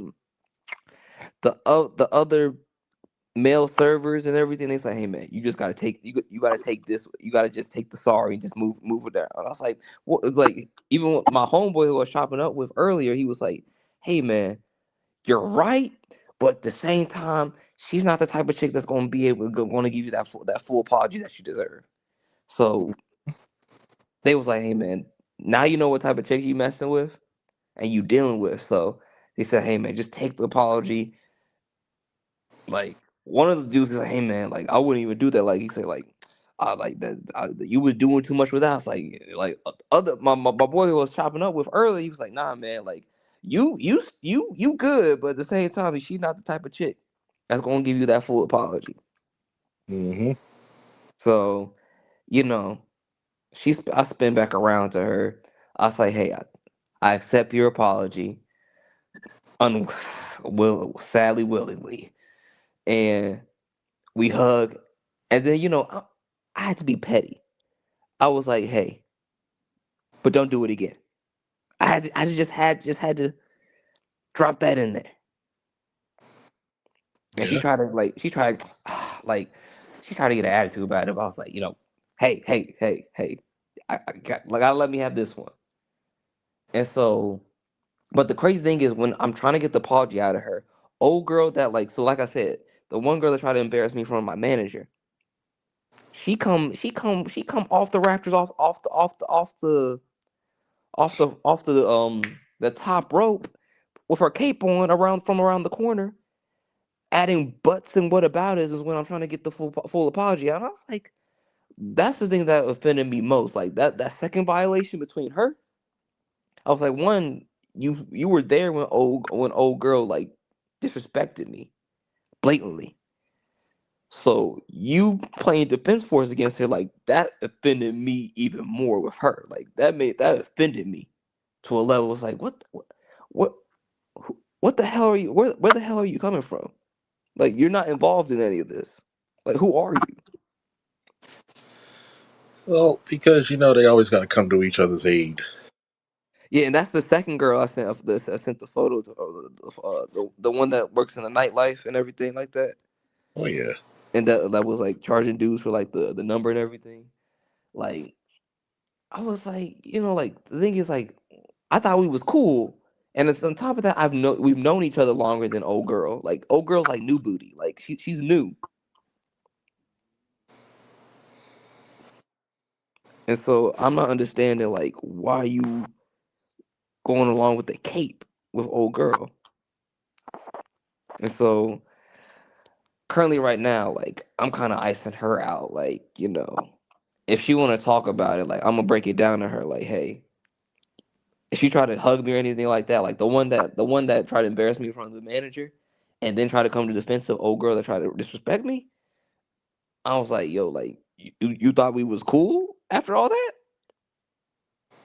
Damn. Like the first one left the taste in my mouth. Pause. But the second one that you defending the blatant disrespect just that offended me to the utmost degree.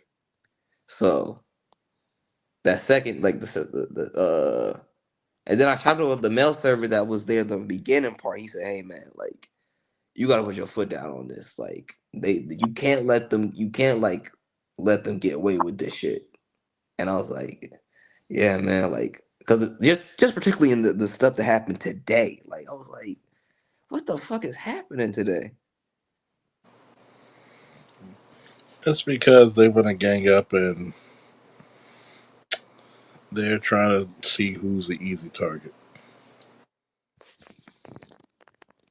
And And unfortunately, And the thing is, the girl that was trying to embarrass me in front of my manager, I was like, yo, like, I thought we was like, and also I was sweet on her too. So it was like, yo, I thought we was cool, like real cool, like to where like it threw me the fuck off.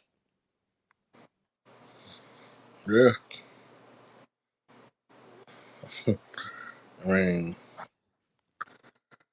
it's one of those things where you're dealing with female nature, and all they got is like they got some. The hell? They got a lot of discrepancies with their asses, which makes it even harder to deal with them on a fundamental level. But Jesus Christ, that they always got to come to each other's rescue, no matter how much on fuck shit they are, because they always have this hope that if I'm on fuck shit and I'm wrong, I hope another woman or another person come to my rescue, and that's how they see it. They could be dead ass wrong, trust me, but that's how they think. So that's why it's always harsh to work around women, because women always want to feel protected, even if they have protected jobs.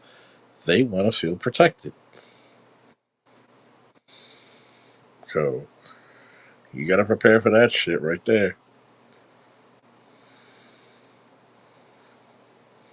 Mm-mm-mm. But yeah, like it just threw me off. I said, I thought we was locked in. Like not like you barely like Shorty's like still new at the job. Like, but you defending this?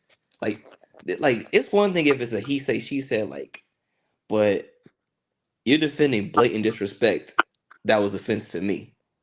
But you want to come off the Raptors like just adding stuff to like she didn't like fully defend her. Like she wasn't like oh she wasn't in the wrong, but she was like just murkying up the waters with like buts or like whataboutisms.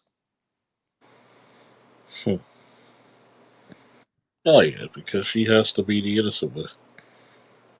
So with the other with the chick that was blatant disrespectful, you know, I'm gonna take it as it is, move how I need to move. Like you know, it's the first time she's ever done something like this. I always say everyone gets one. Everyone Mhm. gets one. That's why I had to plant that seed. Like, hey, don't do it again. And if you do it again, there will be consequences. I didn't say it, but you know, it's implied. Yeah. One thing you always got to have your fallback and keep yourself clean and have documentation and keep a journal, time stamp and date it. Because if something comes after your job, you got to do what you must.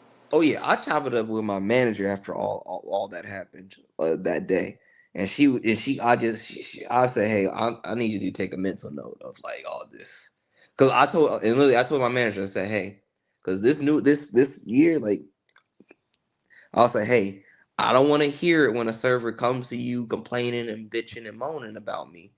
I was like, hey, I don't want to hear from you about what they complaining about like. She understood because she was like, "Hey, they really are trying you." Yeah. When you got your female manager saying like, kind of like wiping her hands and like putting them up and say like, "Hey, kind of carte blanche, letting me do what I need to do." Yeah. And thing is, she has a son, so she's a boy mom. So she was like, and she's like 25 years my senior. So like Mm. she she's literally she literally sees and hears what they do, and she's at to a point to where like she's letting me like do what I need to do. Yeah. Because they're plotting. They're really plotting in a small way. They can be bitchy, but they're plotting. They're really plotting. Like I know what old girls like. You know, once I found out about her transactional history, I was like, okay, I know what she about. So not fully surprised because them chicks are not really loyal to anybody except that mighty dollar.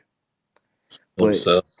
also, I was like, damn, like you know, being that I got the number free, I was like, okay, I thought like we had like a kind of a different situation, but now you kind of slightly dissing me because you felt some type of way what we were talking about when it came to the money aspect about hey, it don't matter. I feel like her being transactional and then her in that money aspect. That like I said, I think that's what triggered her. Cause you like, I get paid, nigga. Like Yeah. I I pay you.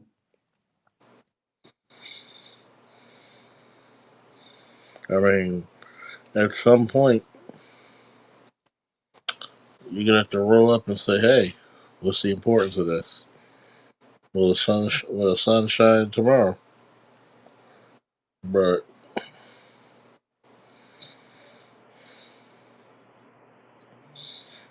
I mean, you might as well say it front. You might as well say things like that. It's gonna be just fronting. Some of them are just over. Let me jump back with But yeah, but yeah, I was like, okay, I'm gonna just take it as is, and then I'm gonna just tell Shorty like, hey, you ain't on the court, but you on the bench for right now. Like, I'm good off you for the moment. Like you ain't fully out, but at the same time, like you ain't all the way in. Like Yep. because the So, thing, because the thing is like, especially like when you know somebody for a period of time, it's like, okay, we're supposed to be at a different level. Like you ain't supposed to. It shows a level of disloyalty on your end. So now I gotta check. I gotta check that shit to see like check the temperature of you. that'd be an interesting state of affairs right there. Shoot. Any last words, anybody? Yeah. Also, I looked up the Empire's name. I was like, oh, Clever, okay, is yeah, yeah. That's how you do your research, nigga. Yeah, but I appreciate you, Charles. You know, y'all gave me a lot of insight to think about today Just because I was like, wait. She want a piece. yeah. Just think about it. What did Brown tell the character? Just live a little longer, kid. Just live a little longer. You'll be able to spot that a mile away. That's the Like, main. it's one thing to get the information, but like when it finally like clicks in, I When it feel like I'll be like, oh, when you see it this is real what time, they meant. you'll just laugh at it. You're like, oh, so this is the reason why you acted that way. Yeah. A lot I of feel like shit I'm gonna have my hand in my head, and I was like, why didn't I see it sooner? because nobody's seen it sooner when they first noticed. It takes time and practice. It's like you're getting into your own, and a lot of females are going to find you attractive for various amounts of reasons. And then, God forbid, they get to know you. They're already trapped. So it's going to be difficult. God forbid, you're still relatively young with your own spot. Like ABM told you, keep that shit clean, especially the once a female feels comfortable, you know what she's gonna do next? She's gonna Nest, she's gonna try to nest. She and gonna she then she's gonna try to move some stuff around yeah and she no, figure. nah she gonna try to leave some shit. Little comb here, little brush there, panties here. She mate checking. She let another bitch to another bitch here. Yeah, Leave her smell good scent behind. Like, she'll make sure. That's why she gonna make sure she wear her pussy under the goddamn sheets. Mm-mm. Like, because everybody knows that scent after you screw with a chick and you got her scent. yeah, the female cute men of smell. Like they be bloodhounds when it comes to that. Because females have a greater sense of smell than men. So that's why we cheat with colognes and shit. So when you're doing the deal with a female, how many times I got her scent on me in the shower that smell even more because the temperature's hot. I'd be like, oh my god, I still got your smell on me. And then here's the tricky part. Any female that's attracted to you and she gets a whiff of that smell, you're totally clean, but you're still gonna have that scent, Even if you soak, even if you soak. It's like basically you're with another person's skin to skin. So you're transferring energies and smells. Why do you think Shorty called me while she's with her girlfriend?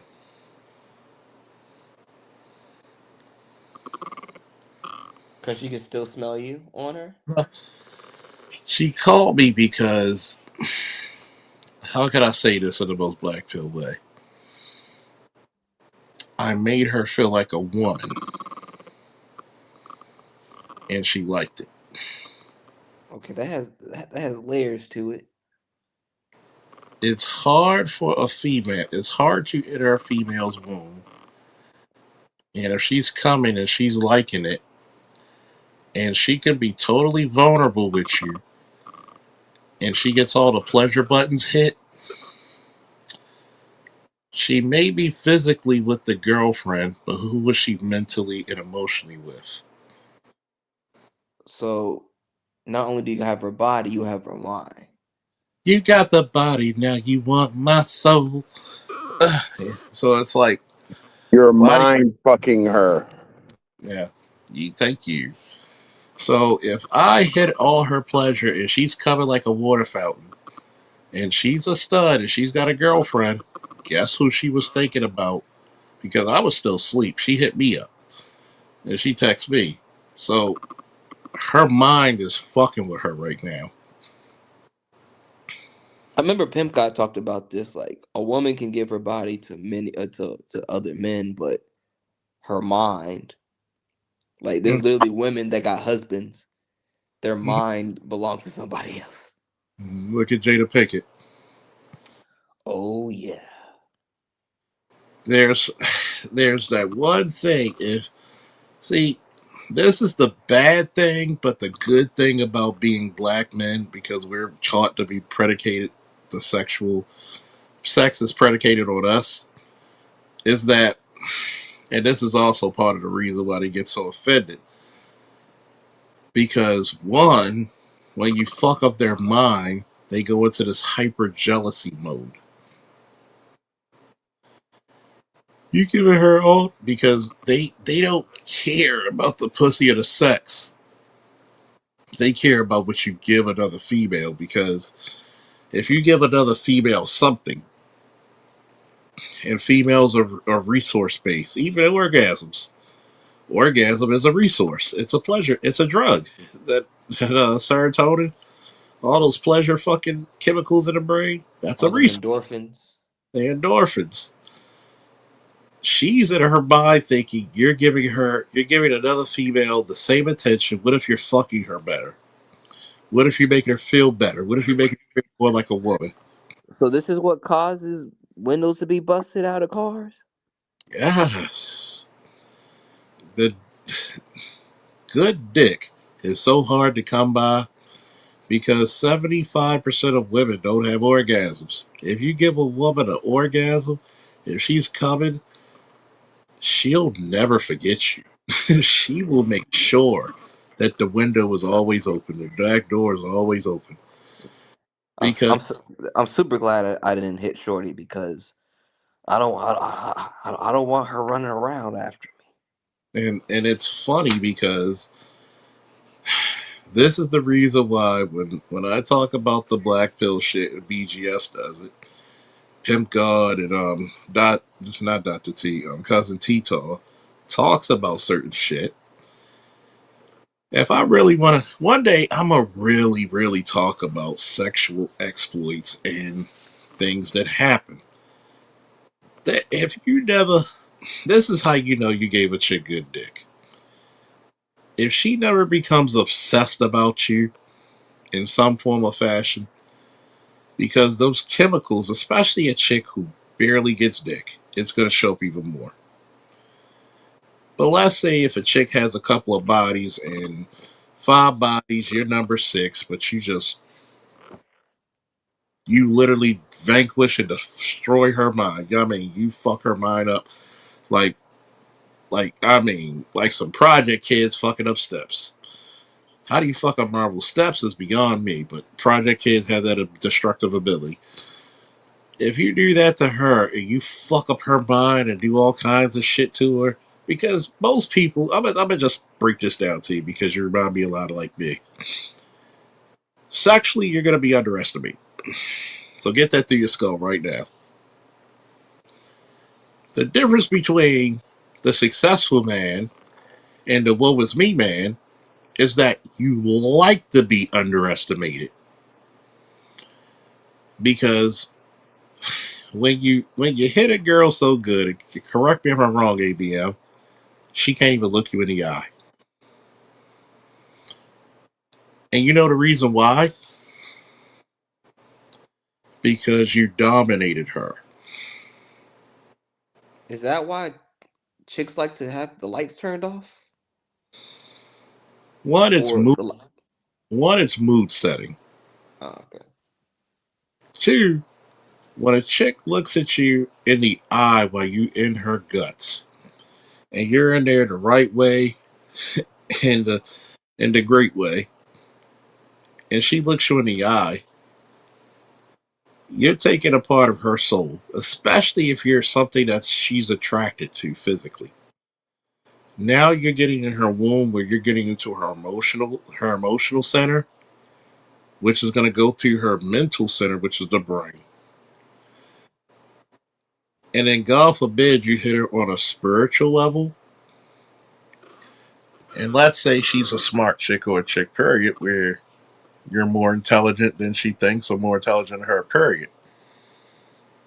You're hitting so many pluses that your intellect is going to be attracted to her.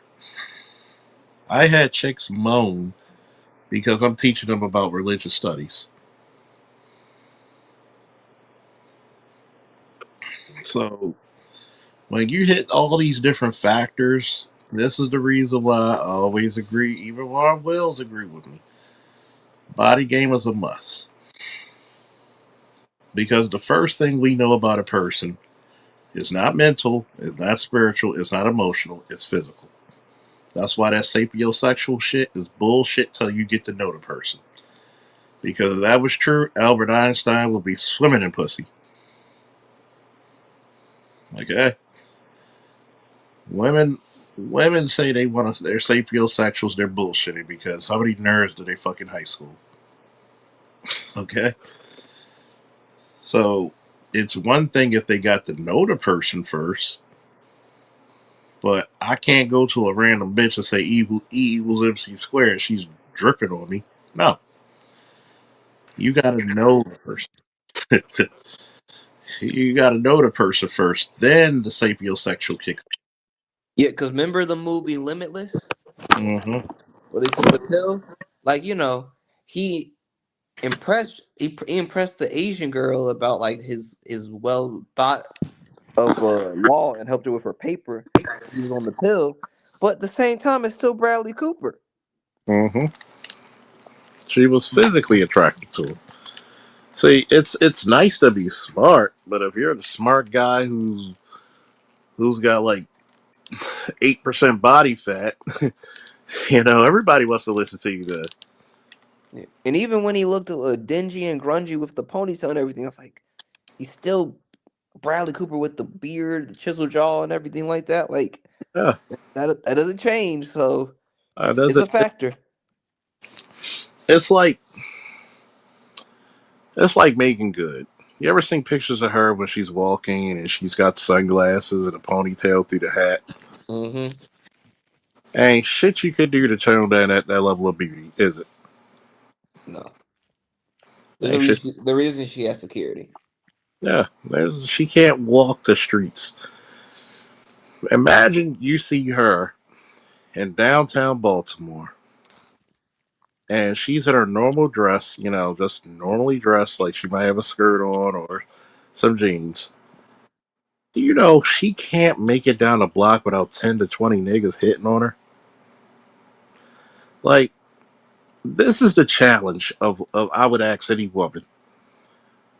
Have you ever been considered traffic stopping beautiful? Actually, crazy enough, Charles. Like, I'm gonna send you this chick. Like, she's a childhood friend. Literally, she be in the thumbnails for Red Pill content. Mm-hmm. That's how beautiful she is. She'll be in the thumbnails of like Steph is cold and then other people, and I was like, oh, I know that chick. Yep.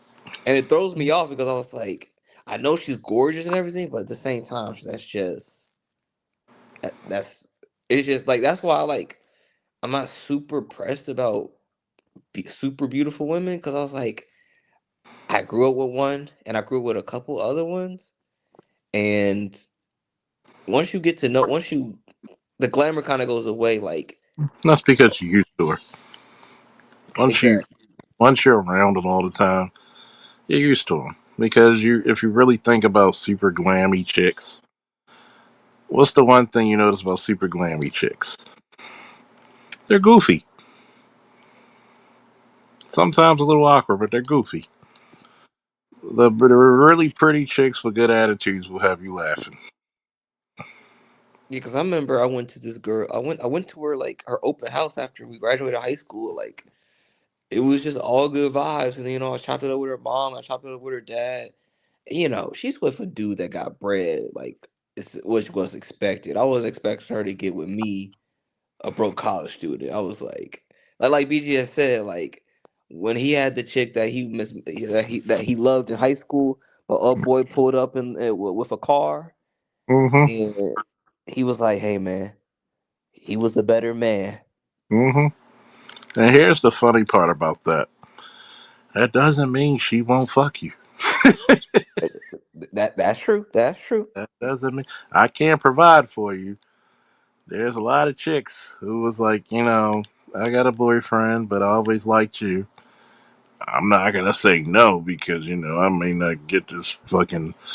I may never get this position again, but Because generally, like, I don't like to deal with chicks that are like in relationships because it's just messy, and also I'm putting my life on the line to mhm, a certain extent. But certain chicks, I will say, I was like, when will I get this chance ever again? that's And I why. was like, I was like, I know how to keep my mouth shut. Yep. That's why sometimes some of the chicks I was like, you know what? I got a relationship. Oh man, well my wife, huh? I'm married to a woman. Aren't you a woman? Okay, I'm gonna shut my mouth now. And you know, that's why I'm not a first time felon. I'm a repeat offender. So when females trust you, that's a different status of oh oh wow yeah um yeah. And the fucked up part about it is that a lot of people when we come out in these happenings, you find out very quickly. You see where you are in life, and I think it's very interesting for a lot of women out there when the field is hit upon them. It's like if you're a six in the military, which is a male dominated field, that means you're pretty much an Army 8 compared to people who are in the outside world where it's high competitivism. Notice when you're in places where there's more women, what happens? They compete more.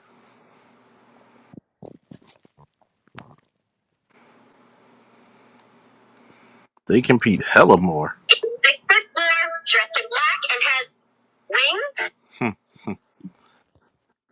I think that's the part where a lot of people don't get it. Is that what happens when the women have to compete more? Oh, you're the best. I tell people think about it like when you had WCW and WWF, the Monday Night Wars. Those are some of the best times you had wrestling. So that being said, you're gonna get the person, the viewer or the consumer is gonna get the best out of the whole thing. So that's why you're in this place where those women are trying to compete. And those women are trying to compete because they're like, wait a minute. And don't think they're not doing their research on you. That's one thing. How many of them know? How many of them know your degree? A good amount of them. How many of them have them? The one that's in the nightlife, she's in school right now. That's why she's trying to get that money. Um, the first one, she went to college. I know she went to college, but I don't know if she completed it. The one with the freckles, the Philly shorty.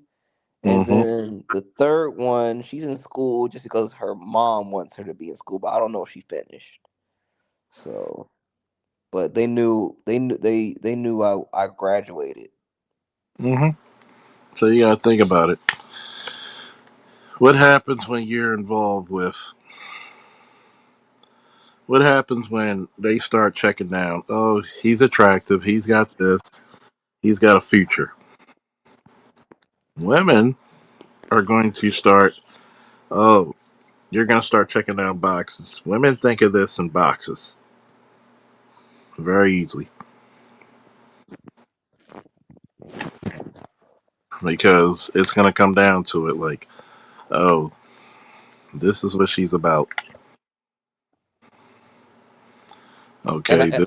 and I sent you the girl that's like that I grew up with in the IG DMs too. Hmm,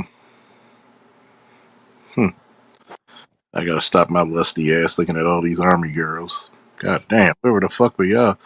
Okay, even though I did have a couple of, I didn't mess with too many chicks in the military. I'll admit that. But No Barrack bunnies for you. uh, she bad. She bad though. Hmm. Well, I messed with this one Air Force chick around my 21st birthday. Helped her drunk friend get into her apartment, and she had hers. Hey, you want to come to mine? I'm like, sure. I'm drunk. And the next thing you know, I'm sitting on her bed. Come to find out, she was a highly talented basketball player in college. I got a type, man. I got athletic girls all around. But I used to call her little AI. She was so good, it was not fair for her to play with girls. She had to play with men. And I went down to the gym because, I'm a lift. Now, if we were wrestling, if they had the mats out, I'd do it anyway. But I saw her playing against dudes, and she crossed this one dude. Oh my God. I told everybody, get the fucking crutches out. Get the fucking crutches out. Ooh, boy. She is a fine motherfucker. Yeah, you got a type. But,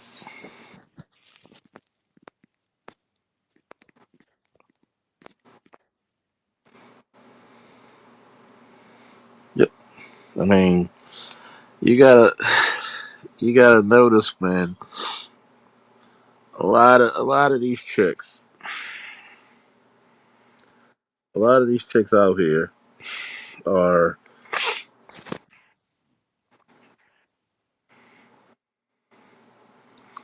are gonna be very interesting in the next few months.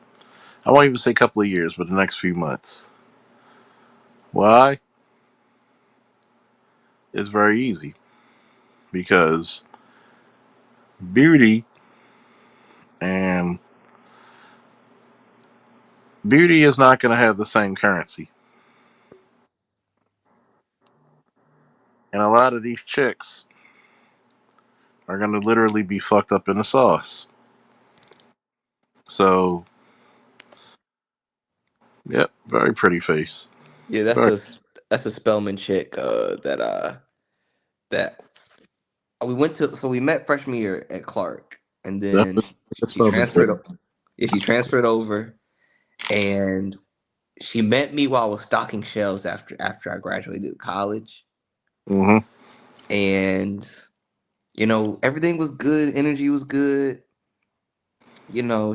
She had a job at a school, and we chopped it up a little bit. She hit the last thing I heard from her. I'll let you know. Yep. If you're making a six-figure job, guess what? She'd already let you know. All Star God said, Charles, you need a Patreon for all your exploits and escapades. I swear to God, I do, man. I The swear folk to the folk tale. the Salk Tales. Woo. I mean, I am a low key guy when people really get to know me. I'm like, I I try mean, to. you're an archive of information. I'm a low key guy when people get to know me.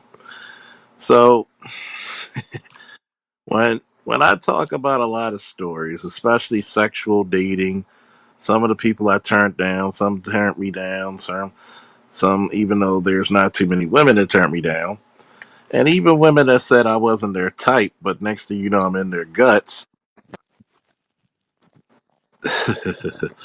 It's funnier because you look at it and other women be like, he's not my type, but you see me with prettier women than them. They be like, girl, you don't even know what you're missing. That guy is a hell of a dude. And what's funny, OG, is that when a chick either like ghosts you or something like that, or like doesn't give you the time of day, they'll still follow you on social media and like be in your stories or like Hmm. your stuff. Like me and my homeboy talked about it. It's like it's weird. Like it's like they're kind of keeping us at bay. Like, hey, maybe break glass just in case type of deal. Yeah, because you gotta understand, women always want a backup plan. Now, is it worth being a backup plan? What do I get Hell out of it? no. It depends. What do I get out of it? Mm. Now, is she gonna add something to my life? Who knows? Who knows? Now, am I against that? Depends. Depends. I look at it and I'll be like, yo, we gotta look at things to say, hey, I need something out of this gift. If a chick can put me on with something, or she's cooking, or she offers some type of emotional, physical, monetary capability, we can go. But if you're just being a baby mama, just for the hell of it, nah, nah. Because it's not the first time I've seen a baby mama with a pretty face. You gotta come with more. Yeah, I've seen a couple, and I was like, then you see the kid, and I was like, ah, too bad, too bad. And when you literally see where, when you literally see that there are some people in this world who, unfortunately, don't know what they want out of life and they treat themselves as this woman's my better half. What the fuck makes you think she's my better half? I, I had to remind one of my homeboys years ago. You know she's my better half. I said, well, last time I checked, she's living in a house that you're paying the mortgage. You upgraded her too.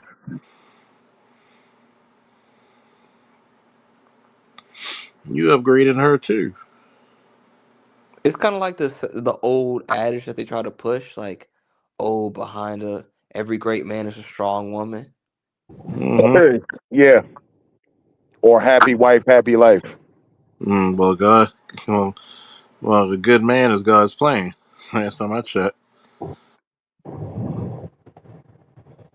So when we look at these shits tenfold, I look at people all the time and say, yeah, how is it that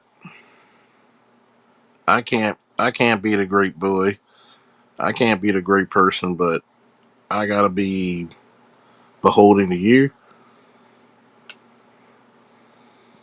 Nah, nah. Yeah, see, that's and that's what I be saying about the whole money thing as it pertains to relationships, because it's like people keep saying, well, you get the money and then she could be on your program, and I'm like, what gives you that impression? Exactly. What gives you Tom the Brady, impression just Will because you got Smith, money, well, she's gonna bow down? Oh, yes, yes, my king. Like, no, the fuck they don't. No. Will Smith. Who else? Who else? Who else? What's the one that just recently happened? But just off those two situations, those dudes had multi millions. It's just an old way of thinking. It's an old, outdated way of thinking. Like, that shit don't apply no more, dude. Like, It doesn't matter what you do. Like the moment she's ready to go, she's gone. There's nothing you can do about it. Mm-hmm. So all this happy wife shit, and you know what I mean, and it's like they push this narrative like you can't do anything without a woman. Yeah. It's like, what the fuck do she do? Like, if you're telling the man it's my job to go make all the money, well, then what the fuck I need you for? Yeah. Let's think about this, right? I could literally be homeless, right? And because of my status as a vet, I will never be homeless. How powerful is that? What's up, Zulu? It How gives much you a level. It gives you a level of freedom. I can think about this. You know how many chicks I've dated or talked to through the years who have debt, who have debt. I mean, especially being that you near the DC area too. Hmm. How many chicks they got debt from their fucking college? Rose. Being married to a vet, a lot of your fucking debt will actually go away.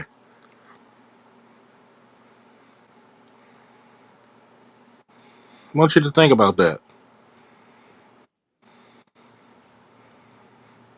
Think about that.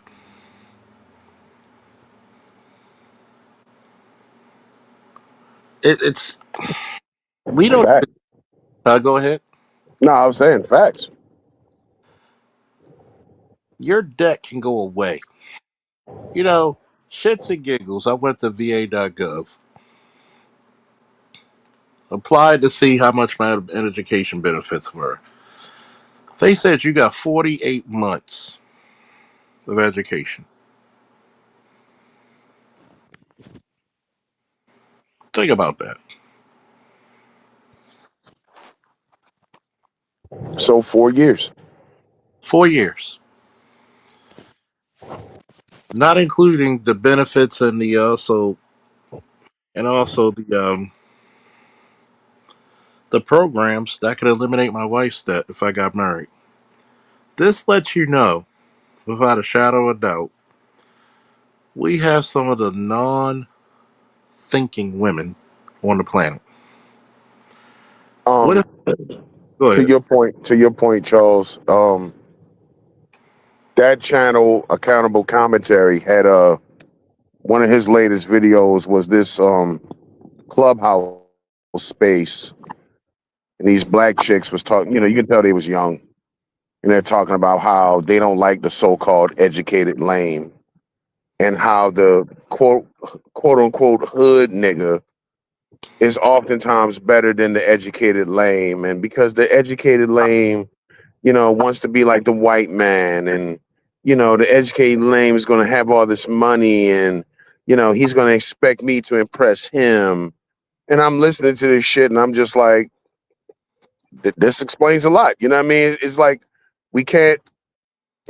I wasn't shocked listening to it, but it's like the mental gymnastics they go through Mm-hmm.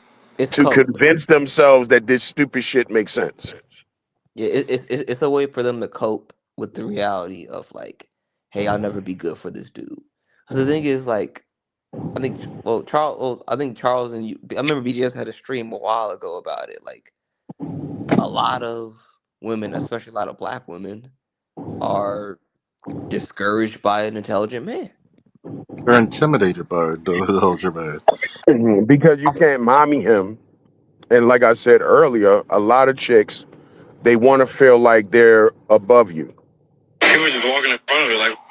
So see, when it comes to the so-called hood nigga, the first argument y'all get into, that she's gonna call you all kind of dusty and broke and ain't shit niggas and all that. She Mm-hmm. can't really play that game with the guy that got his shit together and he's making good money, even though that's what they bitch about. Oh, these niggas is broke.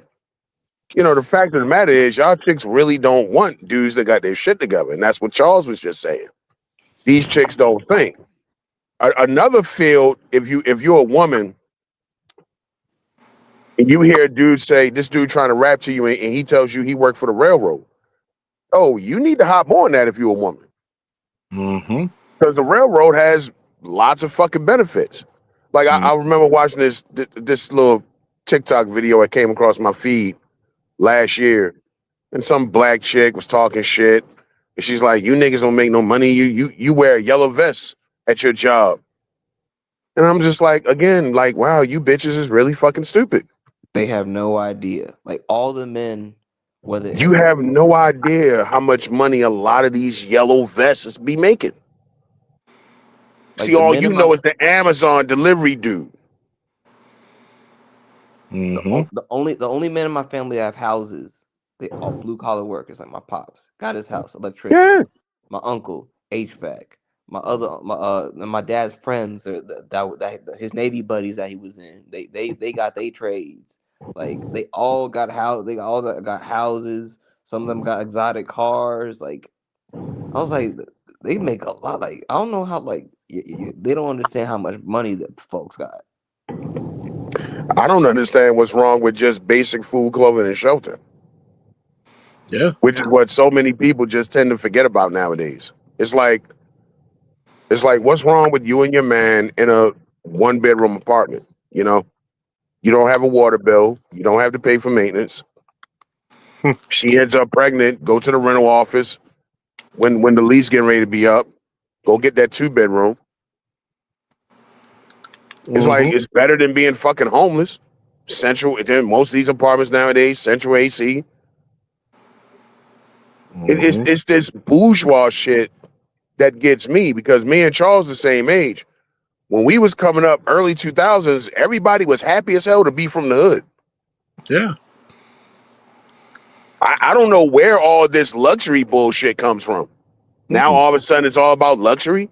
Like, yo, shorty, your mother was talking about thug life in 2001. And she Yeah. wanted a thug. She wanted a nigga that looked like DMX. That's She what your wa- mama was saying. your mama was fucking the Wu-Tang Clan. Your mama was the just like the song say, the project chick, I need a hood rat chick and all that. That was your mama in 2001. So Mm-hmm. where does the luxury shit comes from? Now all of a sudden it's fucking Louis Vuitton and Birkin and shit. Like who who the It's fuck y'all think y'all fooling? it's due to marketing and hyper commercialization. Um, um, it's Dude, like so. listen, It's like I like Ferraris. Probably never gonna own one. Yeah. yeah, yeah. Cause You like got Charles, like remember when the cartoon boom with all the ads with there was a whole situation, there was a civil lawsuit about the ads with all the toys and everything like that. that was the 80s. Yeah, so they pretty much used that same model and just brought it to the mainstream with general merchandise. Yeah. But You got again, it's stupid because how do you plan on getting that with the hood nigga? So you know what they really mean when they saying that? They saying a drug dealer. Okay. mm-hmm. Or a scammer. Or scammer. Like you're probably better off with the scammer. Cause I keep telling people this shit. This ain't 1988 no more, okay? I don't care what city you in. Most of these dudes on the block ain't got no fucking money. I don't care what they say. Yeah, All right. Like you probably better off fentanyl with the destroyed the scammer dope dude. game. But okay, so you know what I mean? She wants the drug dealer, and you know, because the drug dealer has money and all this shit. Like Shorty, that nigga can't sign his name to nothing. No. He has no credit, no proof of income. He can't go get a car. He can't put his name on a rental application. Like, do you hear yourself? Yeah. And this is who you're gonna bust it open to? You're gonna bust it wide open for this dude who needs somebody else to sign for everything in his life. You know what made me feel better? I was like, what made me feel better in life is like when dudes will try to say like, oh, you ain't got no hoes. I was like, man, have you seen these hoes baby daddies? They're bums. Yeah. It's nothing to be proud about. Yeah, they're bums. Straight like that. They're bums. I want you to think about this. Even with some of my exes, I ex, and shout out to my one ex who called BGS VHS. Probably one of the realest females I can have conversations with, but I gotta be me. I had to tell her the truth. Shorty, you were not looking for a Charles Faulkner Jr. when you were 20. You were looking for the hood dude. She even had to admit, why didn't you marry your first baby daddy? You married the second guy, your son's father. You know what? In the typical Baltimorean fashion, you know what she said? When her oldest daughter was 2 and the youngest one was an infant, the police kicked in the door. Baby's crying. Scared, everybody scared out their mind.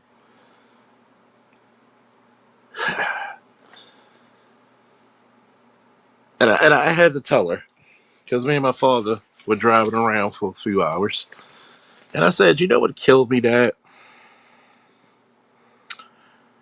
If I was in any other demographic, I'd be a catch. I'd be a catch. I literally get a check for the rest of my life and it's only going to increase. When I get 100% disability, I'm showing my entire black ass off. Okay? That being said, I love black women, I love black people, but this is what make me sick of you. You are the worst, and I mean worst, pickers of men.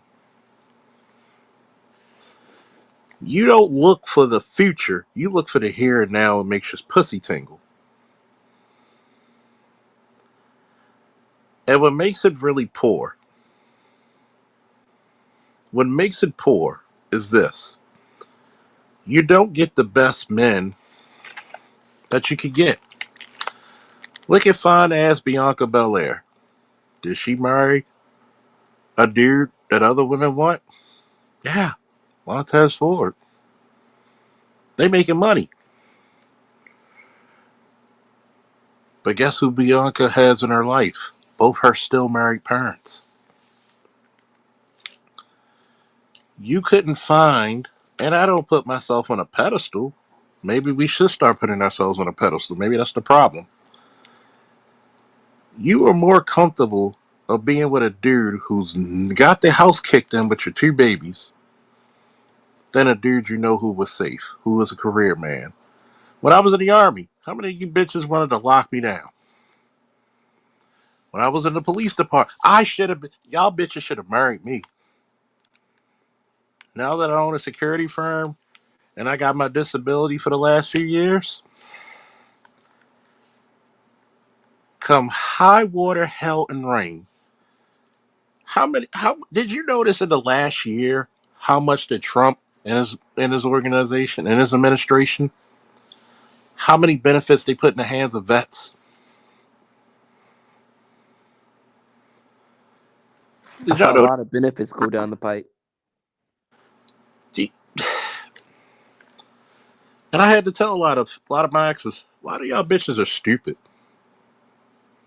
And I met you when you had no kids, 1 kid. But here's the craziness of it. You didn't take the time to say, hey,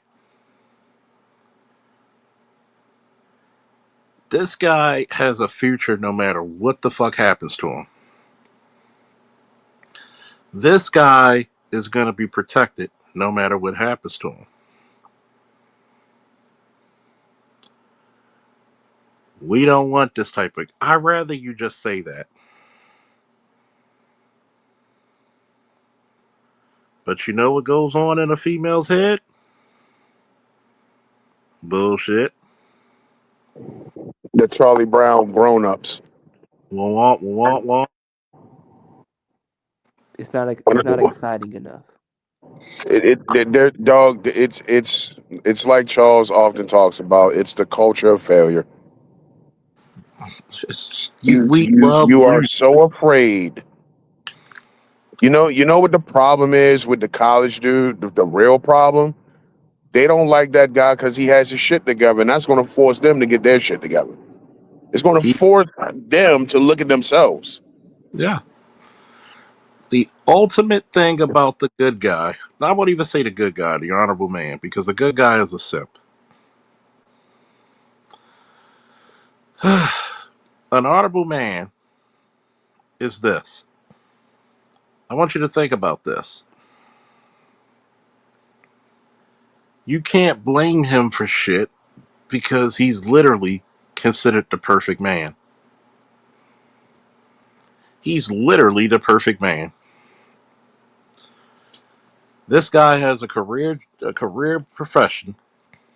He has a degree. He has a trade. He's got veterans benefits. He's got whatever going for him. You can't tell him what he's doing wrong. He's in shape. He's every time you walk down the street, bitches will fight you over that nigga. But what's the first thing we fail at? You look at that man and say, I need that man when I'm done having my fun. With kids in tow. Kids in tow, debt in tow, 50, 60, 70 extra pounds in tow. Walls obliterated in tow. If she has any more, I don't even think Trump could build those bitches. I mean, the fucking audacity. The fucking audacity.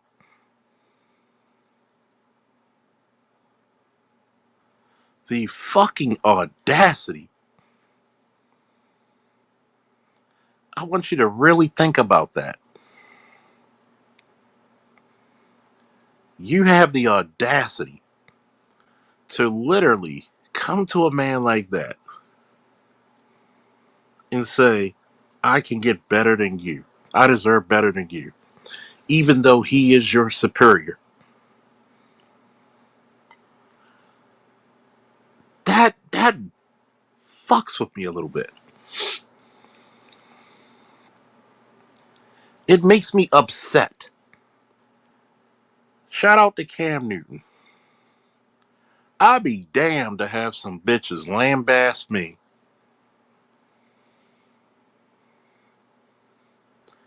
who I'm better than. There is nothing, and I mean nothing, on this God given earth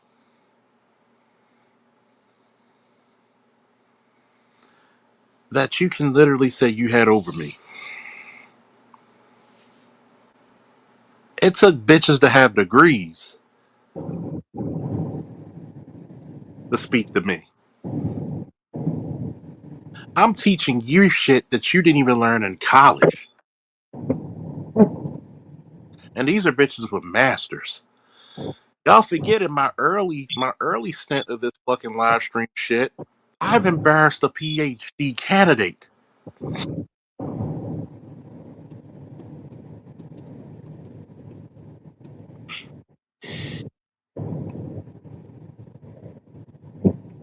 They need to feel superior. It's the low self esteem. It's so many layers to it. It's the low self esteem.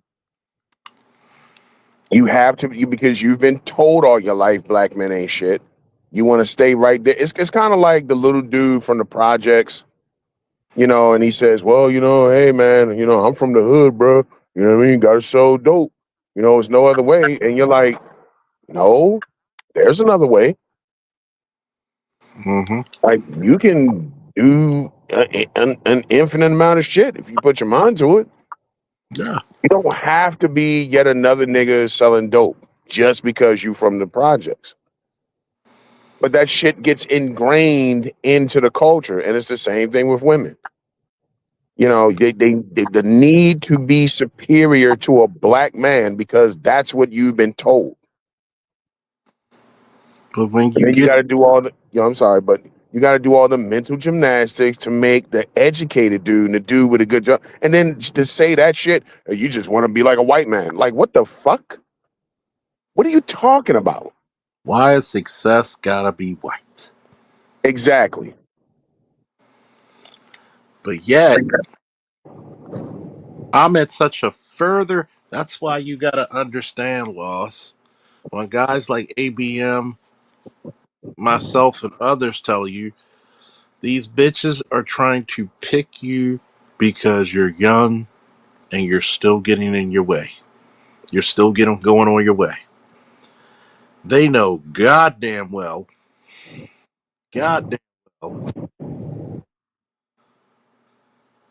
and the craziness of it all is this: they don't know how to endear themselves to you. So the only goddamn thing they know is some hood shit.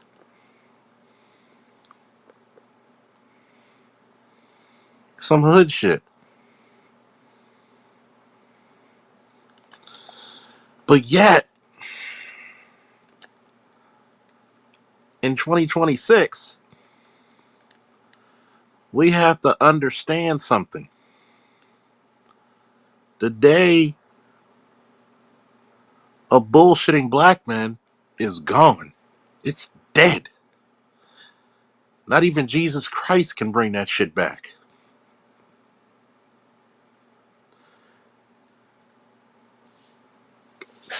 Shout out to the master teacher Sandog.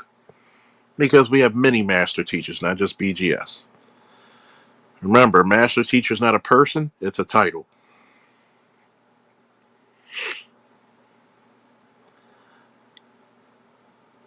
And he said it best. Sometimes you gotta listen to these broads, and when they're saying, I want this, I want that, why don't you want it for yourself, black man? Why don't you get the big house for yourself? The nice car for yourself?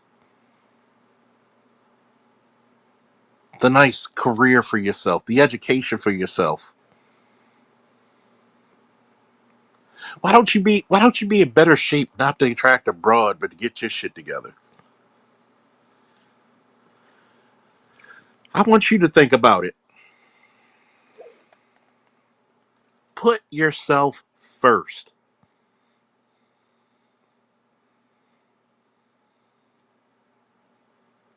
Put yourself first. If a broad calls you ugly, say thank you. But your friends don't.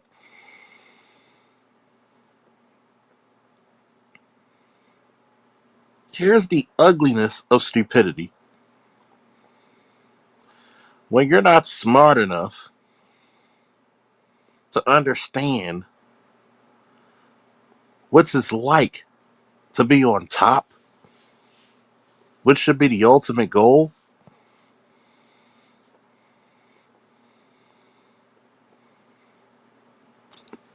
you're going to always scrap for the bottom. You're going to always scrap for the bottom.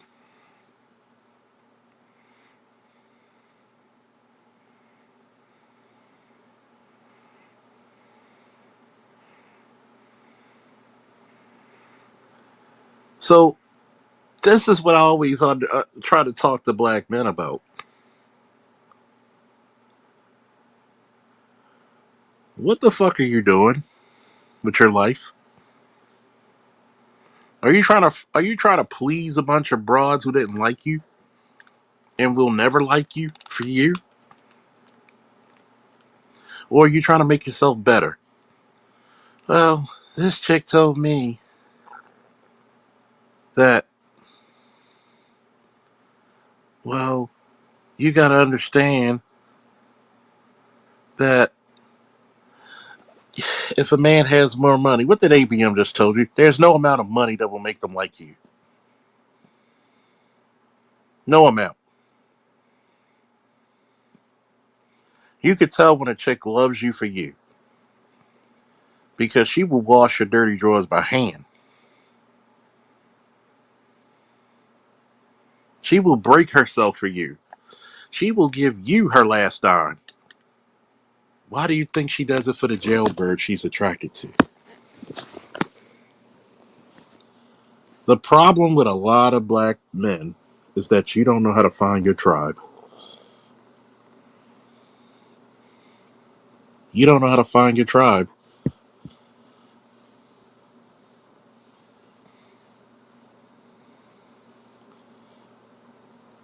You don't know how to find your tribe.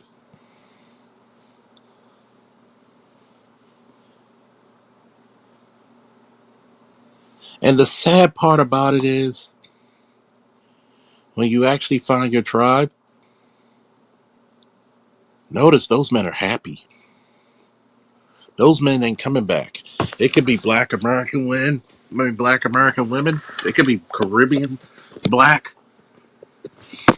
Russian black, Brazilian black.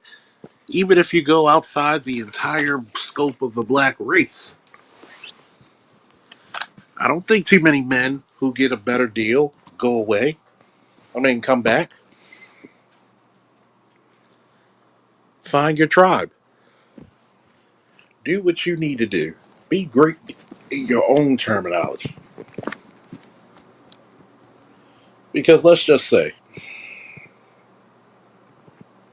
at the end of the day, you waste more time worrying about insignificant motherfuckers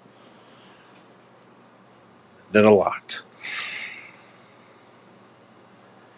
And the saddest part is this.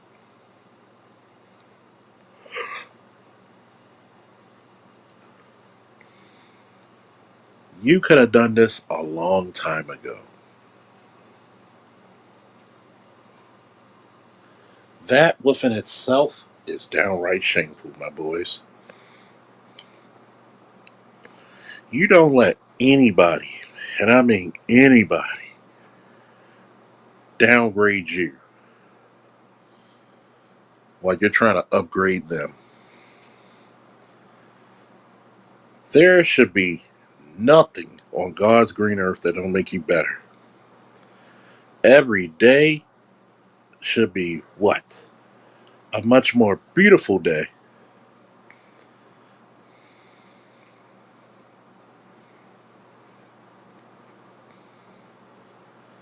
So if you're not doing that, your purpose is for naught. Think about this. You want better outcomes? Then Lord knows you better put yourself in better situations.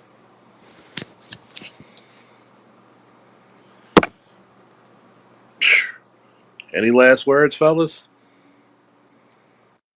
Nah, man, good show. I appreciate it. How would you think about the hypocrites?